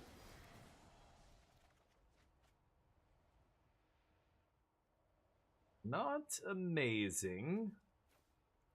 Discard 1 Triumph here, I think. Okay, they get to mill 3. Okay, no bangers. They've got 1 Cavero in the yard.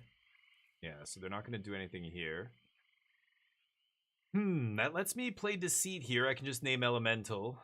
But... Cavero copy Overlord is interesting. I could Cavero copy Wistfulness here if I had it, but... Okay, there's Bringer in the yard? No, they put Bringer in their hand. Okay. Because they're going to bring Cavero back. I'm sure they have a way to discard, but... Let me think about this.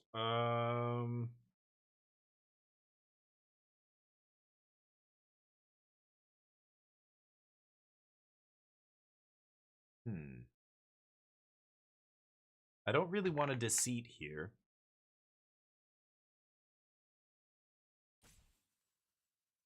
They're going to get back Cavero, and then I'm going to Deceit.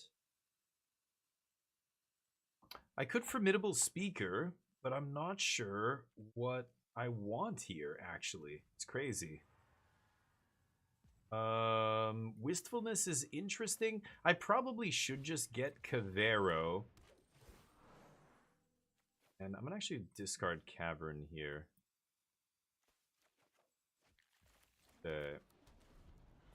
Let them do whatever they want this turn. They can bring back Cavero, they can play Cavero, copy, whatever, but there's nothing in the yard worth copying here.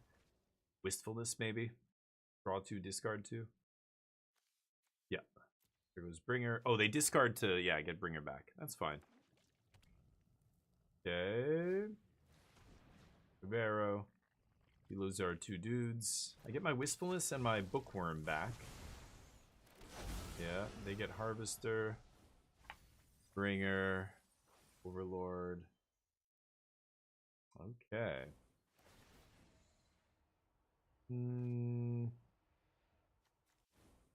So now I can just Bringer, wipe the board. I guess that's the play, right? So I cast Bringer. I get back Formidable Speaker. They get back Overlord. Bringer Harvester. I still kill most of their creatures. I don't think I have a choice.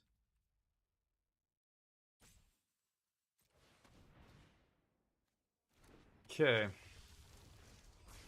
Oh, I'm supposed to reverse the order of these, I think, or something. I'm an idiot. Okay, they're at 32 cards. Overlord brings back Cavero. And around we go. Don't need that. I'll take Cavero. This is so dumb. Okay. Hit me, baby. Overlord coming off suspend here. Yep. Gonna get in some damage this turn. That's 11.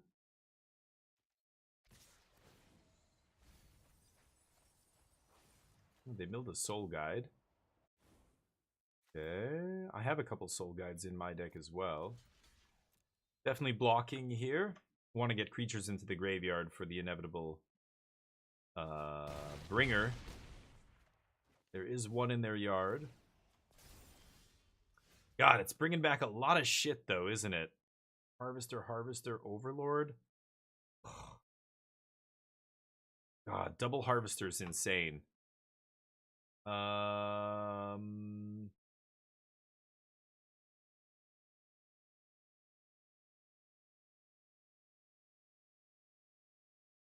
I have to keep doing it. Double Harvester, is gonna kill Cavero, though. Oh no. If I had a huge thing to throw in the yard there, might have evened it up, but I mean, it's double Harvester is gonna kill themselves, other creatures get. Yeah, no. It's gonna kill my Cavero, and then I'm dead anyway, right? Once they get that other guy. I guess I'm getting back a Cavero? I have to do it. I don't have a choice here. This is so silly. I keep forgetting to order this differently. I think I'm supposed to switch them around, right?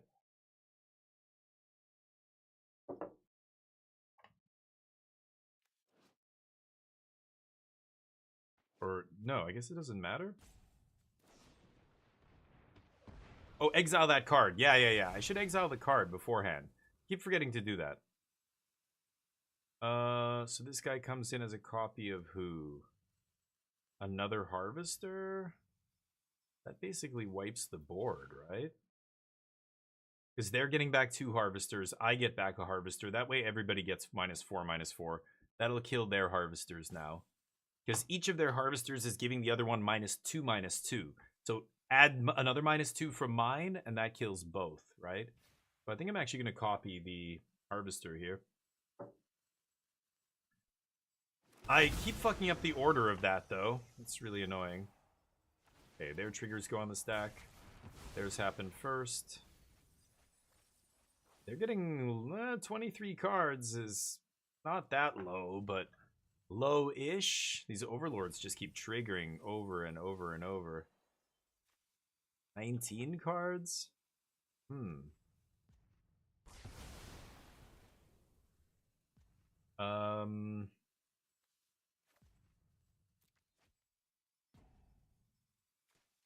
Get a Cavero. Okay, go. What a ridiculous game. Okay. I keep screwing up the order of the triggers. Wait for Faye, what's up? Good afternoon, my friend. We're not playing yet. It starts in about an hour. Hour and 18 minutes? I am thinking about playing this deck. I'm still not... I don't even know what the sideboard plans are, but... Okay. A Cavero copying that dude. Kind of like copying a Deceit. They have a Deceit? No.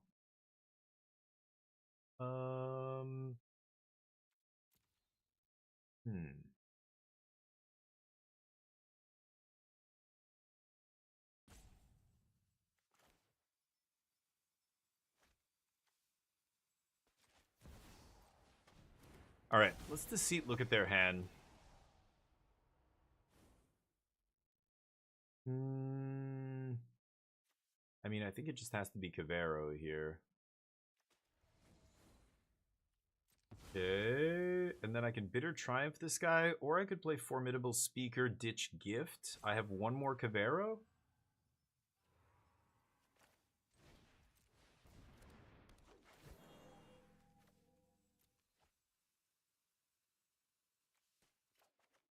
Okay.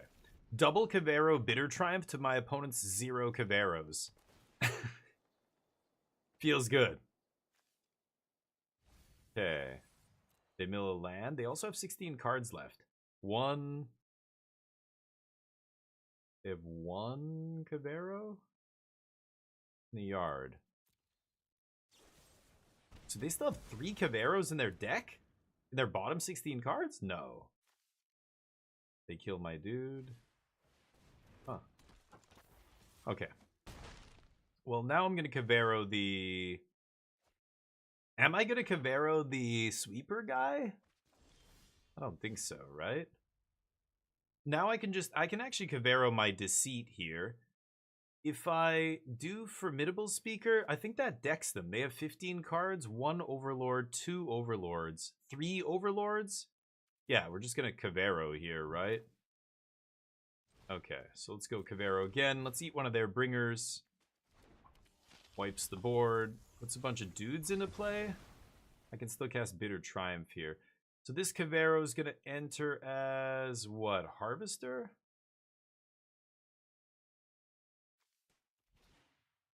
And this Cavero copies Harvester. Okay. And that way we sweep again. And they deck. I really should order these correctly. I keep not ordering these. I've got to remember when I put this on the stack, I've got to change the order. Triggers. Oh, so many triggers on there. They have 4 Overlords in the yard? That's decking, right? Yeah. Boom. We sweep. Nice. GG, friend. Woo. Good game. Got him. That was nice. Because I didn't realize they had 4. I counted 3. I guess I missed one. I was kind of just skimming, but 3 was enough. They had 15 cards in their deck, right? So that was decking them for sure. But the fact that we just chose Harvester every time means I can basically keep doing that every turn, sweep the board, mill them for like 14 or 16 or whatever. It was 12 or 16, yeah. Zhao, okay. Anyway, interesting. So the mirror is wild. I don't know. It was crazy. There were so many bringers, but I kept screwing up. If you just switch the order, then you exile their bringer before it comes back, and I keep not doing that. Oh, and the bringer brings the next one back. Right, so they just all sweep. That's right, M-Dub. Exactly, yeah. How you doing, man? Anyway, good games. We'll be on the tournament thing in about an hour and 15 minutes. We've still got time. Let's play one more match here. I think I'm going to play this deck. It's so powerful. Like, I'm not playing it optimally, and it's still pretty easy to win games. I mean, Bringer is the best thing to bring back. Just being a sweeper and everything is the kind of swing you need to come back when you're behind on board and everything else. Like, sometimes you're at 5 life, you combo off, you win the game. Yeah, I'm going to keep this. I guess it's Tomb into Willow Rush first. And then Bitter Triumph puts Arden in the yard, and we're setting up already for a nice turn 4 Cavero, if I can find it.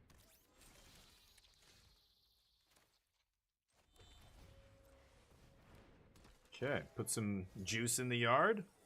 Nice. I guess I'll take Surveil Land. If I don't find anything to do this turn, I might Surveil Land Bitter Triumph. Playing against Teamer... What's it now? Teamer... Okay, I thought it might be Elementals. It's... Raider Hoof. I actually should block there. Oh, there's the Cavero. Beautiful. So let's just surveil. See if we can put another beefer in the yard. No. Another beefy boy. Pass. Gonna Bitter Triumph basically anything on end step. Whatever they play here or whatever's good. They're gonna make a mana off that. I could kill the Gene Pollinator right now before they make a mana. And I've got Arden...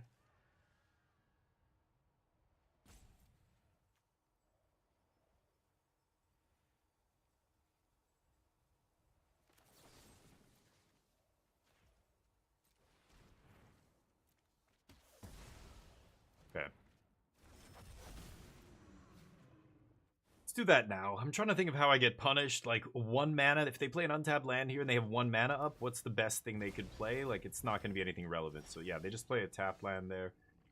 Could name human. I think I like naming elemental with these. And, yeah, I think I'm just going to go elemental here. Let's Cavero. back Arden. Arden triggers. Let's get back Deceit.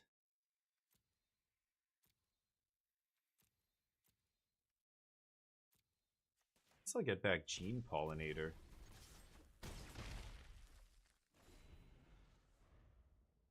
Okay. I mean, it doesn't matter either way. Whatever we get, we're getting back has no ETB value. Like, this giving minus is actually actively bad. Deceit doesn't trigger, of course. Okay. Son of a bitch. Well, I'm drawing lands. That is not good. If I hit... If I play Harvester here, 12, it makes that an O2.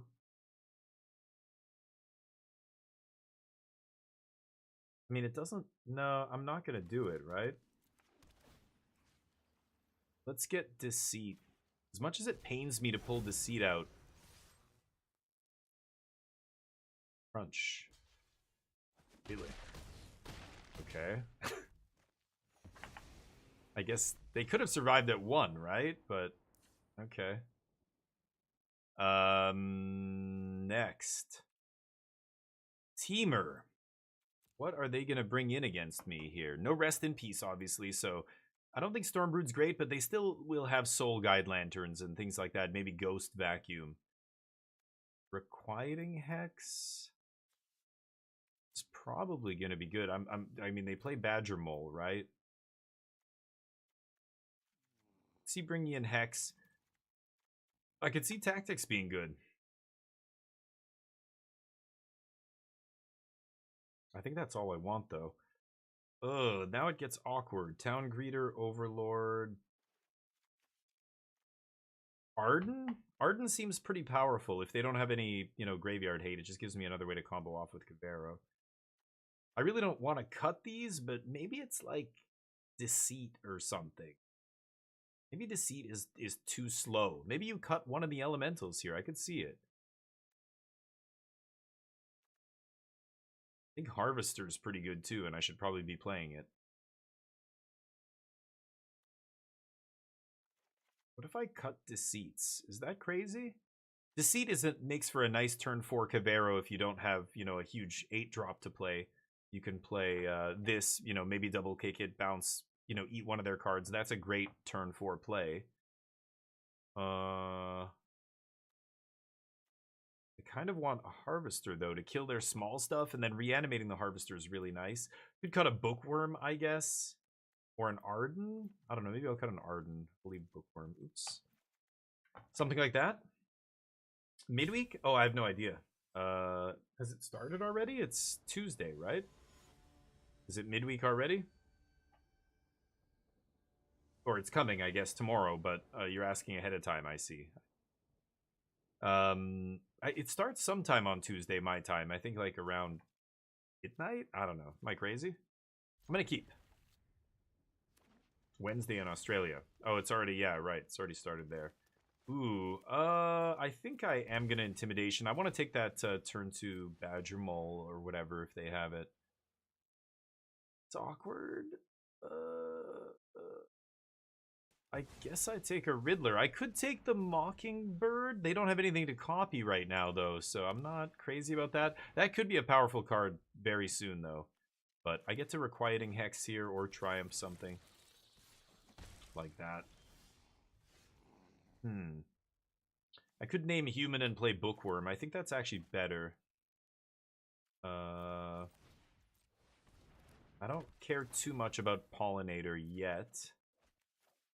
Okay, that turns into Spider-Man soon enough.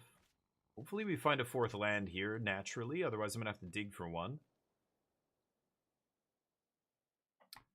Riddle me this. Riddler's going to come down, yeah, and find them some land. Maybe tap for mana before it goes. Be good. This little unassuming dude, little robot insect, just quite good in Standard, actually. Copy the Bookworm, you say. Well, I can Requiting Hex that. Okay, there's our 4th land. So now I've got Speaker. If I want this turn to try and bring her, but I don't have to go for that. I'm just worried about the graveyard hate if I wait too long. So I don't have to Formidable Speaker here, because again, I can't play untapped 4th anyway. Yeah, just double Requiting Hex. Oh, but I can't off Cavern. What am I saying? Because I don't really have much I want to discard here either.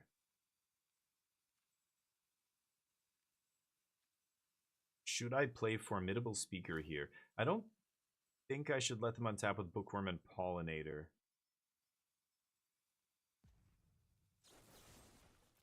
I'm just gonna do this.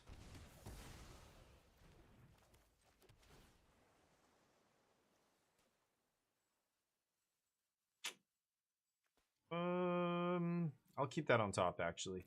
No attacks. We're playing this slow. Let's toss a Hex here. I need to save something for either Riddler or whatever they get off Nature's Rhythm, like, what's it called? Ouroboros or this. Yeah, that works. Okay, so I get to go Formidable Speaker into Requiting Hex. I can name Elemental with this. And... oh, I don't have a green? Oh, I thought I had a green here. What? I'm an idiot. Let's kill this. Blight to gain 2 life? I guess so, actually. Oops, I'm an idiot. I just missed that I had no green there. Gotta start paying closer attention. Eat something. Eat my bringer. Mm-hmm.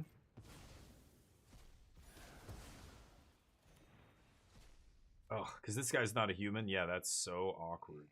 Let's go.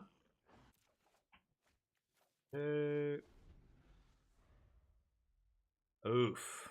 My bad.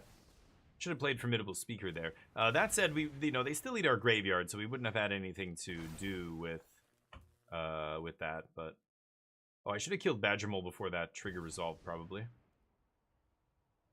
Yep. Not good.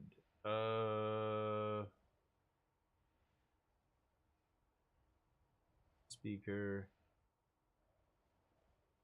Yeesh. 6. Trying to debate if I want to let them keep Badger Mole or keep Riddler. I think Riddler is scarier here. I'm gonna pay 3.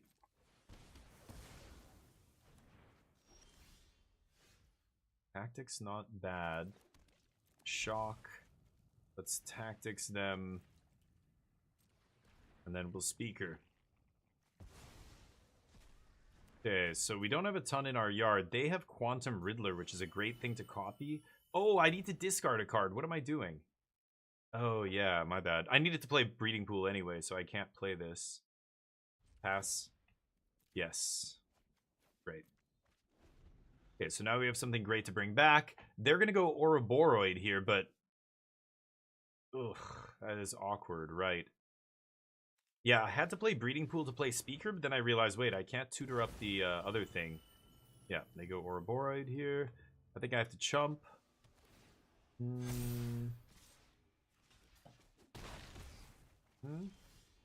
Oh, or just top deck it. You know, that works too. So Arden gets back Riddler. Gonna be busted.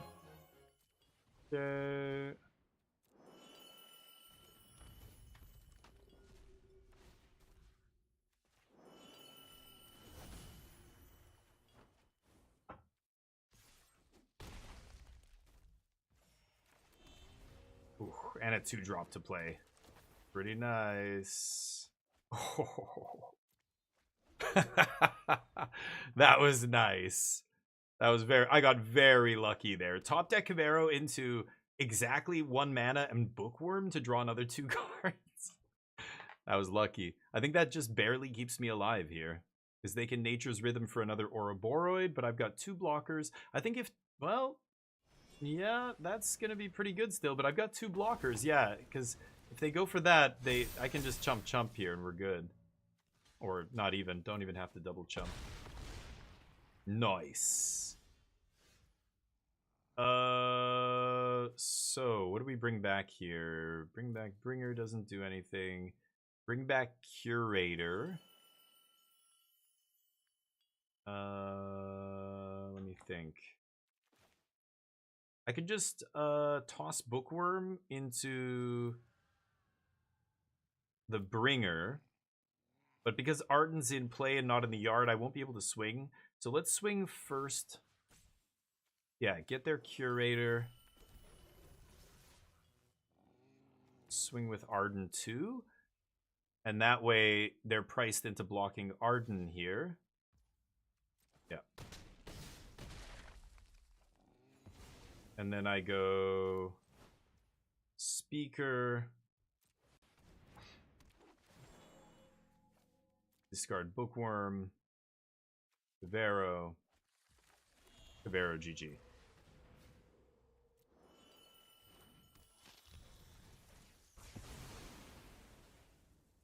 Copy Ouroboros.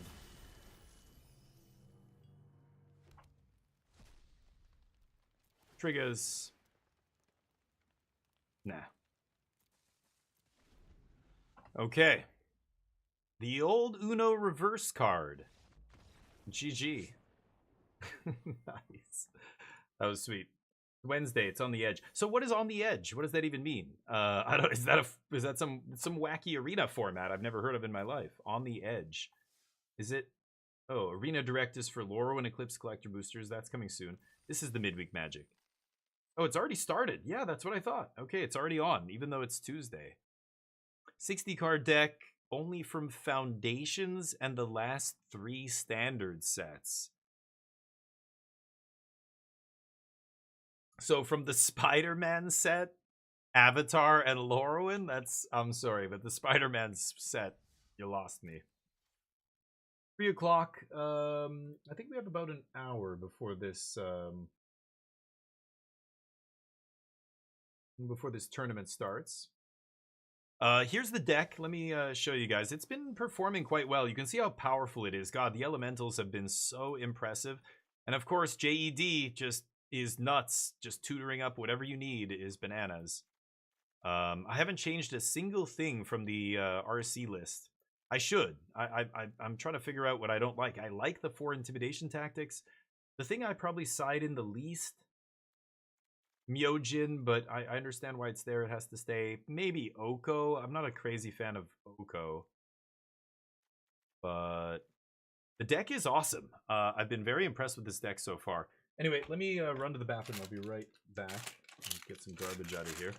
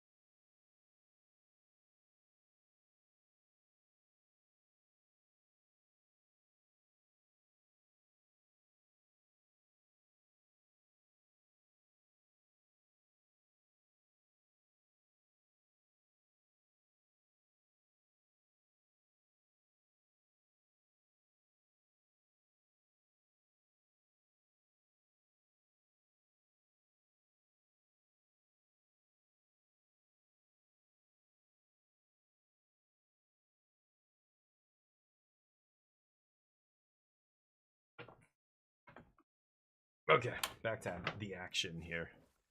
Colin, what's up? Means you have to edge. Yeah.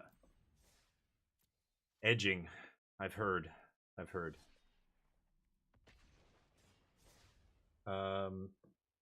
Hoof kills. He could get Hoof. Did he have enough mana? I think Hoof has to tap all his creatures, so Hoof doesn't do anything, right? What was I at? The Hoof itself was enough, maybe? With my blockers? I can't remember now how much I was at. I was at 14. I don't know. Who knows? Maybe they sided out the Hoof. Yeah, I'll keep this. This is a good hand. Brainstorm, huh? They win the die roll, of course. Get him here, though. We got this. Oh, Demir. Demir picking up some upgrades as well. I like this into Willow Rush for Bookworm. I'm going to keep that on top. Okay, I will probably kill this. They can't remove the counter yet. Plus, it's an issue with Kaito, right?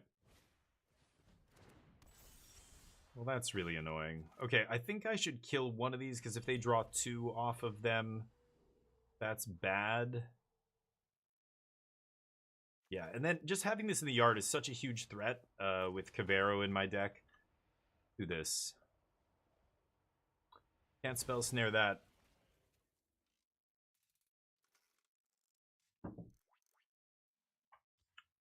There's a lot of stuff you can't spell snare right now. I think a lot of people thought spell snare was going to be like the truth. It's a good card, but it's a very fringe playable card, right? A lot of decks don't even bother. It's good against some decks, but like all these evoke cards and everything, like none of them actually cost 2. I just, Harvester is another example.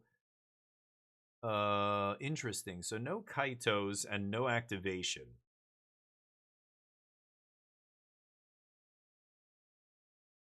Very tempted to Bitter Triumph on upkeep. I don't know if they're going to flash something in on end step. Yeah, I think I'm just chilling here. I could go for something, obviously. I could name Elemental with Cavern. That I can dump. Pass? See if they flash something in on end step. That's what I'm expecting here. Okay, so I either kill this or I kill Flitterwing. I think it's Glenalendra here. That's an obnoxious card. Well, I don't give a shit about negate. My reanimation spell is a creature. Do I even care about this? Negate's not great against me. Maybe I Bitter Triumph the Nuisance? Huh, that's actually interesting.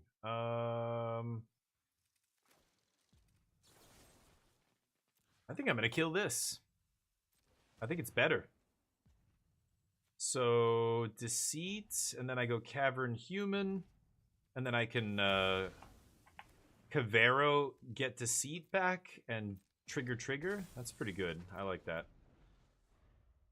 So they get to do whatever they want here. Kaito if you like. Kaito off a 3-drop is not ideal. For those of you who've played Kaito decks. Okay, no plays here. So I go human, and we go black, blue, Vivero, and let's Deceit. Can't negate this, can you? Boing. Oof. See what they've got in their hand. Any enduring curiosities? Kaitos? Okay. Okay, only lands. That's not bad. They get to replay it there, but I thought it might snag something else. Sure. Okay, that's fine. We get to eventually bring back our creatures. Now we have a 4/4 to their 2/3. They're top decking. We've got action. It's gonna be tough to lose this game, I think. What do I speaker for, though? That's an interesting one. I have Wistfulness in the yard. It's the best thing to get in a spot like this where I think I'm slightly ahead. Maybe Overlord of the Baelmerk, honestly. And then cast it this turn. But I've also got Bookworm to cast. I was just going to play, both of these. Anyway, let's punch. Well...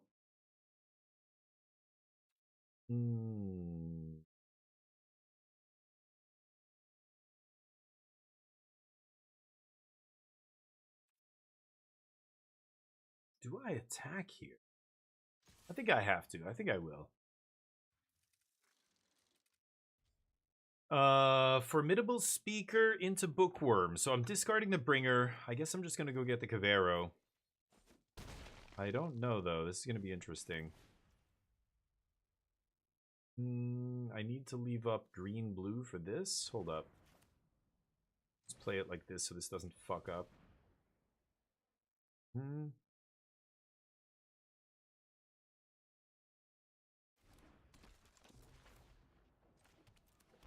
It means, you know, we won't have any card in our hand for Oblivious Bookworm except Cavero, but whenever I draw off the trigger, I'm just going to discard, right? Tidebinder would be pretty good here off the top. No?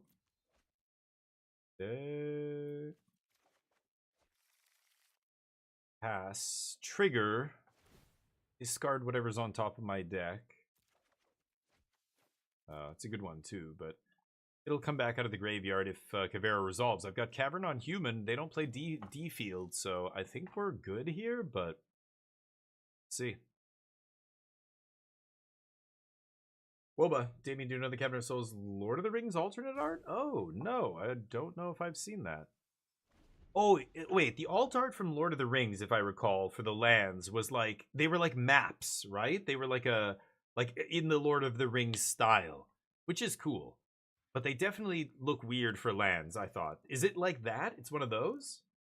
But... Uno reverse emote? Yeah, or like we need... I could do like a GIF or something. Like there's so many of these you know, different gifts that I could enable or put on here. There's no limit. I found a way to put unlimited on here. All these things. Pardon me, Mr. Perfect. Oh, that's supposed to be lower actually. Hold on. Pardon me, Mr. Perfect. There we go.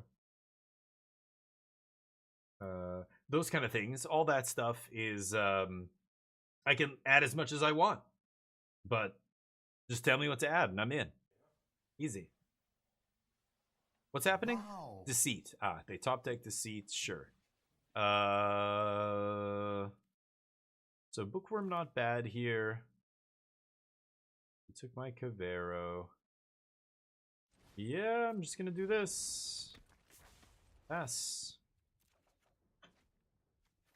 Annoying.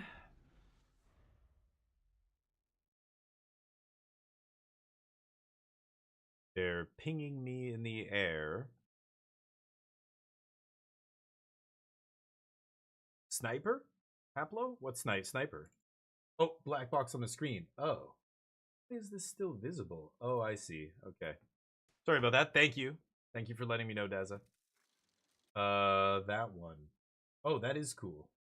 This is the art that that he's talking about here. Paths of the Dead. Yeah, that does look cool. I remember that from Return of the King. Okay. This dude. Uh-huh.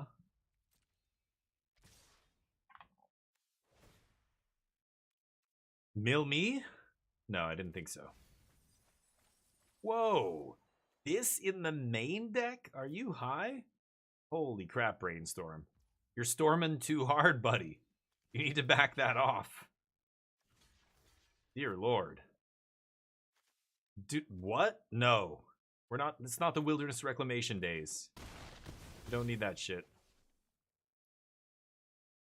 I don't know what deck that's for, but that's wild. 4 mana counter spells can't be good in Standard, I'm afraid. Oh. 56 minutes until tournament starts. I've got to submit a deck list. So should I play this? I don't know. I'm kind of tempted to just play this exactly the way it is. Seems good. I'm gonna die now, though, I think, because I didn't draw anything. Okay. Bitter Triumph off the top? Actually, they can counter Bitter Triumph. What am I saying? Oh, they're gonna kill my Bookworm? Let's see.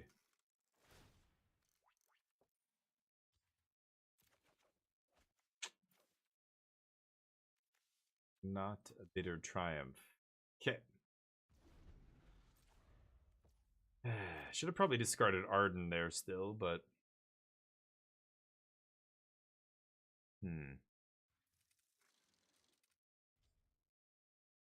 Yeah, Deceit off the top saved them when I ripped that Cavero off the formidable speaker. I had to reveal it to them, so they knew it was going to be good. Maybe they were holding on to it, but I think they would have played it sooner if they had it. This is ridiculous, though. I don't think that belongs at all. So my opponent playing a real brew here. This is an interesting one. People are trying it, but I don't even know if I like that one. Opponent deep in the tank. Trying to figure out a way to kill me, maybe? I don't know. You could craft one of the Path of the Dead if you like it more than the current one. The Cavern, you mean? I need to spend money on that. Fuck no. No, I don't spend gems on skins or gold or anything like that, if that's what you're suggesting. No.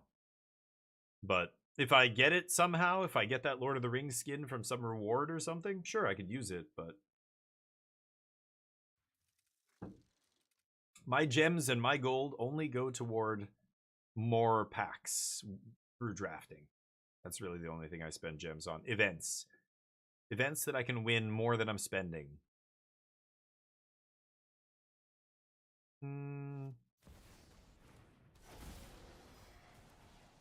Sure. I could still top deck and win this game, which is wild. Come on, Cavero! Oh, so close. Not quite good enough, is it?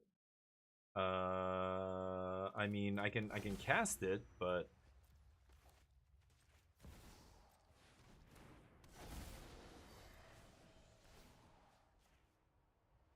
But they can just play it again. They have exactly 3 mana, so I am dead.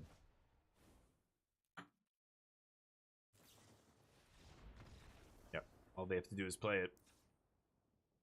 Don't have a choice there. What do I bring in? Harvester is great. Requiting Hex. Intimidation Tactics. I don't think I'm crazy about that.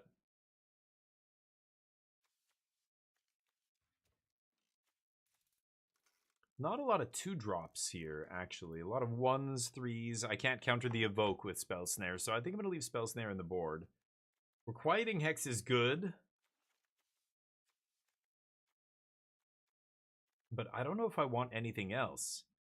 I think I don't need anything else here, but Intimidation Tactics could be okay. They do have things like Fabloom Trick that are awkward with Tactics. And this doesn't get Planeswalkers. I think I'm going to leave that in the board. Let's cut 1 Arden and just put in 2 Requiting Hex, and that's it. With a rare wildcard? Oh. Is that how you craft the skin? Usually skins cost gold and stuff, don't they? I don't know. What are you talking about crafting? Crafting that skin costs a wildcard?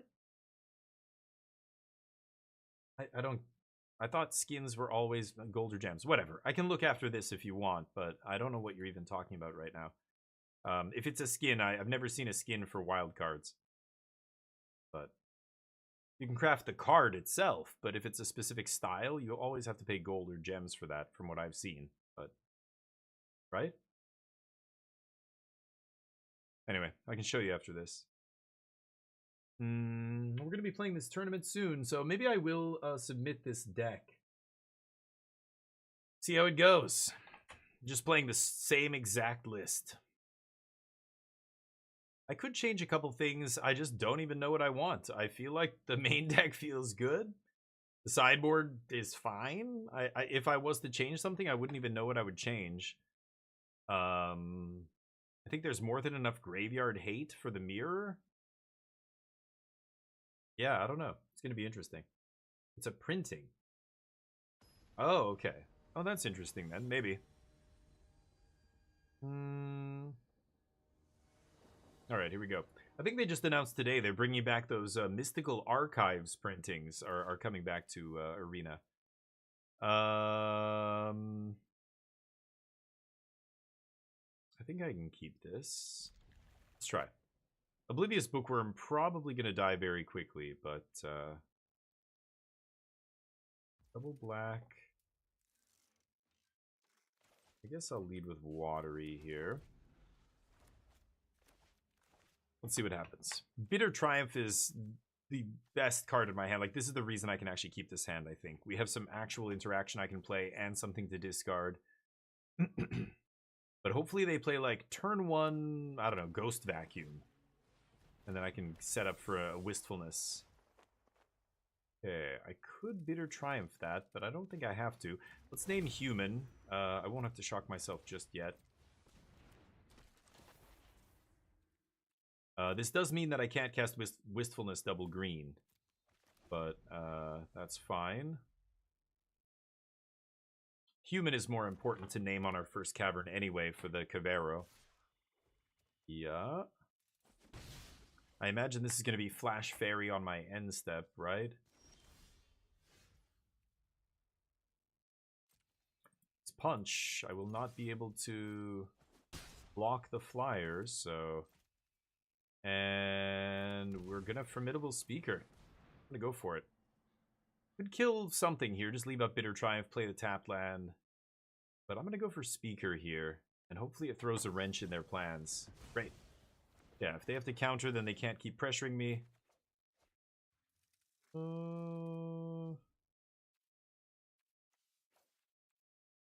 Lose 2 of my bringers here if they have Graveyard Hate?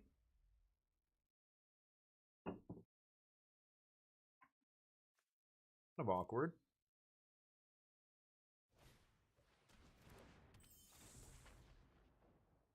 Sure. Card sucks. Ghost Vacuum. That card actually does something, but not very good. Soul Guide Lantern's better. Soul Guide would have actually eaten...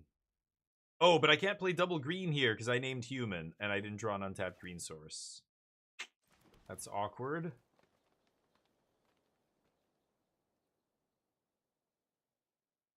Keep that. Punch. Yeah, I was gonna Wistfulness and kill the Ghost Vacuum. They can only eat 1 of my bringers, but nope. Okay. I forgot. Yeah, Cavern of Souls. Maybe I should have named Elemental and just shocked myself to play Bookworm on 2.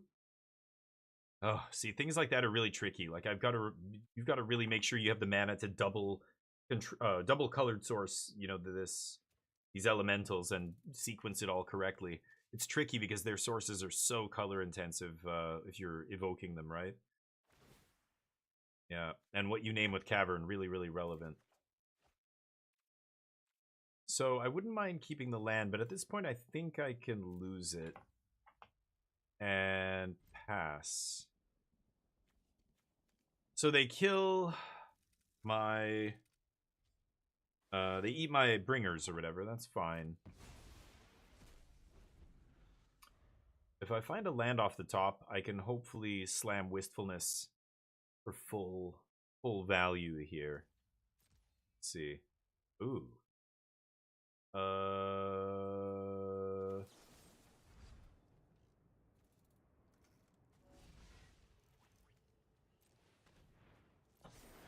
Blight to gain 2? I'm gonna save these Bitter Triumphs. I don't want to discard anything. I don't want to pay the 3 life either. I also don't care about Dream Thief. So we'll do this. They don't have a 3rd land, huh?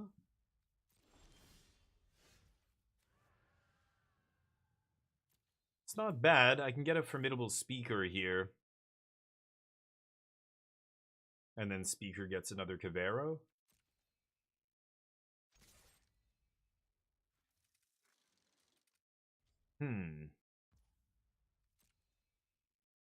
Or I can Wistfulness. I probably should just Wistfulness here, right? I mean, I can pay 2 for the Spell Stutter. Or it's 2 plus. Yeah, it's either way, it's fine, because I can Cavero the Wistfulness. Oh no, they're going to eat it with Ghost Vacuum, right? Okay, let's see if we can pop this thing. They could stifle this still.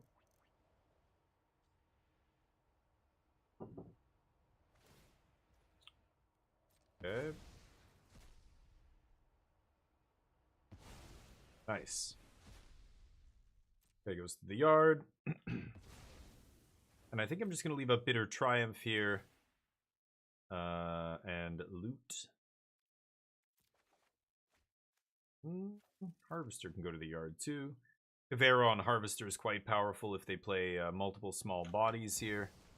Okay, so I could kill this right now and just pay 3. I think I should. Before they untap with something. And I can afford the 3 life. That's not a big deal.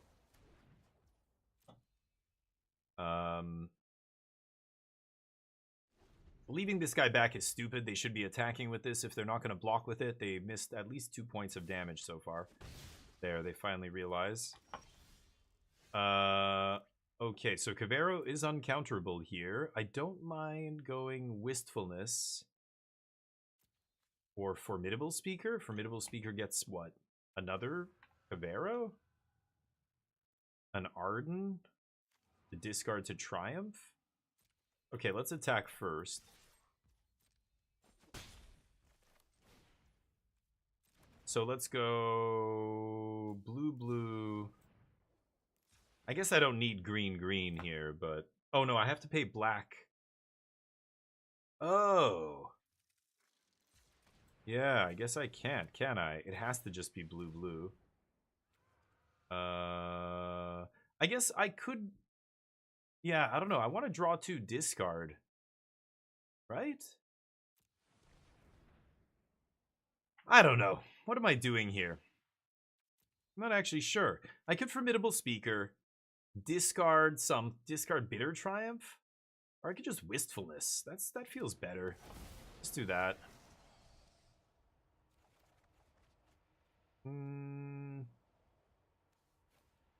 Discard another Wistfulness. And pass.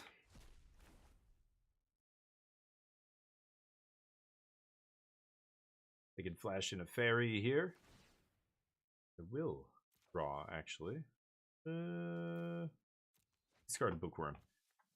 So I can come back as another Wistfulness. I can Speaker Triumph next turn if I draw land. Yeah, they get to do this. They've got removal for my 4/4, maybe? Good evening, D-Law. How you doing? Hey, Scarecrow. Have you played in one of these big brain tournaments before? Yeah, a long time ago. I don't... it depends on the number of players. They're always different. So sometimes there's 30 players and it's 4 rounds or something like that. Or I think it's only 4 rounds. Maybe they cut to like a top 4 or something. But the last one I played in was, I think, 4 rounds. But it was more players than what are registered currently. 42 minutes to go.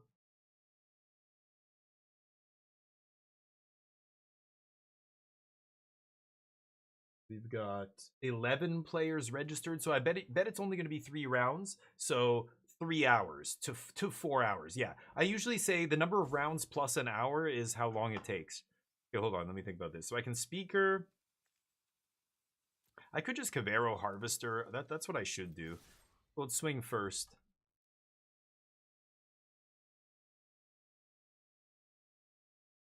And then we'll Cavero Harvester here, and they have to have a Stifle. But even if they stifle it, they're still losing this race pretty handily.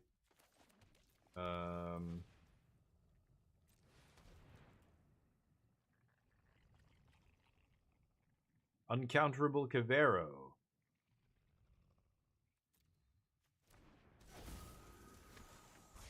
Lose my 1/2 there, which is sad, but I think we'll be fine. Present lethal. Oh, they finally draw a 3rd land. They did get a little mana screwed, but they have a very cheap casting cost deck here. But yeah, they needed to be double spelling and putting pressure on me and leaving up counter magic, etc.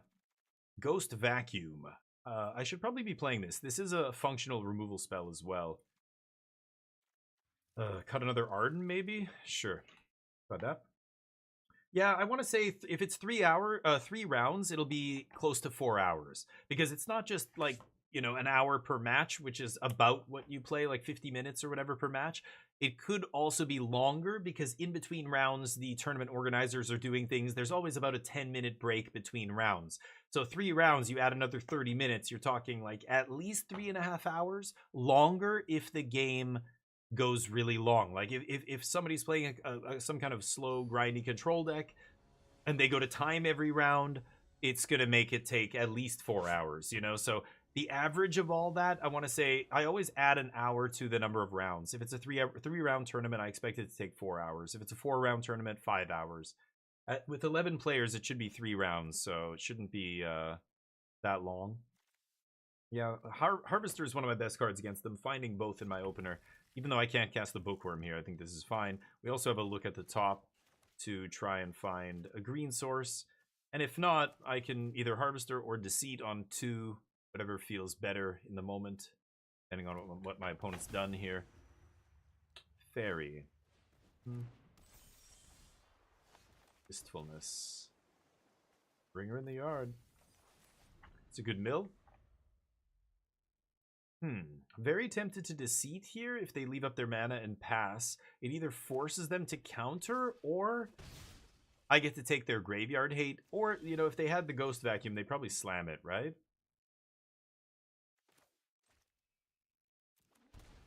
Should I kill the Nuisance?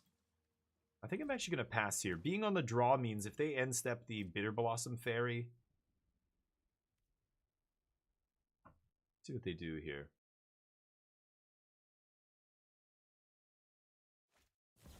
Yep. I'll kill you. Nice. Because I'm on the draw here, I am the one who should be playing the control role. They have to kill me before I do the thing. So let's leave up removal there. Yeah, deal with that. Overlord K. Something that doesn't affect the board is something I'm fine with. Whoa, what the hell was that? Talion? What the shit? 4 mana, 3/4 flying. Choose a number between 1 and 10. It stops mana value, power, or toughness equal to the chosen number. Or no. When I cast it, oh, I lose 2, they draw a card. What number do you name here? 4? I have 1 3-drop in this deck, 1 4-drop, 1 5. Like, no. I guess I have 6 5-drops, 4 6-drops. Like, I have only 1 type, I mean, you know? Like, I have only this guy at 4 mana. I have only the elf at 3. That seems weird. That's like shutting off 1 card in my deck. What should I do here? They can't play the fairy. I'm tempted to just Deceit play Shockland here and leave this fairy in play. So let's do this. See what's up. The Glenalendra thing is irrelevant. Oh, that counters abilities, right? I think I'm fine with that. I'm just taking their counter spell. Because if they can't stop me from reanimating as a harvester, they lose, right? Or just reanimating Bringer is already enough. They don't have a Ghost Vacuum or any Graveyard Hate here, so I really need to find a green source. If I don't, I've got Harvester. If I find any land, I can play Cavero, and it's going to get through unless they top-decked the counter spell. Awkward. Well, let's draw 2, discard 2 here. See if we can find some Landos.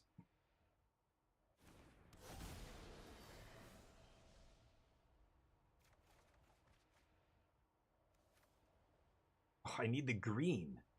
Oh, you gotta be kidding me. I'm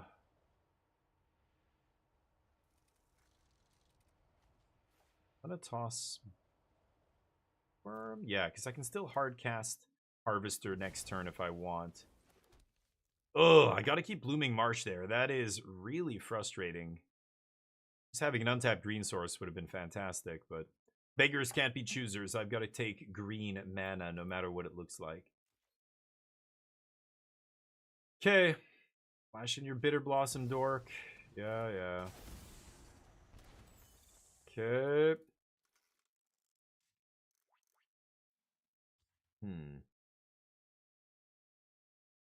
Well, I'm going to go for Harvester first here. And see if that resolves. And if it doesn't, then Cavero has an even higher chance of resolving. And we're going to go for that. And I will shock myself, of course, to play it here. Doesn't matter if they kill it with Shoot the Sheriff. That's irrelevant. They need to have a counter spell. They need to have 2 counters, basically, back to back here. Okay. Yeah, that's not bad. Draw a couple cards. Seems good. You're gonna play a LAN? Sure. Speaker. But now I can bring her, so this game's over, right? Yeah. They do get Talion back. But I get better stuff.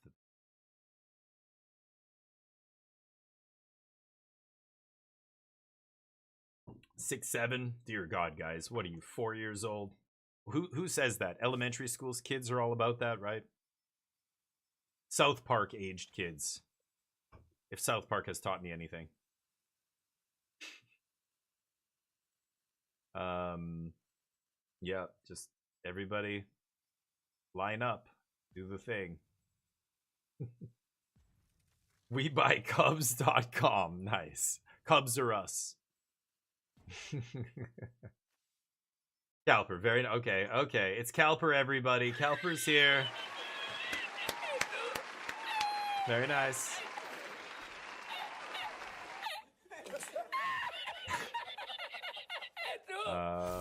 Okay. What say you, opponent? What do you think about this? They play any sweepers?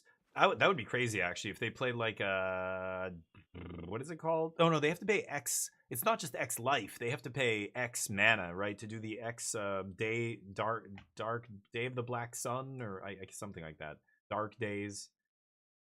You'll enjoy the storefront. How many you got, Cal? What are you guys talking about? This is a riff from a show or something, but I can't place it. What is it from? How should be a big hint.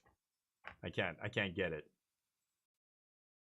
11 players, so we'll get into this soon here. Looks like we win this one. Nice. Keep cruising. Let's just figure out if this is the list I want to play. It might be. I don't know.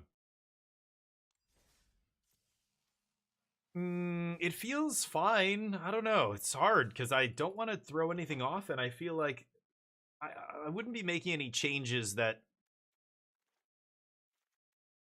are informed decisions. Like I would just be changing something for the sake of changing it, which feels not right. So I think I'm just gonna run this in the tournament. We've been playing it all day. Export. And let me just submit this before I forget. Checklist.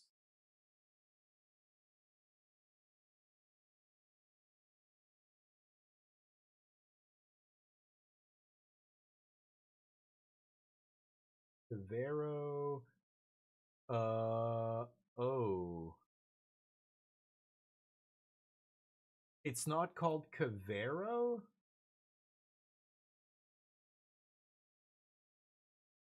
It's called Superior Spider-Man? On MTG Melee? Ah. That's awkward for the tournaments on Arena. The card is not going to match my deck list, but... Okay.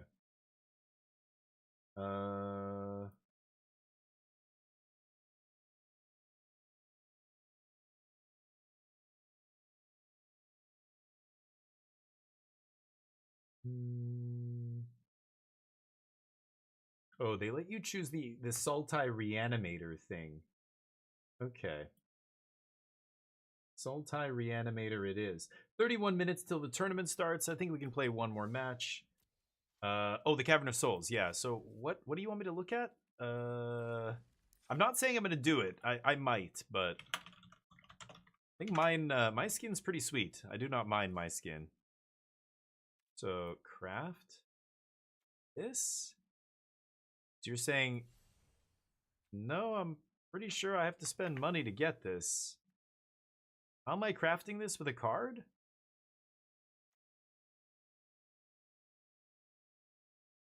You said, are you serious? Wait, is that a legit site? Oh, I didn't actually click on it. I thought it was just like a joke. Dear God. That's ridiculous. So, again, explain how I'm buying this for a rare wild card. Maybe I just don't know how to do it. I click on this. I see pay money. I don't know. You kids and your skins. I'm just going to use mine. I think that's fine. You guys enjoy your skins. I'll enjoy mine. It'll be okay.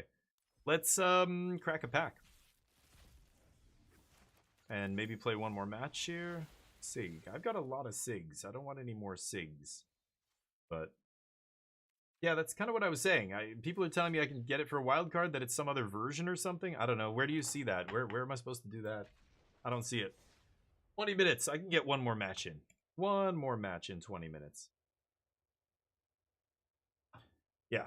Anyway, so I don't care too much about that stuff either. I play, you know, like Unhinged. I've used the Unhinged lands forever. That's just what I like. I don't know. There's other ones that are okay too, but there's only one correct choice as far as I'm concerned. It sucks that they offered them again recently and didn't offer the island. What a slap in the face. I'll keep this. Roberto Roma. Smells like Robert. Okay.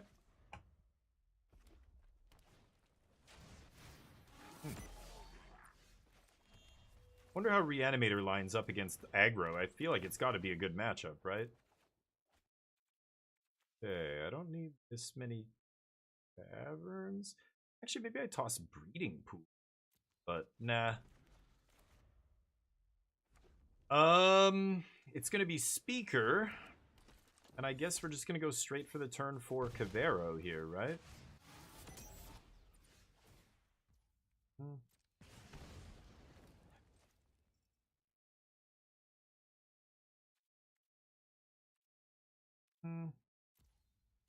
Elemental, actually. And let's toss Wistfulness. Actually, no, we'll toss Formidable Speaker. Whatever I toss here is going to come back. Yeah, that's fine. Let's get Cavero. No attacks. That's a nice one. Okay, well, now I certainly win. Teaching the bringer off the top there. I don't think there's anything they can do to stop this either. Nice. Okay, just more bodies that come back with the bringer, right? Pump spell? Sure.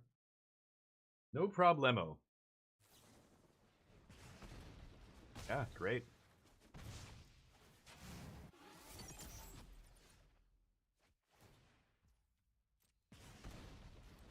Even gonna shock myself again. Bringer.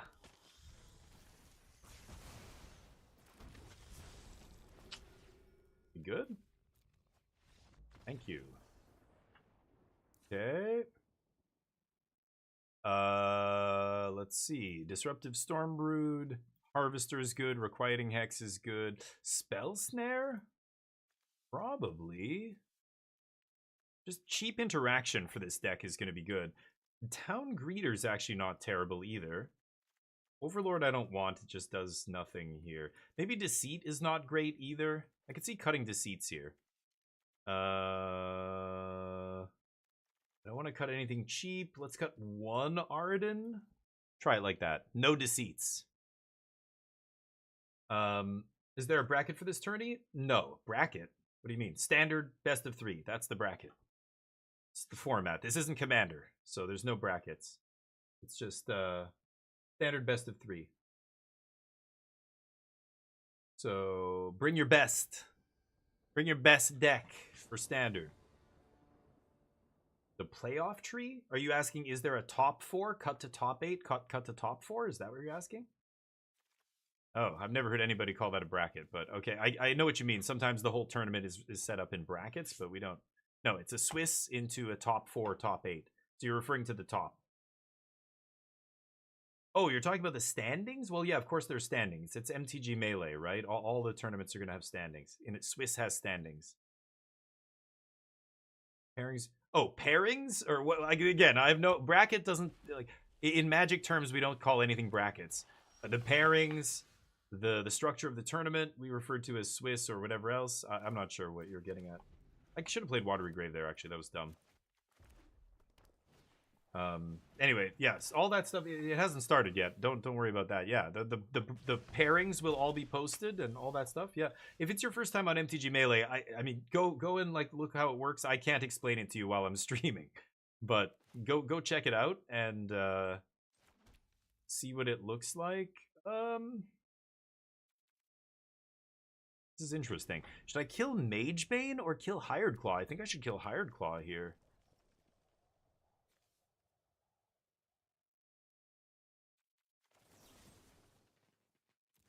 Yeah, I'm gonna kill Hired Claw. Bring her in graveyard here. Take one. Sure.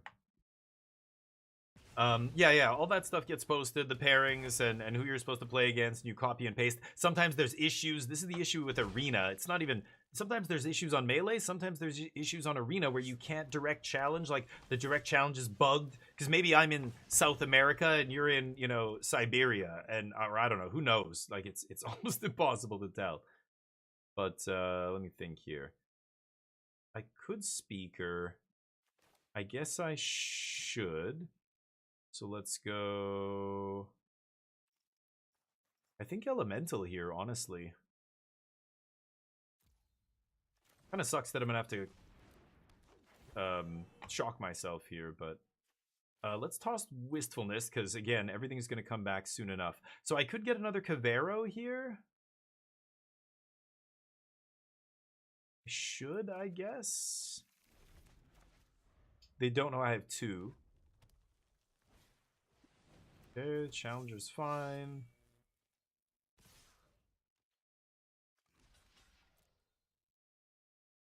Block Emberheart. They're gonna pump that anyway. And I win again. Didn't even have to shock myself. Boom. This makes blue, yeah. Just want to make sure this stupid Verge makes blue, because I don't have a shock land in play. Bring it! Okay, they do get one creature back, but I get a bunch. Let's get... Arden's not bad here. I think I might just get Harvester, though. Harvester feels pretty good. I don't think you can beat this much power and toughness, Mono Red. Gee. Wow, Mono Red feels like a really rough match.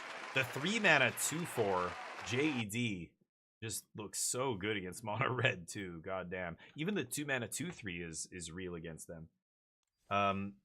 Yeah, I think Reanimator is legit really like it's just the elementals are so good. And JED, like both those, like it's a 1-2 combination of, you know, it was almost like when Vivi and Corey Steele were both in the same deck. People are just like, or they were about to be in the same deck. They banned one of them, otherwise it would have been the same thing. Two insanely powerful cards.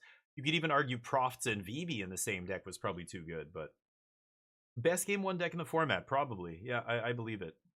And a game 1 is a big part of winning matches of Magic, of course, because let's see here. Because, you know, Magic is Magic. You could lose if you just get to steal game 1 in a lot of matches. It means that now the other person just has to win 2 games. And even if they have a great sideboard plan or whatever, just winning 2 games of Magic, considering Mana Screw, Mana Flood, Mulligans, you know, all these things could just randomly make you lose just one more of those 2 games, and that's it, you lose the match. You know, so it was like playing Splinter Twin. You get so many free wins that it ends up translating into match wins, because then the onus is really on your opponent, like in a big way, to not drop a single game for the rest of the match. Like, that's a big leg up in every match. Even if their post-sideboard game is 60% to your 40%, well, hell, if they just stumble a little bit, there's that 40%. Bam. Like, they have to now play immaculately, draw perfectly, you know. So, yeah, stealing a game and just being a good game 1 deck is a very important part of, you know, being a good deck in competitive Magic. But obviously, it's not just that, but yeah, stealing matches is one of the big advantages of playing combo, like aggro. A lot of times, Mono Red aggro is the game 1 best deck in the format. But then, of course, people bring in their Bezas and their Authority of the Consoles and everything, and the match flips. But just being able to steal a game and being a proactive deck that asks the questions, not waits to react like a control deck. Control is hard to play. So I think I'm going to play Reanimator for this tournament. We'll see how it goes. I know everybody's prepared for it. I imagine I'm going to be playing against some mirrors. We'll see. It's going to be fun. So we're going to be starting in about 20 minutes. I guess I can play one more match, maybe? Let's see. No, Calpera, I don't think we are, but I don't know. I mean, it doesn't say anything on the MTG Melee page about that. Because they didn't mention anything about streaming. I know he streams, and I know he would broadcast it and do commentary and stuff. I don't know if they're going to all that trouble this time. I'm not sure. All right, let's keep this. I don't want 2 tapped lands, I think. I'm going to ditch a tap land here. So let's go sewers. I'll keep that on top.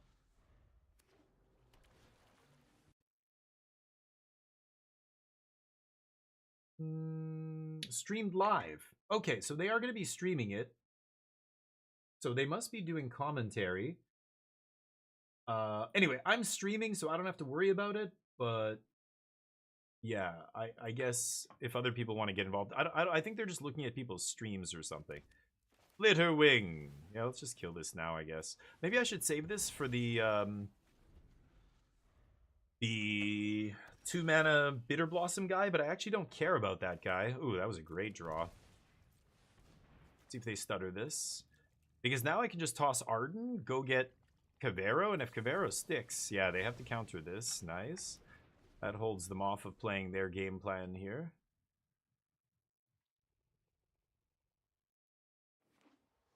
Okay. Unlucky. It's okay, we'll find a way to deal with that at some point.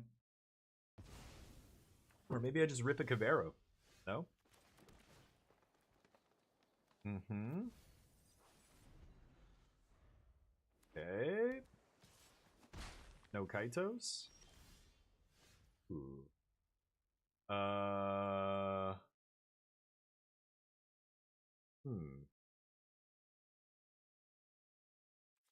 Okay, let's just draw 2. Discard a card here.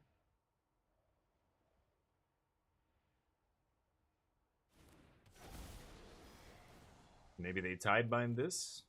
Oh, come on. Oh, man, that's ugly. Okay. Okay. So now we can deal with the bat. Discard Arden. See if we can get there. I'm going to do it on their upkeep. And then I want to play... I mean, if I do it now, I feel like they're going to have something here.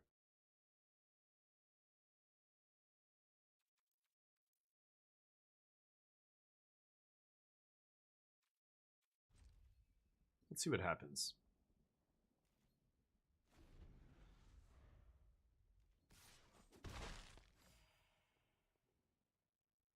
Full grip, huh?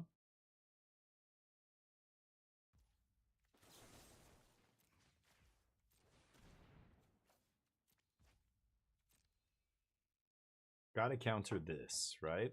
They could try countering the Formidable Dude. What do they have here? Just a bunch of removal? If I shock myself and play it and have 3 mana up, then they can't flash in a fairy and have the counter spell, right? So let's do that first. Okay, now I can pay for the spell stutter if they have a fairy as well. And then Breeding Pool goes to the yard. I guess we're getting Cavero here. I mean, let's see what happens. Might still be able to counter this next turn. They could also have a discard spell between now and then. Not much I can do about that, though. So, see what they have.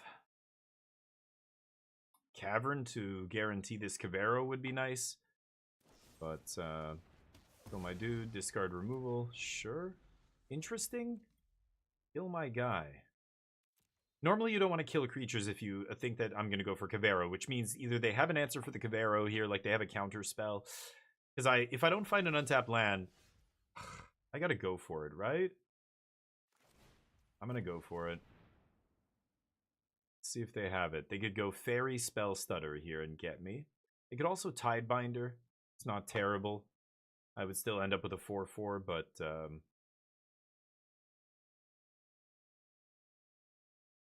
yeah, let's see what happens. I could not bring back Bringer and just bring back Arden. That's probably better. And then I can start eating their graveyard. They can Tidebind if they like. But I want to save Bringer to sweep their board. If I play Bringer now, they just get a bunch of creatures back. Get to, you know, Thoughtseize me, which doesn't matter. Bat me. But this, they can Tidebind. They can kill this guy before whatever. I don't know. Maybe I should have waited there. Or maybe I should have done Bringer just to put everything on the battlefield. But let's make them answer this first. Yeah, it's still better to probably Bringer there. Oh well. I like to experiment. Let's try a different line. Those are both the hands of all time. Lilianade, nice. Is there a Discord for Big Brain? Yeah. You should be able to find it on the MTG Melee page. We're playing on MTG Melee, where every tournament happens these days. Should I double... I think I'd rather play around Spell Stutter here. I'm just gonna evoke this. If I had a Cavern of Souls, I'd hardcast it, but... Yeah, MTG Melee. That's where all the magic happens. All the arena tournaments, anyway. Sure. A little early, though, wouldn't you say? Pre-Tidebinder, okay. They say oops. Yeah. Okay, let's see if we can get out of this now that I know they have no counter magic. I thought they played a bunch of Spell Stutters. They had one earlier, but... Sure. Take some damage here. Cavero. Nope. It's mana. I don't think I can win now. Go. I lose. They just fire up Restless Reef and I'm dead. Yep. Okie dokie. Try again. So this guy, Harvester is good, Hex is good, and then I'm gonna take out a bunch of slow stuff. I think the seed is still okay. I think I'll just cut 2 Arden, and that's it. Tourney's starting in 12 minutes. So MTG Melee should notify us once we're paired for round 1. Then I can direct challenge my opponent. I guess this is okay. I could name Elf Druid, or just Elf or whatever, to cast this. But the first one I can just name Elemental. I can cast Harvester off Undercity and Cavern. Okay, that's pretty good. Still think I want to go Elemental here and Thoughtseize them.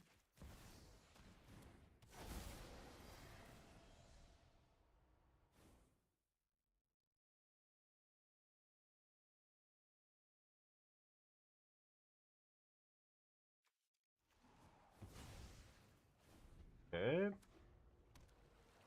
Sure. Bat me, bro. They're going to have to take Harvester, and then I can Speaker into the next thing. And they don't have any answer for the next thing, the Cavero, right? Yep.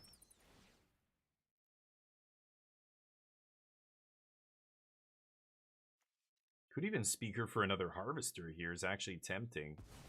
Maybe that's better?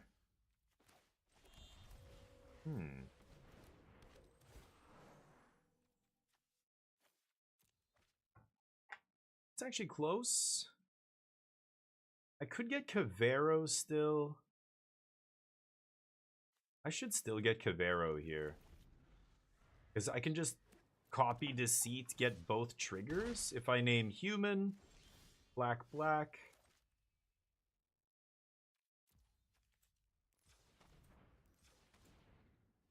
Oh, I can't bounce? Oh, that's awkward. I guess I can't bounce. Didn't think about that. What are they doing? They keep playing this too early. Are they... Okay. Very weird. Could take Kaito. I probably have to take Enduring Curiosity here, though, right? Oh no, Wistfulness eats it.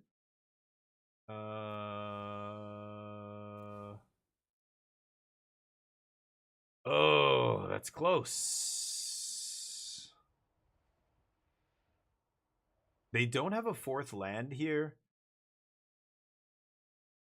I feel like I should take Tidebinder.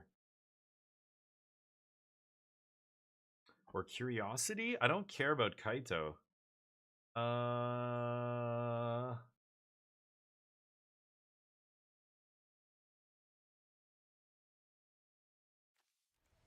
gonna take Curiosity. No attacks. The answer is not Tidebinder, yeah. And they apparently don't know how to use it. Yes, that's right. I don't care about Kaito here, I think. I don't know, we'll see. I have Formidable Speaker. They can fizzle the trigger on the speaker, that would be fine. But if I find an untapped land, then I can double trigger this.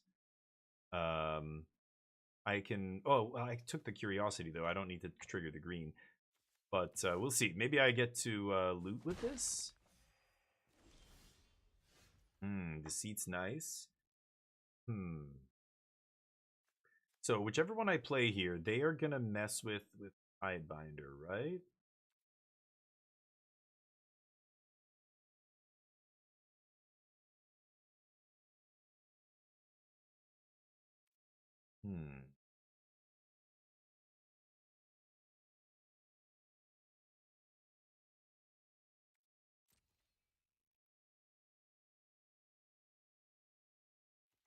Okay, let's swing. And I think I'm gonna lead with Wistfulness here. Blue, blue. Oh, and then I can't go black, black.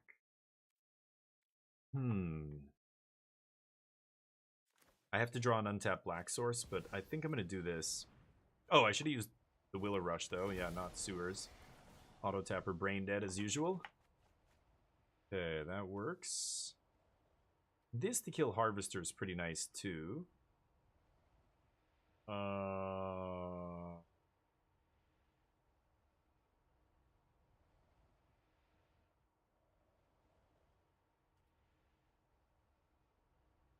this is tricky.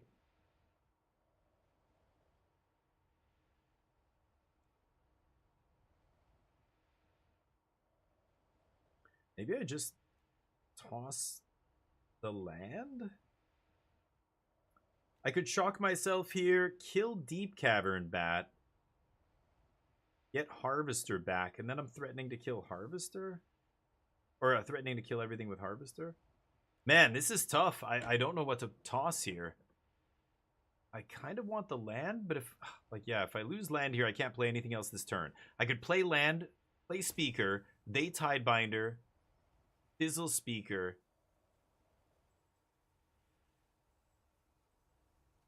Oh my god, this is tough. I don't think I care. I'm going to toss Bitter Triumph, actually. I'm going to toss Bitter Triumph.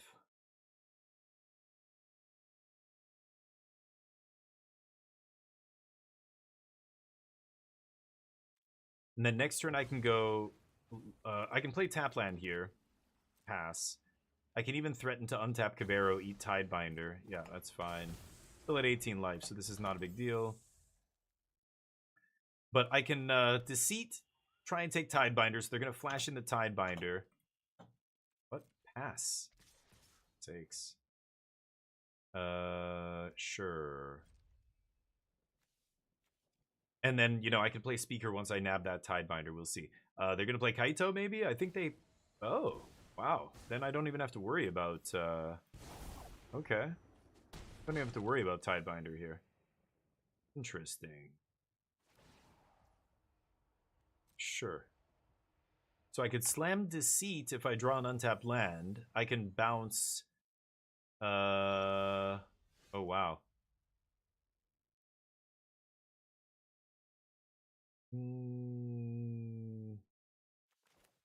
Yeah, I'm gonna go for this. Both. Doing it pre-combat. Gonna try and punch a hole through to Kaito here. Force them to either chump. Bounce that. Thought sees you. So now I'm threatening to take their Tidebinder, Formidable Speaker into Cavero next turn. I don't have anything to really bring back here, but... Bitterwing, do I care about that? I'm just gonna take Tidebinder. See what happens with Kaito here. They have to chump at least the 4/4. Okay. Wow. Okay. Fine 2. Thought they would leave creatures in play so that they could nuisance draw cards here, but no. Oh, I guess they can't attack into my 5/5. Why wouldn't? Oh, and they can't stun. Yeah. Okay, Surveil 2 draw. They don't have a Tidebinder, so I can Formidable Speaker. This is on human. This is on elemental. What time is it? 4 minutes till the tournament starts. Gotta watch the clock here. Double Flitterwing. I just need to get back Harvester here, and we're in good shape. So I could...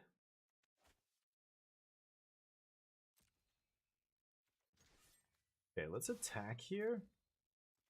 See how they play this before I do anything else. Kaito down. Okay.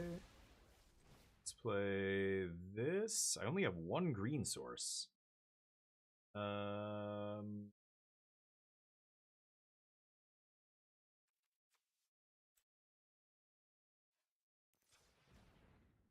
Okay, like that. And I'm gonna toss Speaker. I'm gonna get Harvester here. And then Harvester to kill Deep Cavern Bat. I don't know when I should use this. Tidebinder is the only card that interacts. Okay.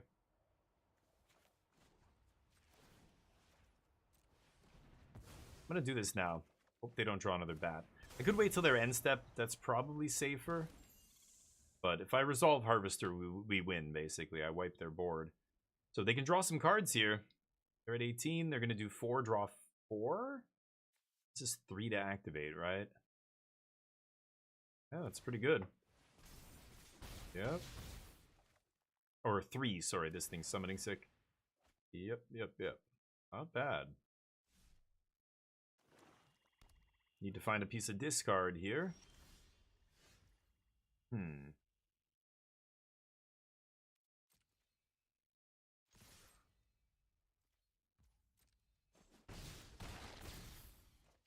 I gotta go for it, right? I'm at 9? I'm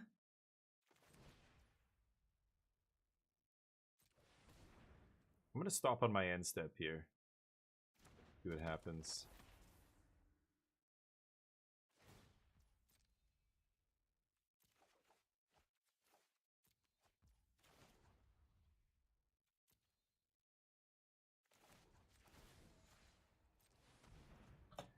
Okay, let's see if that stops them from drawing a bunch of cards here. That's all I can really do. If I slam this, it's getting countered, like 100%, right? I can't even play it uncounterable. I can't even pay for Spell Stutter. This is uncounterable. They can't Spell Stutter this. So I think I'm actually better off just killing one dude here. It's going to draw them a bunch of cards. They're at 9. I'm at 9. They're going to lose a life, go to 8. They only have 3 attackers. I go to 5. I think that's all I can do here. If I go for the Hardcast Harvester, I don't think I'm going to win this game because they're just going to counter it. Oh, they have another one? Okay, well, that's making them lose 2 life. Okay, I'm threatening a big attack here, so it's going to be interesting. Oh, they can hit me for 5, I guess, if they want. Tourney's on, yeah, 1 minute, it says to me. Yeah. I don't know. I'm sitting here on MTG Mail. It says 1 minute until tournament starts, so... waiting on a pairing here. Yeah, hit me. Okay, Kaito not bad. They're gonna lose 2 life on upkeep. So again, if I draw 1, 2, 3, no, that's interesting. Sorry, not 2 life. They'll lose 1 life here. On my dude, yeah. All right, let's see if we can find a Cavero. Oh, Arden, too little, too late, buddy. I think I lose. GG. All right. Is that over, please? Yes. Okay. Looks like there's 1 minute still. Yeah, so we can chill here 20 seconds until the tournament starts, apparently. See if we can get him. It's a spirit, yeah. The Harvester's a spirit? I can't even remember. But we'll chill here for a second. We'll wait for the pairing, and we'll get in there with this deck.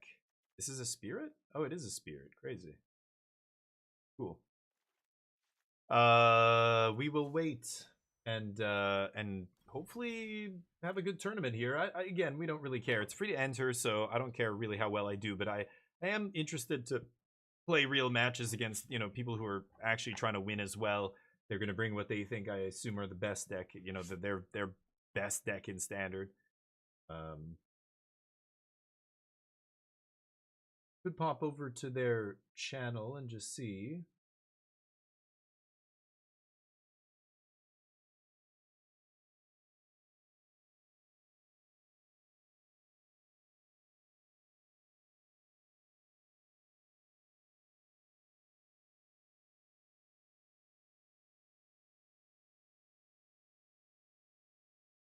Hold on. Wait.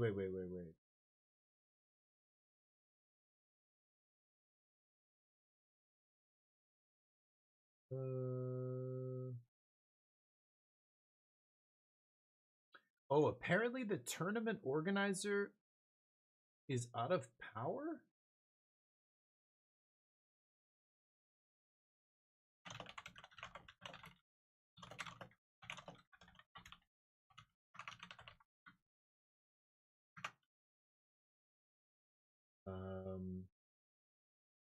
I'm asking them if the tournament's still happening. I'm not getting a pairing.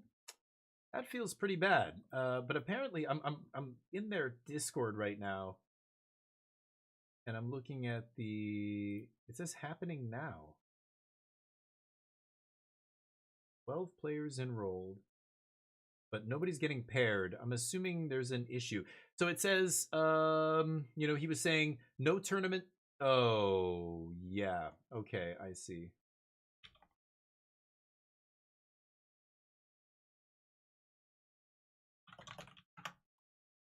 Okay, that sucks. So we're going to try again next week. I guess his power went out. I know there's some storms and whatever happening. So maybe it's tied to that. Oh, man, that sucks. I was really excited to play a tournament. Been practicing all day. Oh, man. That sucks. I'm sorry, guys. I can't do anything about that. We were ready to go. We had our deck list submitted, waiting on pairings, and apparently, I guess I should have checked sooner. I didn't. I just assumed it was still happening. But apparently, a couple of hours ago, when was this? This was. Oh fuck! This was way earlier today. I didn't even check in on their Discord. I guess it was like 4 hours ago. They said the tournament's canceled, and I didn't even notice. Anyway, they, you know, go bookmark it. Here, I'll, let me see here.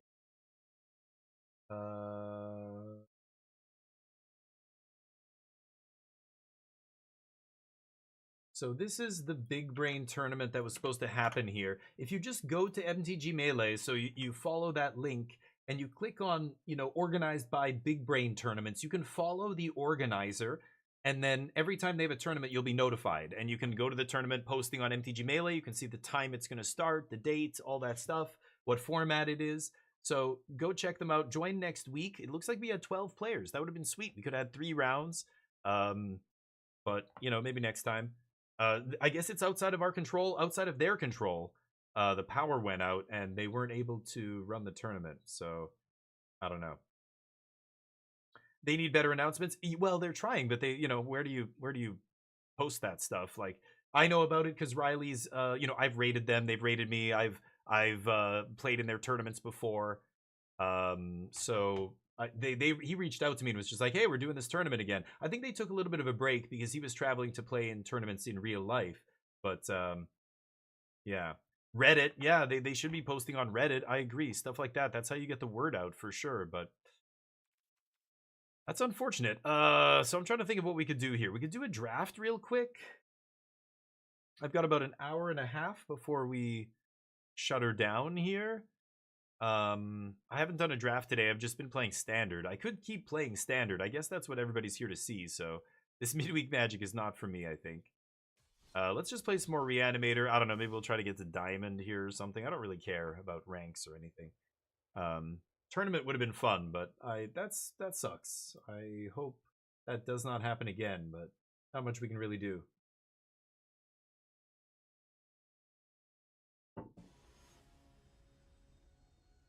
It's gonna run too late. Sorry, Scarecrow. But we're not gonna be able to play. But hold on, it's crazy how only 12 people want $20 and a good time. I know, right? Yeah, you'd think people would be joining for free. It's free. It's cheap prize pool, but it's still cash. I cashed out the last tournament I played with them. I think it was the only one I ever played. I made top 8, and I think it was 30-something players at that time. But they just PayPal'd me the next day. It was great. I'm just like, oh, that's fantastic. I totally forgot. I'm like, oh, I got $10 for top 8 because I think I finished in 7th or 8th. I lost in the quarterfinals. I'll keep. So, but they're great. They did it right away. I was like, wow, thanks. That's awesome.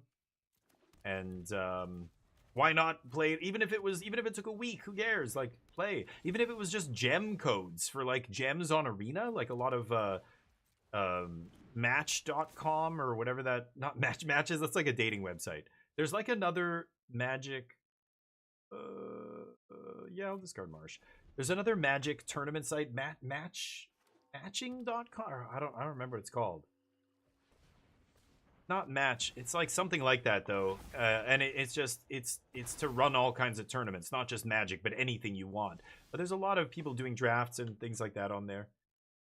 All right, so we've got to kill the Badger Mole. I could Formidable Speaker here, but we don't have the gas in the yard to go off. That helps.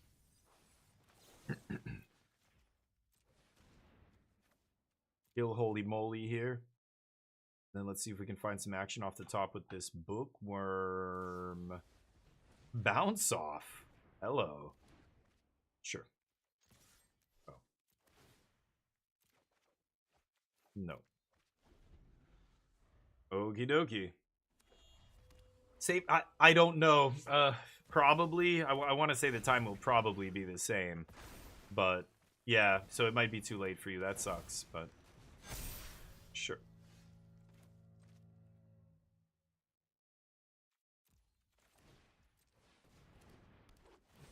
Okay. Here comes Santa Claus. Here comes Santa Claus. Right down Santa Claus Lane. Here comes the combo to wreck your day and make you cry all the same. When I cast Kavera, you'll know. Oh, fuck. Well, I'm not dead. I'm dead. I'm very dead. Darn. Okay. Top deck, the crater roof, and everything, huh? Nice. I would have gone off one turn sooner if I had not Bitter Triumph the Badger Mole, but they had 2 Badger Mole. I mean, that's what I was trying to stop, was exactly what happened there, but they win the die roll, double Badger Mole, had the Crater Hoof, didn't even have to fetch it. So, had the Ouroborroid. They just literally, they didn't cast the single tutor, they just had it all, so not going to beat that if they win the die roll. Requiting Hex, Spell Snare. Not crazy about Spell Snare, I don't think I'm going to bring it in. They're going to have some artifact-based removal. I like Intimidation Tactics, I think.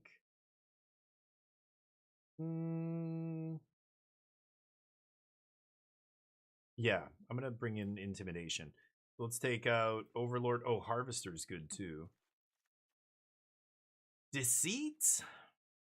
Maybe I take out Deceits and 1 Arden. Let's try that. Deceit, taking it out is weird, but against decks that dump their whole hand on the battlefield, I feel like the 2-mana... you know, Thoughtseize effect is not that great against aggro, against decks like that, but yeah. Almost not dead. Just went to minus 25 life. Sure, I can keep this. Let's lead with Grave here. Even though I don't have double black elemental in my deck anymore. Sure. Okay, Cavero, not bad. Let's find some gas.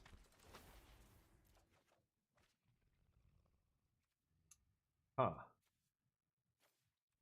think I'm gonna dump Bitter Triumph for now. I want to keep Harvester here. I guess it doesn't matter, but I don't know. Hub? Hubbins for the Rubbins? Llanowar Elf. Okay.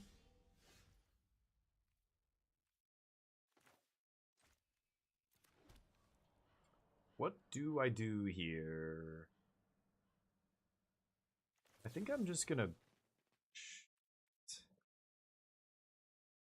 No, I'm gonna do this. Let's kill Llanowar Elf.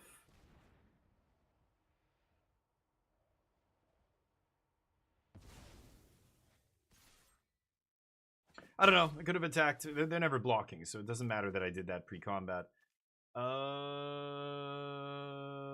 Let's get a second blue source. I would have loved to draw a giant thing to reanimate, but here we are. I can bring back Harvester and wipe. Hopefully they play Cub into another mana dork this turn. I don't know. But if they play Cub, they're going to generate a shit ton of mana. Okay, that rando. We get to Triumph him. They get to eat one thing here. Sure.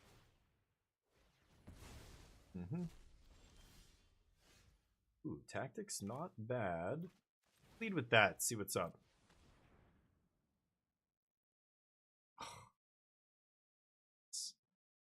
Okay, I'll take Lantern.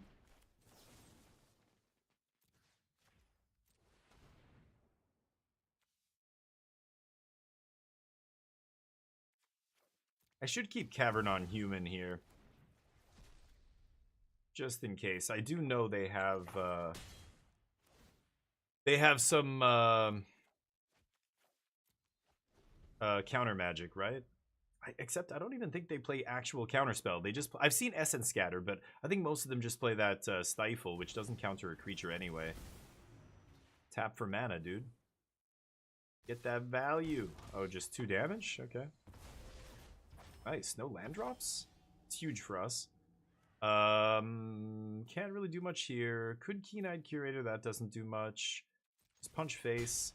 I don't really want a Formidable Speaker discard Cavero here. It's the awkward part. What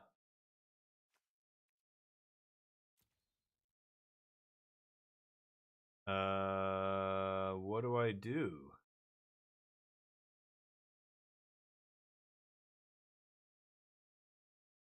What do I do here?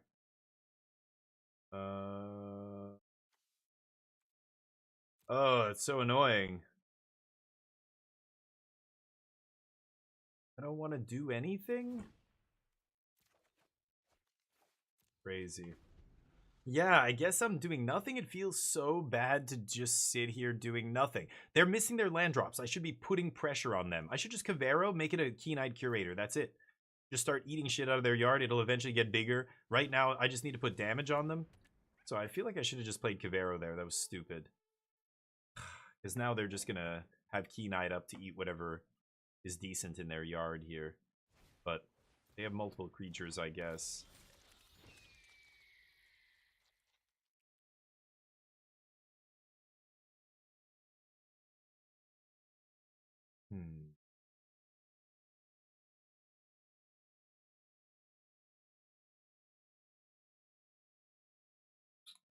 Yeah, I should have played Cavero last turn. That was stupid. How do I do this? They have Nature's Rhythm. They're going to get Ouroboros here. I think I'm gonna... Well, they can't activate now. Maybe I Cavero now and make it a Keen-Eyed Curator. I think I will. It's crazy, but it exiles the Curator from their yard so they can't get it back later. But it also lets me eat Nature's Rhythm out of their yard, which is nice. Okay. And it threatens... I have more mana than them, so I can... Oh, okay. Now they're catching up.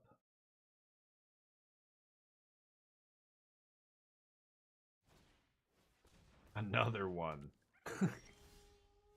Okay. Hmm.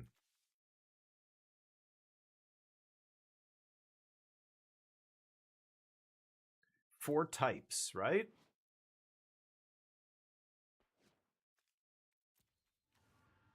Feature land instant sorcery does it.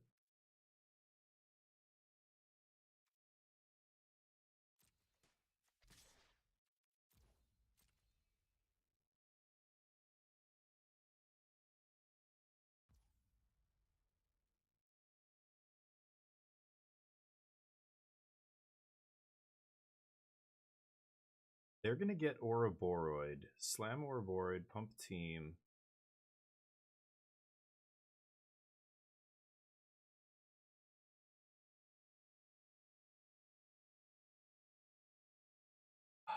Should I eat a bunch of stuff and make this a 7/7 or 8/8 or whatever? And put them to 4?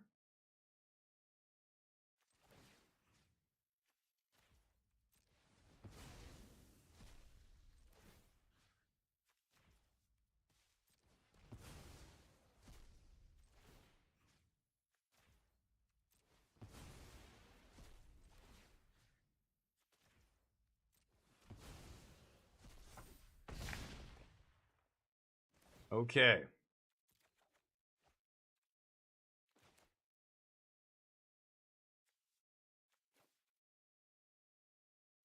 Okay. I'm gonna keep a land here. Obviously, they're gonna Nature's Rhythm for Ouroboros, but they're gonna have to tap a bunch of stuff to do it. They only have creatures to tap for mana with Gene Pollinator. They can tap Weaver and untap it, so that's kind of like 2 mana there, or at least mana plus blocker back still. But yeah, they have to do this for 7, so it's gonna involve them tapping basically their entire board here. Yeah. Oh, they can't. 5 X is 2, so they're just gonna get Badger Mole here. Okay, so 2, 4. Riddler. Ooh, they should have tapped with Leyline Weaver. Could have made 2 extra mana there. I'm gonna get to eat this Nature's Rhythm, but I'm swinging with an 8/8 trample here. If I draw a removal spell, this could just be lethal. Okay. There's a removal spell. I think that might do it.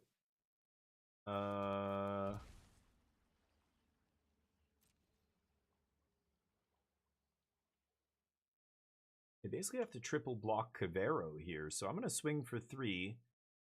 Or swing with both my guys, I should say. And see what they do here.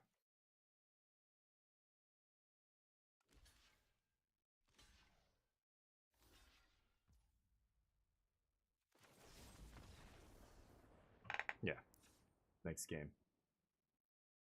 Why didn't we take the Keen-Eyed with the tactics? Well, it was one graveyard spell or the other. So I took Soul Guide first, and then because the creature in play I can beat with Triumph.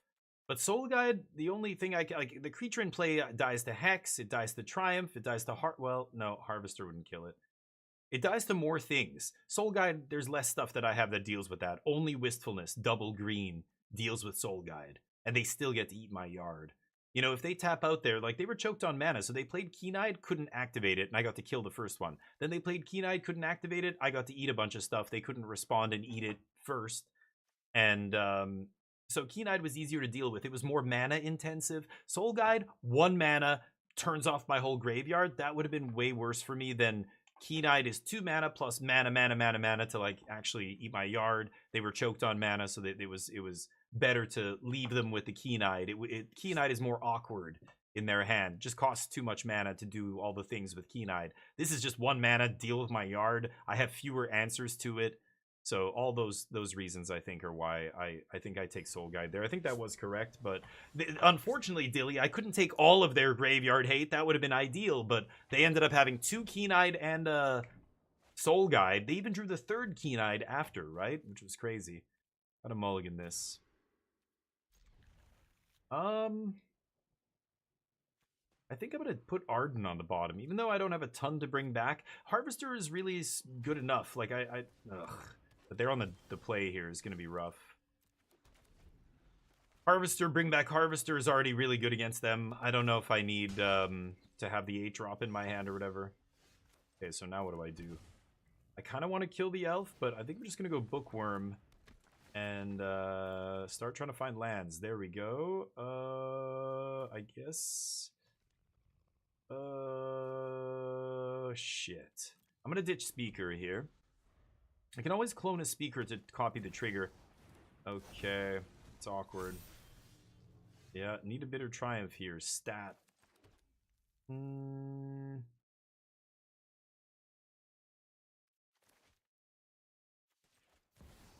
Alright, let's go for this. Gotta put some beef in the yard. There we go. And Requiting Hex was pretty nice. We get to Blight onto Wistfulness before it dies. Not bad. The Evoke trigger. Okay. No attacks. Loot. Not what I wanted to see. I could ditch Harvester here as well. Arden, bring back Formidable Speaker is probably going to be good enough, though. Let's discard Overgrown Tomb. I don't want to shock myself. Ouroboros solo. See if it's good enough. Ah, you bastard. Son of a bitch.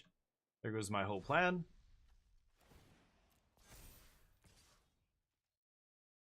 No blocks. Okie dokie.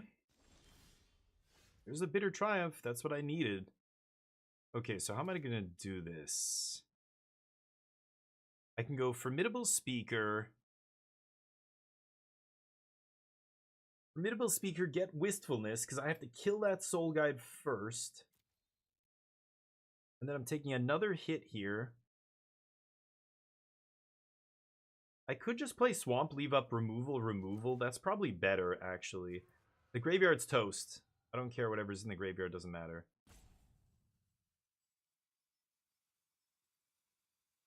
Shit. Yeah, I'm gonna swing.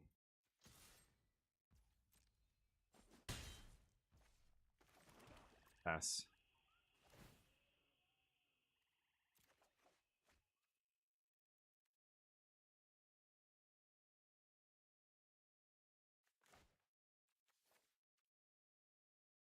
Fucking Soul Guide. Alright. Bah. This is ugly. I'm gonna have to pay a lot of life here, because I really don't want to discard either of the cards in my hand.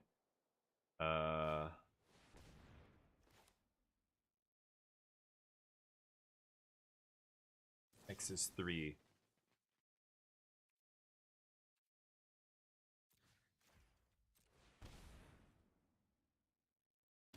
Okay, they can have a Bookworm? Sure. I could kill it here. I don't know if I want to pay another bunch of life, though. I think I'm fine. Let them loot. Looting's not great in their deck. I mean, it's something, filtering their draws, but they're not getting value off it. I'd rather save this for something scarier. Okay, I can definitely Harvester away the Bookworm here. I kind of want to play Speaker. And, yeah, I didn't think they were going to block. I was going to give them the chance to block and kill that thing. Let's play this. I think I'm going to discard Harvester again here. It's awkward, but the early part of the game is over anyway, so Harvester's not doing anything anyway. Let's get another Wistfulness to pop that Soul Guide Lantern. If I draw an untapped land, I can actually just hard cast it here. I will also loot. Awkward, but whatever. Okay. Exile my graveyard. Okay, they know I'm going to pop this. I think I would have waited there, but sure. I guess so. Nice. So now I can kill that and draw some cards. They do this. Sure.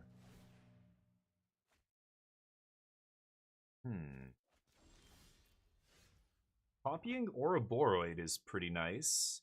So what if I go Bitter Triumph, discard Wistfulness, kill Ouroboros. That 3/4 in the air is a problem.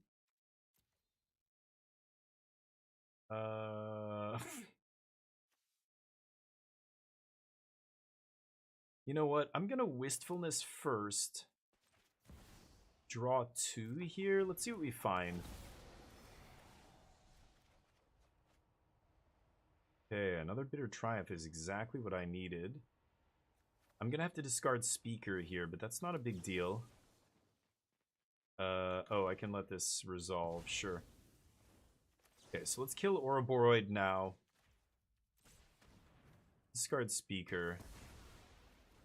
Pass. Loot. Tempting, but no, I'm gonna ditch that. Okay, so now I have Bitter Triumph for Oblivious Bookworm. I can Cavero back Wistfulness, kill Gene Pollinator if I want. Draw 2, discard 2, or draw 2, discard. I could also copy Ouroboros, which is pretty sick. Just start pumping my team here. That might actually be the best play. Ooh, lucky. They find another one. Okay. Well, I still have this Bitter Triumph, but keep playing Ouroboros. So...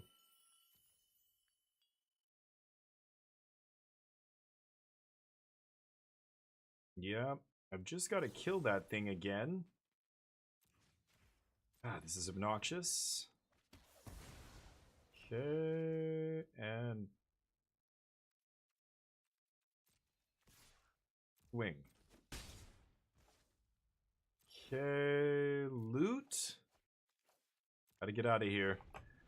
Okay, this is getting a little close. They're hitting me for 4 in the air. Oh, what a draw. Okay. That's disgusting. Mm-hmm.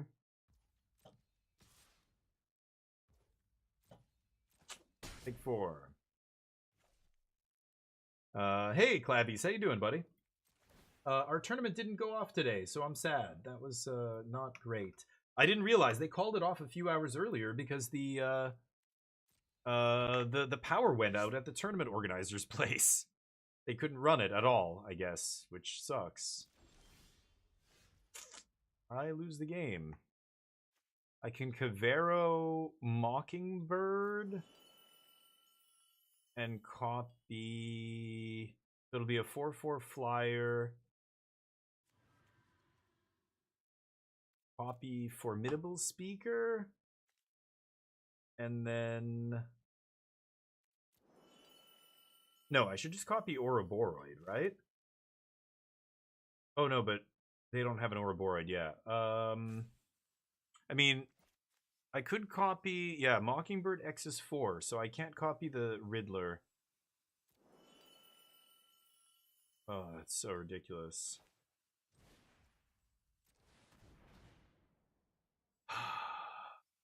Mockingbird? And let's copy this. And I'm not actually sure how I'm getting out of this. I can't cast anything. I can't actually... I need to mill a bringer right there. Because I can block, I can take 4, go to 1, like assuming they have nothing here, but I'm sure they have another, yeah, now they can actually just fetch up another Ouroboros, right? They'll have enough mana. Or they just have one, sure. Okie dokie. Oopsie. Kill Boroid, Cavero Boroid, Prophet. Yeah, I wasn't in a position where I could turn the corner with a copy Ouroboros there because the flyer. The Ouroboros copy would have made my ground creatures big enough, but the flyer just killed me there. That's unfortunate. Not much I can do though. What are you gonna do? But let's see if we can get a couple more wins with Reanimator before we shut her down. And that tournament will happen again next week, I hope, if nothing goes wrong. And so we'll be playing again. This deck, I could use a couple more reps with this deck too. It is not easy to play. There's a lot of decision tree like branches, right? There's so many ways to play all your spells and when to, you know, go for it, when to not. I think I'm gonna go for the Deceit here on them. Just see what's up. I assume it's Dimir mid-range here. Dimir Bounce. Dimir Fairies, what have you. God, this card's atrocious. Why are people playing that card? Spell Snare. I don't have any caverns here, so there's an argument for taking the hard counter.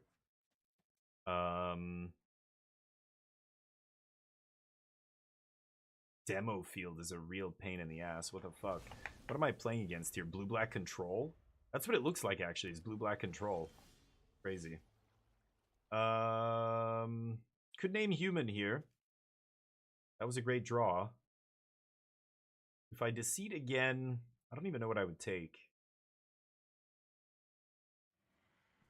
Otherwise, I mill, deceit again, untap into Triumph Greeter. Do I even care about deceiving right now? I don't think I do. I'm just gonna go human here, because I'm gonna name human anyway, and let's just get the graveyard filled up and see if I can find some action. This should get me an untapped land if I mill, or if I rip a Cavero. 4 lands. Okay. Let's take the green source. And you're up. So next turn I've got double spell if I want. I guess at this point I should probably take a look at their hand. Yeah, that's annoying. I knew they had that too, but not like they were going to use it on anything but a cavern. I have more caverns. It's all good. I just hope they don't have more demo fields because I don't have any more basic lands in my deck. I mean, Cavero on Deceit here is pretty nice. Go blue, blue, black, black. Oh, I don't need the blue, blue. Well, I could bounce my Greeter. Yeah, that's not bad. Okay. See. Bounce this.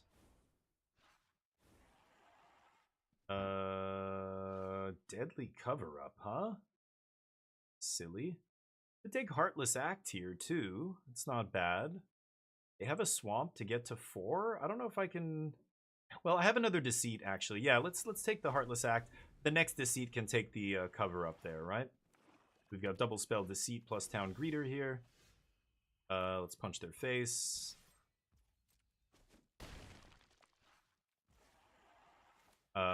Could name human. Tempted to name elemental. But let's go Deceit first. Double black. And grab that deadly cover up if I can.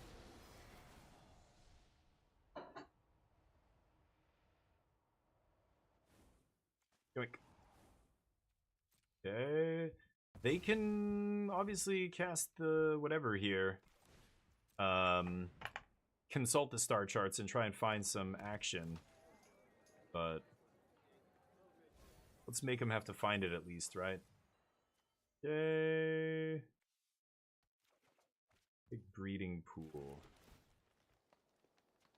Okay, no graveyard hate in the main deck so far. I don't think I want that. I'm gonna get to the point where I can hardcast Arden as well here. We'll see. Hey, it's your girl. How you doing? How's life? What's new? They say oops, whatever that. Yeah, did they click through? Oh, they didn't cast star charts. Yeah, not good. Yes.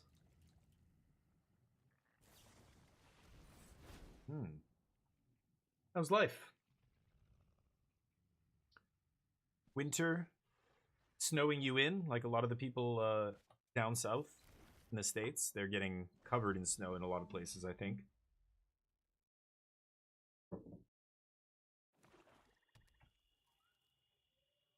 Yeah, the tourney, unfortunately, is not happening. Oh, I left that up on the stream title. I should take that out. We were going to play in a tournament today, but it got canceled. The person who... Sure. Bounce my Cavero, maybe? Could kill this with Bitter Triumph now.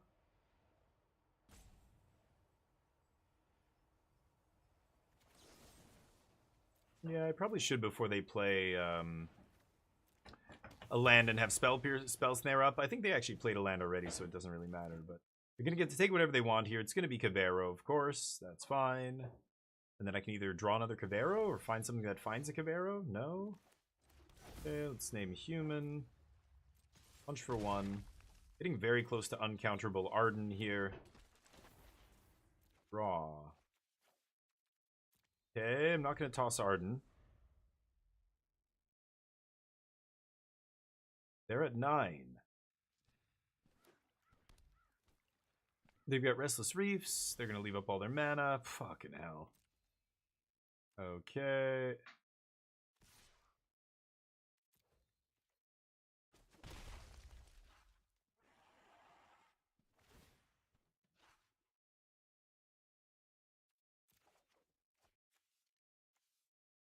Am I tossing Arden? No, I'm going to toss the land. To come into play tap land, too. I'm not even going to be able to play Arden next turn if I keep it. So, yeah, this is awkward. They're going to pull away with this. If I attack with both, I think they fire up the Reef and block. So I just attacked with Greeter there, because then it's fine if they waste that much mana just to block Greeter. Then it maybe makes it so that I can resolve something, but... Now they have enough cards, they should be able to win this game. They cast another Sweeper, they get to, yeah, take my Cabero here. But I can hard cast Arden and start going off, so we'll see. I might still win this game if I draw an untapped land. Lots of food in the yard for Arden, even if they take my Cabero here, right?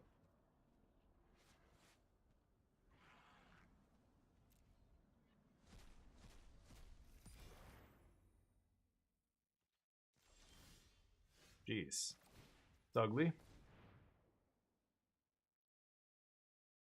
Uncounterable, baby. Don't do it. Uncounterable. Okay. Okay. Arden next turn may be good enough. Probably not. They're going to have another deadly cover-up. Let's see. Hardcasting Arden. Sometimes you got to do what you got to do. But it is what it is. Sure. Uh-huh. Take Arden. This is fine. I mean, I could draw a... what's it called here? Spider-Man dude. Spider hero.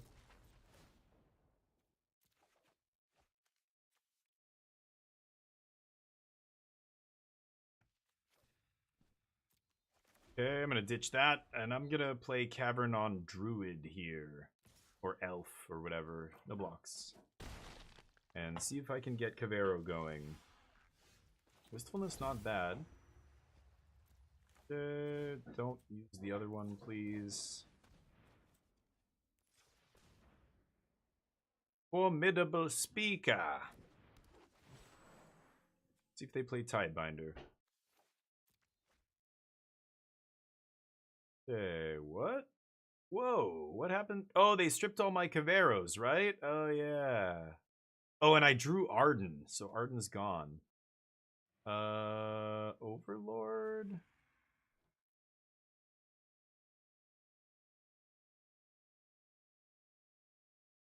Overlord's interesting. Oh, man, no matter what I take now, I won't be able to make it uncounterable because I didn't name, whatever it's called. I didn't name Elemental. I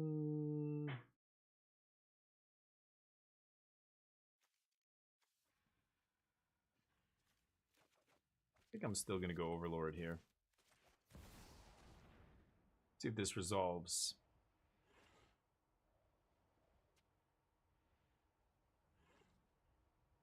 3 steps, perhaps? No. A bringer. I guess I'll take that. Let's take Arden back, see what happens here. Go. No attacks. They scooped them all, yeah, totally forgot about that. Deceit for the hardcast beatdown. Yeah, I could take Deceit there. I know it's not going to resolve, but yes, done. How's this version going? It's good, Michael. Yeah. Beseech the Mirror. Oh, wow. Yeah, Beseech is crazy. I was playing Beseech in a couple other decks, but not this deck. The Reanimator deck's insane now. I mean, the Elementals are so good, and Formidable Speaker is such a huge bump. Like, all that stuff is such a huge bump to the deck's power. It is a tier 1 deck now, suddenly. Yeah, I'm probably gonna die. If they kill both my guys, fire up their Restless Reef, I'm dead here. Let's see. That's a tall order, though, I imagine. Sure. They top deck another D field, which of course I have 1 basic, so running into one of the very few decks on the arena ladder playing Demolition Field feels bad. But I think that'll do it. I'll make sure they have a counter. I'm pretty sure they're sitting on a counter spell here. But also top deck another Cavern. I think I have 1 left. Yes, I have 1 Cavern left. But I need to resolve Arden here or I'ma die. Actually, Arden's probably just going to die pre-combat, right? I pay life. Hiya. I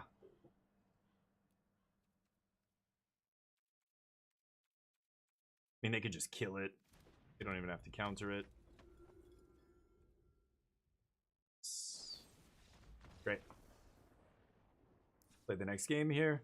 A blue-black control. What a pile. Let's bring in Myojin. Tactics? God, I hate this card. I really want to just play Duress, but... Spell Snare's interesting. It counters Consult, counters some spot removal. That's it. Counters one Shitong. No, what am I saying? The X is part of the cost there, yeah. Is Spell Snare worth playing? Take out Harvester.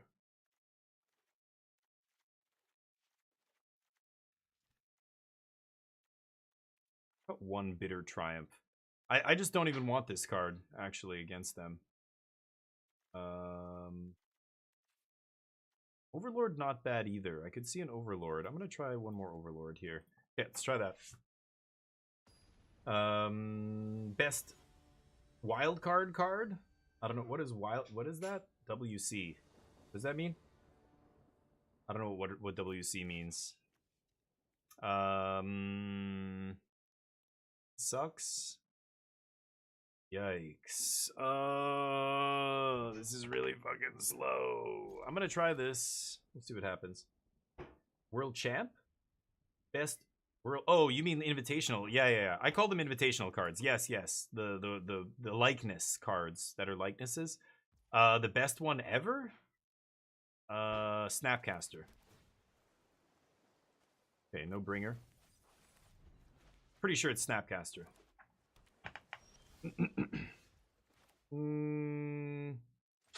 Go. I guess I should have played Tapland there. That was dumb, but whatever. Invitational cards, right. Yeah, the World Champ. Basically, the card, like, they're cards in the likeness. Oh, Bob? Bob might be the best. Bob or Snapcaster, one of those two. Those have certainly been the ones that see the most play. Alright. Soul Guide Lantern. Amazing. Okay, let's get the Wistfulness and see if I can resolve it.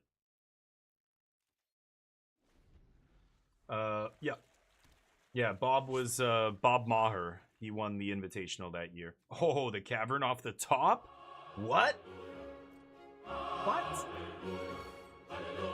That was a lucky draw. Gotta go Elemental. I need to resolve this. Double green. Let's get that Soul Guide out of my face. Oh, they don't even activate it? Well, that's probably incorrect. Oops, yeah. Bro. What are you doing? Nah.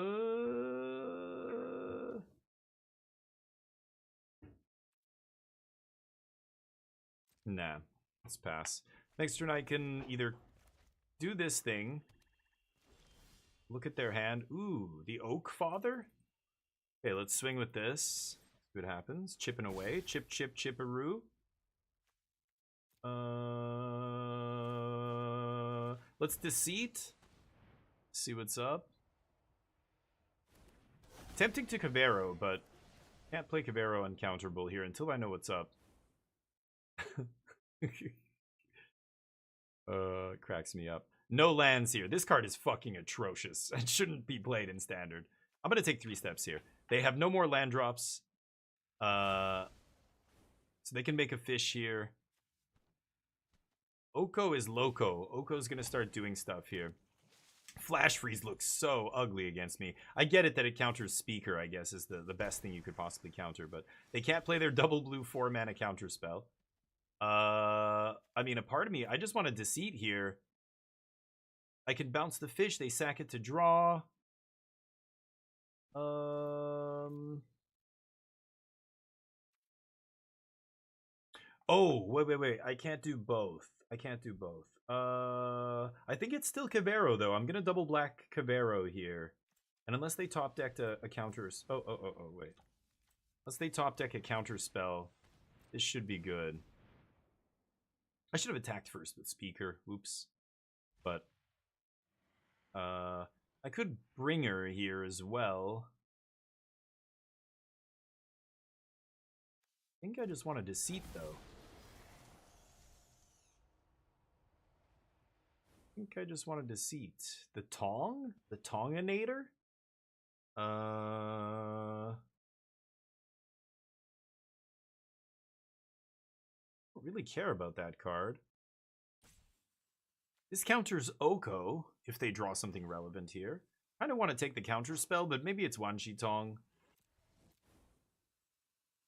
I can make it a 4/4 trade.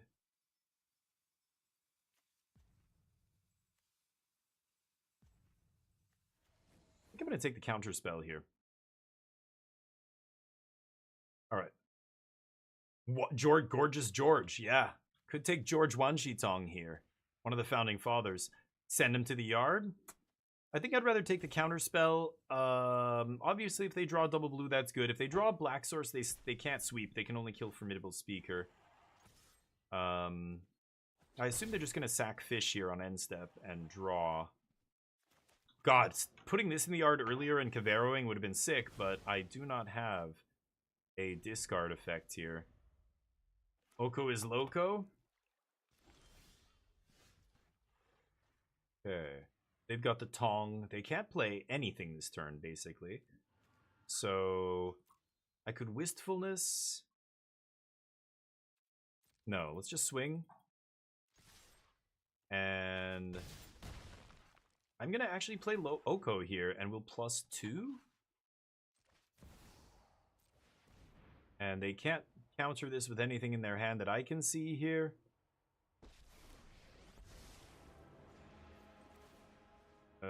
Sure. Becomes all creature types. Great. Surveil.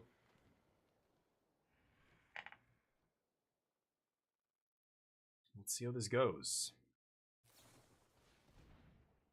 Ooh. Consult for 1. Every possible counterspell, yeah. But this is in the main deck. I saw this in game 1, which is crazy to me. That is, I would never be playing that in yes, in the main deck in standard. That was what I was saying. Mistrise Village, not in this deck. No, this deck's mana's atrocious. You can't play Mistrise. But in control decks, yes, I have played Mistrise. It's good. I would like to flip Oko. Thank you.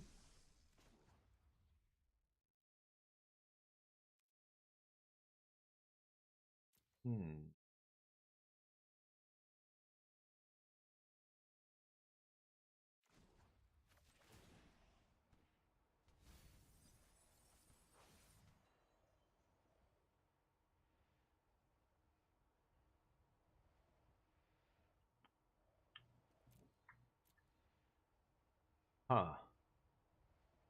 Bookworm gets spell snared. I guess I'll get the Speaker. I could take a land there too. My only basic, kind of ugly. Now they could fire up the Reef, block Speaker. That would be kind of crazy though, right? Yeah, I'm definitely going to go for this. If they want to fire up Reef, that's bananas. Sure, that's fine too. They're basically tapping out here, so this is great. Because now I get to Cavero, get back. Yeah, a bunch of stuff here. And then they can't day me, right? Let's go Bringer. And I could copy Unagi, sure. I would like to loot. Now they need to sweep. They only have one unknown card in their hand, plus the top of their deck. Let's go Bringer. I'm gonna save Myojin here. Myojin Eat Their Hand is pretty nasty, but top deck and Kavero is pretty sick too. Oko, not bad. The mill is real in this deck. Like, milling 3, putting a card in hand there is definitely solid. But the Unagi is nice. Like, it has to be a sweeper here. Sweeper or bust, right? GG. Yeah, the tournament is canceled, Scarecrow. It's not happening. Apparently, it was canceled a few hours ago, but I didn't realize until I went to their Discord and I saw it, and I'm like, oh, that's what happened. So, yeah, the tournament organizer had a power outage, apparently, earlier in the day, and power never came back on, so they had to cancel it. And they posted in the Discord, and I saw it a little too late there. I guess I just assumed it would have fired, so I didn't double check. That's probably on me.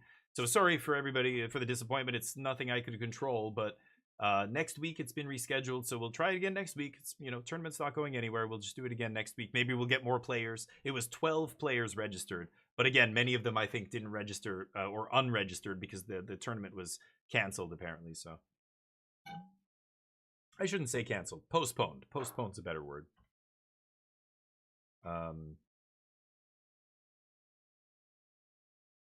Anywho. Diniho. ¿Qué pasa? ¿Está bien? ¿Chalchen eso yo? ¿Cómo ça va? Trying to think of how to say "how are you" in like as many languages as I can think of. Can't think of any more. Anyway, next week we'll do it next week. We'll try and make it happen, and we'll see if it does. But I'm really impressed with Sultai. Sultai Reanimator, very, very powerful. I think it's just a matter of tuning it and a matter of getting in the reps. I think you should not pick up the Reanimator deck and jump into a tournament without practicing it a bunch. Especially the mirror match. The mirror match can be really complicated because of the bringers and what's going on with the bringers, and ordering your triggers correctly and stuff is something you have to learn to do. So definitely get in the reps, but the deck is so powerful. I feel like the elementals are so good that it's almost hard to really screw it up too much. Like, there's a lot of decision trees and sideboarding can get tricky, but I don't know what's going on with my opponent. They just checked out here, I guess. But if you do get in the reps and you get some experience with the deck and you get good with playing it, I think it's absolutely one of the best decks in Standard. Like, the elementals plus the JED invitational card here added so much to this deck. Like, they, you know, again, look at the Pro Tour Reanimator lists that were almost identical, except without the elementals and JED. Like, the rest of the core game plan is the same. You know, put Bringer into play. You're playing the looting. You're playing all that stuff. But just not having access to Kavero, 8 copies of Kavero with this, plus the elementals being such a good plan B, like that was another huge hole in the deck. One was consistency. JED fixed the consistency issue. Second was plan B if your opponent brings in Graveyard Hate or has Graveyard Hate in the main. This elemental just straight up main deck loots when you need lands or want to put stuff in your yard, blows up their Graveyard Hate even in the main deck. Crazy. Like, it just plugged and just gives you, you know, you played on turn 5. Before, with the Reanimator deck, the plan B was, oh, they ate my graveyard. Well, maybe I get to 8 mana and I can start hardcasting Arden and Bringer. You don't have to get to 8 now. You just have to get to 5 to start playing big chonkers who actually have an impact on the game. It's crazy. It's just like they couldn't have printed 2 cards that were more perfect for this deck than the 2 that came out in Lorwyn. Or the cycle of cards and the JED that came out in Lorwyn. Kind of crazy. I can't pronounce it though. Ester? It's V. Gecht. I don't know how to say that. Geht. That's a tricky one. I would have to look it up. Here, let me see. Let me try and figure this out.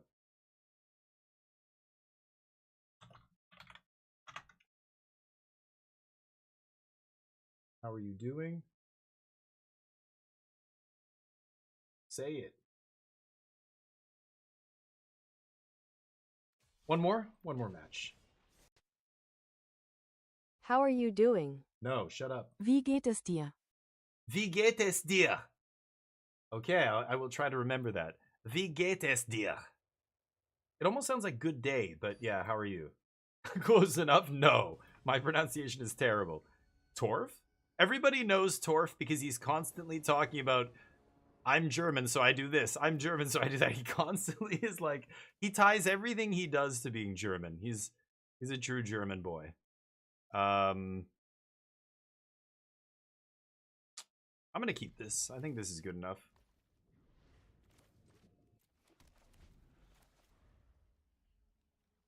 Double black for Deceit on 2.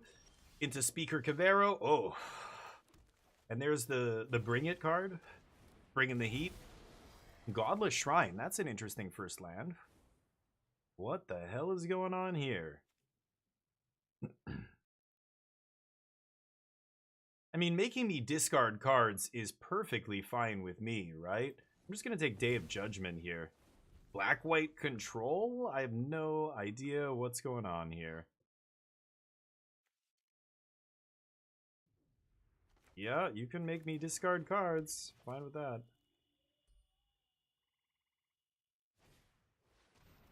Yup.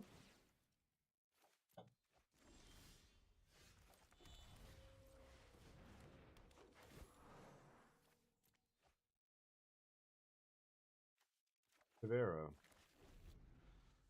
Backup Cavero's nice here in case they have a discard effect. But if they don't draw another sweeper, we're going to put Harvester, Bringer, and Deceit into play. It's pretty good. They get nothing, of course.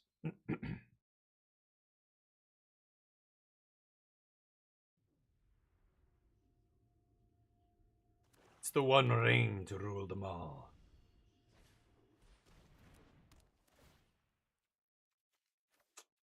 Gotta toss Cavero makes me sad. They're going to be like, wait, what? Toss Cavero? Yeah. I need the land. I need the land more than the K-Train here. If they have a discard spell... Okay.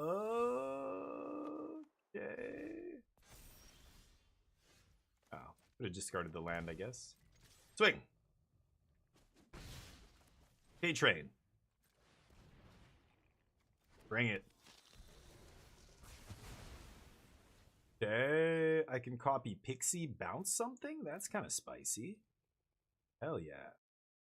Okay. Bounce my Deceit? Feels pretty good. Yeah, they scoop. Nice fairy. That was fun. Glad I could copy that guy. Appreciate that. Black-white blink. Except now they're playing now with more Day of Judgment. They're playing like a black-white control deck over there. Blink control, perhaps. Interesting. Spell Snare is probably going to be good here, right? Hits the talent. What else did I see in their hand? Bitter Triumph. Spell Snare is probably going to be great here. Tactics, Hex. They're going to have Rips. I'm going to bring in the Disruptive Stormbrew. That's another card that Spell Snare is great against. I think Harvester is good. I'm going to try taking out Overlord. 2 of these. I'm not going to bring in Requiting Hex. I'm going to try and beat them without killing their creatures. It looks like they're mostly a control deck. And they're just playing fairies for value for some reason. Need liquids. Be right back.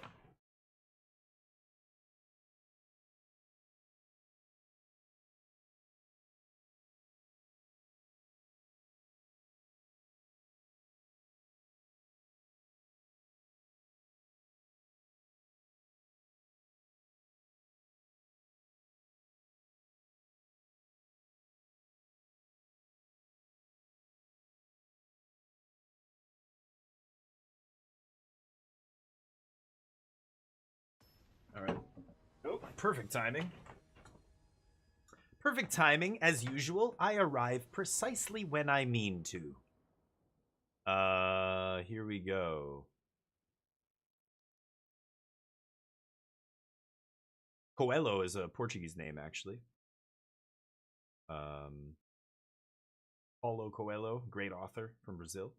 Passed away, I believe, right? I think he's passed away now, but excellent novels. I love that there are people who write novels in Japanese or Portuguese or a language I can't understand, and they get translated and they're just fantastic. I don't know. Damn, no blue mana here is awkward. I think I can keep this though. I've got take your shit, take your stuff. I've got Spell Snare up at some point, but for now I can eat something. They can get the rip down before I eat it, but then I can just Wistfulness the rip, right? If they have rip on 2. So I think I am going to keep this. Plus I'm on the draw. I have 3 shots to find a 3rd land and a Surveil. So it's like 4 shots. Even if I don't find a land, I can invoke both of these. Or evoke, I should say. And then as soon as I find a land, I've got this to counter the next piece of Graveyard Hate or whatever they have, right? A deck that has a bunch of main deck discard, like Bandit's Talent, probably has... Oh, come on.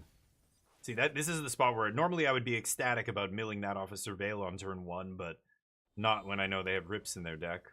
No rip? Hey. So now I can Thoughtseize them. Nice. What do you got? Pull your pants down. Show me what you're working with. It's okay. It's okay. Shh. Seen it all before.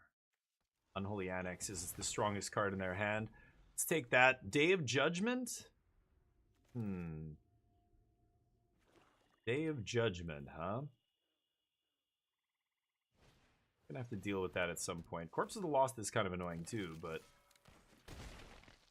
weird deck is weird. How do I do this? I could go Wistfulness, pop your corpses, Underground, and then next turn I could slam Cavero. Either double this. No, I won't have double blue. But I could double... No, I can't double Wistfulness. I still think it's Wistfulness. Blow up that enchantment before they can Nurturing it. And... mill. I mean... do I need that? I don't need that. If I name... Yeah, no, if I name human... I would have to put it off a turn. Basically, if I keep Cavern on top and I name human, I can cast Cavero for double blue, double black, and Deceit get both sides. Or double blue, double green, get Wistfulness both sides, whatever's better. I think I should keep it. I'm going to play Breeding Pool, tap... Or, no, I have Spell Snare, so I'm going to play Breeding Pool, untap this turn. Leave Cavern on top. And then I can even slam Harvester. Yeah, I'm going to leave Cavern on top. I think being able to hardcast the Harvester as well, if they extend their board, you know, left and right here, is pretty good. Did I not play my land? Or that was... yeah, never mind. I played the tap land. Right, yeah. I did play land. Okay. Yeah, I think I like keeping Cavern on top here. It lets me make a nice Cavero. And I like bouncing plus Thoughtseize here with Cavero. Take their Day of Judgment, set up a formidable speaker into Spell Snare, and then untap Cavero. Let's see what happens here. Tournament got postponed. Yeah, it sucks. You know, it's okay. I just, you know, it feels bad at the last minute. That's all. It's nobody's fault. You know, these things happen. I know there's crazy weather happening in the States right now, so... Yeah, that's awkward. Super annoying. What's with all the demo fields running around? I don't know. The mana is the worst part of this deck. Even with all the shock lands, it is tough. It's even tough to sequence things, and they shuffled away my Cavern. Fuck. You know, I don't have an island I can go get, so now I definitely can't double kick Cavero here. Okay, so let me think about this. So I can go Formidable Speaker, leave up Spell Snare. Speaker, discard... What? Or I just go Bookworm Harvester, kill this. That's pretty good too. Let's do this. Pass. I mean, this guy even blocks, which is amazing.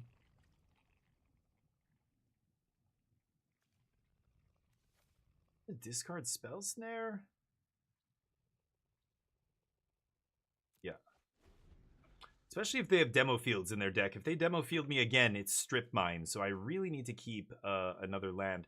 It sucks that I only have one blue source. If they demo field my only blue source, that's going to be problematic. Okay. My dude.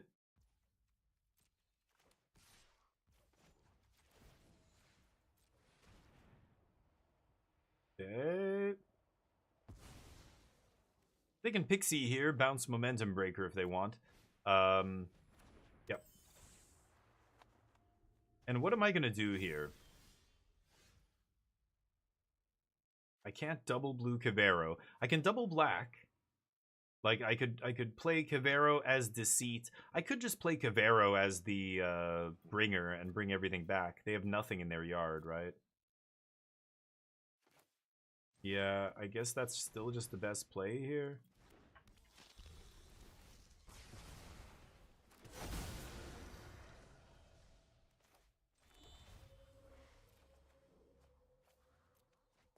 Okay.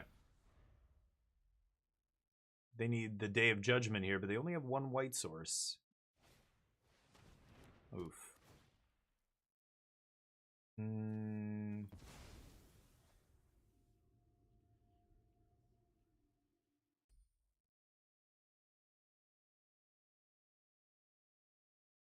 No second white for Day of Judgment, and they have it in hand too.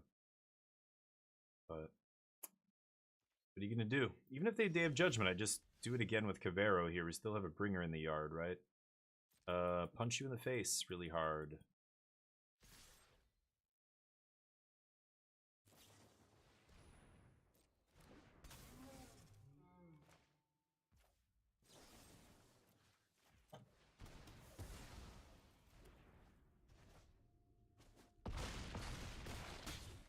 All right, got him.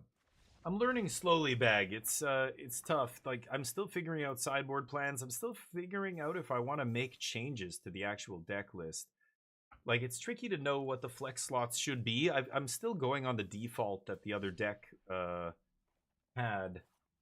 This is the default list. So these are the default flex slots. Town Greeter, Harvester of Misery, Overlord. Those are your 3 flex slots. Everything else is 4, 4, 4, 4. That I love. This is a great core. And these cards are so good that I rarely side any of these out. Sometimes I side out Deceit. Like, that's something I started doing today, and I'm pretty happy with it. Like, against Mono Red, against Boros Aggro, against decks that dump their hand quickly. I mean, bouncing a lot of their stuff is irrelevant because it has haste or ETB triggers. So just, you know, this card just ends up being weaker. I end up cutting this. But most of this is all locked in. And Bringer, of course, all these 4s. Arden is too good not to play, but I can see why it's not a 4 of. It gets sided out a lot too. But this could be anything. I could be playing 2 Overlords. I could be playing another Harvester. Town Greeter, it's kind of a mini toolbox to get with Formidable Speaker here, right? Just having 1 Harvester is pretty nice with a Speaker. If you can get it into the yard, let's say you have Cavero in your hand already and you know, they have a bunch of small bodies. You get to kill one, it goes to the yard, untap the next turn, Cavero, sweep. You know, or you need land? Okay, Formidable Speaker, get Town Greeter, find that land for Cavero the next turn or whatever. We're not playing the Sultai Enchantment. That's a card that this deck used to play, but I think it's just so slow. I would much rather play this version. The Elementals feel so good that I think I'm happy with 4 of each. And it's just the mana's kind of awkward. 26 land. And we're not even a control deck. 26 land. 4 Cavern, of course. I don't want to change anything, but God, the 1 basic is a liability sometimes. The sideboard feels good too. The Myojin of Night's Reach, I didn't have a lot of opportunity to play, but the 1 control matchup I played where I did bring it in, I mean, they were kind of mana screwed that game, but it was fantastic. It did just slam the door shut on the game, like did not give them a chance to come back. The Mirror felt fine too with the lanterns, and Mirror's more about like playing your wistfulnesses on like doing weird shit with the elementals to like generate value, like time them perfectly to like get your opponent's stuff or whatever. Oko felt fine too. This guy came in against control and was good. In that other game, he did a little bit. He milled me and put a permanent in hand, but he was threatening to basically put out a bunch of creatures if my opponent sweeps again, right? That was against the Was it the blue-black control deck? Or I can't remember. Second Harvester feels pretty good too in the sideboard. I hate this card, but I don't know. I see why it's important. There's so many good creatures in Standard right now. Just having this against a lot of different decks is really good. Especially when their graveyard hate is creature-based, like Keen-Eyed Curator and stuff, right? Anyway, the mana can really stink, but the rest of the deck, I mean, look at this. These are all 2-mana plays. This is a 4, and this is a 3. And that's it. That's your curve. So even though you're playing 26 land, you never really ever hardcast these, even though technically I guess you could in a long game. Your curve is actually low despite playing 26 land. I think you're just playing 26 because you have so much velocity and you are you just want to make all your land drops to turn 4, right? But yeah, the deck feels really good. I don't know. Again, I'm not sure what I would change exactly. I need to keep playing it. I don't think I have enough reps yet to change anything, but I would recommend it if you're looking for a deck for a tournament. Reanimator feels very, very good. Feels super solid. And this is an untuned, Reanimator deck that basically is just a copy of the last, the Reanimator from last week's tournament. There's no point in really trying to change much because we have the Pro Tour coming very soon. Let me get this off the screen. And the Pro Tour is going to be amazing because we get to see what the pros are going to come up with, and they are the ones who do all the testing. So why am I going to bother? Whatever I do is not going to be better than what the pros are doing. So let them figure it out. It's fine. We're fine. Let's give somebody some love. Who do we have here? Give somebody a raid. We have Samp MTG. Oh yeah, Samp. I know this guy. I mean, I don't know him, but I've listened to his podcast before. He does Rough Drafts. That's what it's called. Rough Drafts. Good limited player. He's playing limited. Shocker. But this is a great draft format. I've been enjoying Lorwyn a lot. I want to get back to draft. I was just fixated on Standard today because I thought I was going to be playing this tournament. I didn't want to totally embarrass myself. So I tried to get in some reps with the Standard deck before we played. But now that the tournament got postponed, it's back to draft. We're going to be starting with some draft tomorrow. Oh no, tomorrow's Wednesday. I'll be playing some Sea of Thieves. So no Magic tomorrow, probably. Unless people want to see me play Magic after Sea of Thieves. But we're going to jump on the boat with a couple other streamers tomorrow. It's going to be great. But in the meantime, Lorwyn's been a blast. I want to keep playing it. I want to learn more. I got to go deeper on the format. So I want to keep drafting it. Premier, how you doing? Sorry, we're popping out of here, but we were streaming Magic all day today. Had a great day, and unfortunately didn't get the tournament. It ended up getting postponed, but thank you guys for watching. I appreciate it. Hope you have a great evening. Let's give Sam some love. Give him a follow if you haven't already. He's an excellent limited player. You could do worse than follow him. All right, Premier, you too, buddy. I hope you're doing well. I'll see you tomorrow. We're going to be jamming with Ham, sailing the high seas. Until then, peace.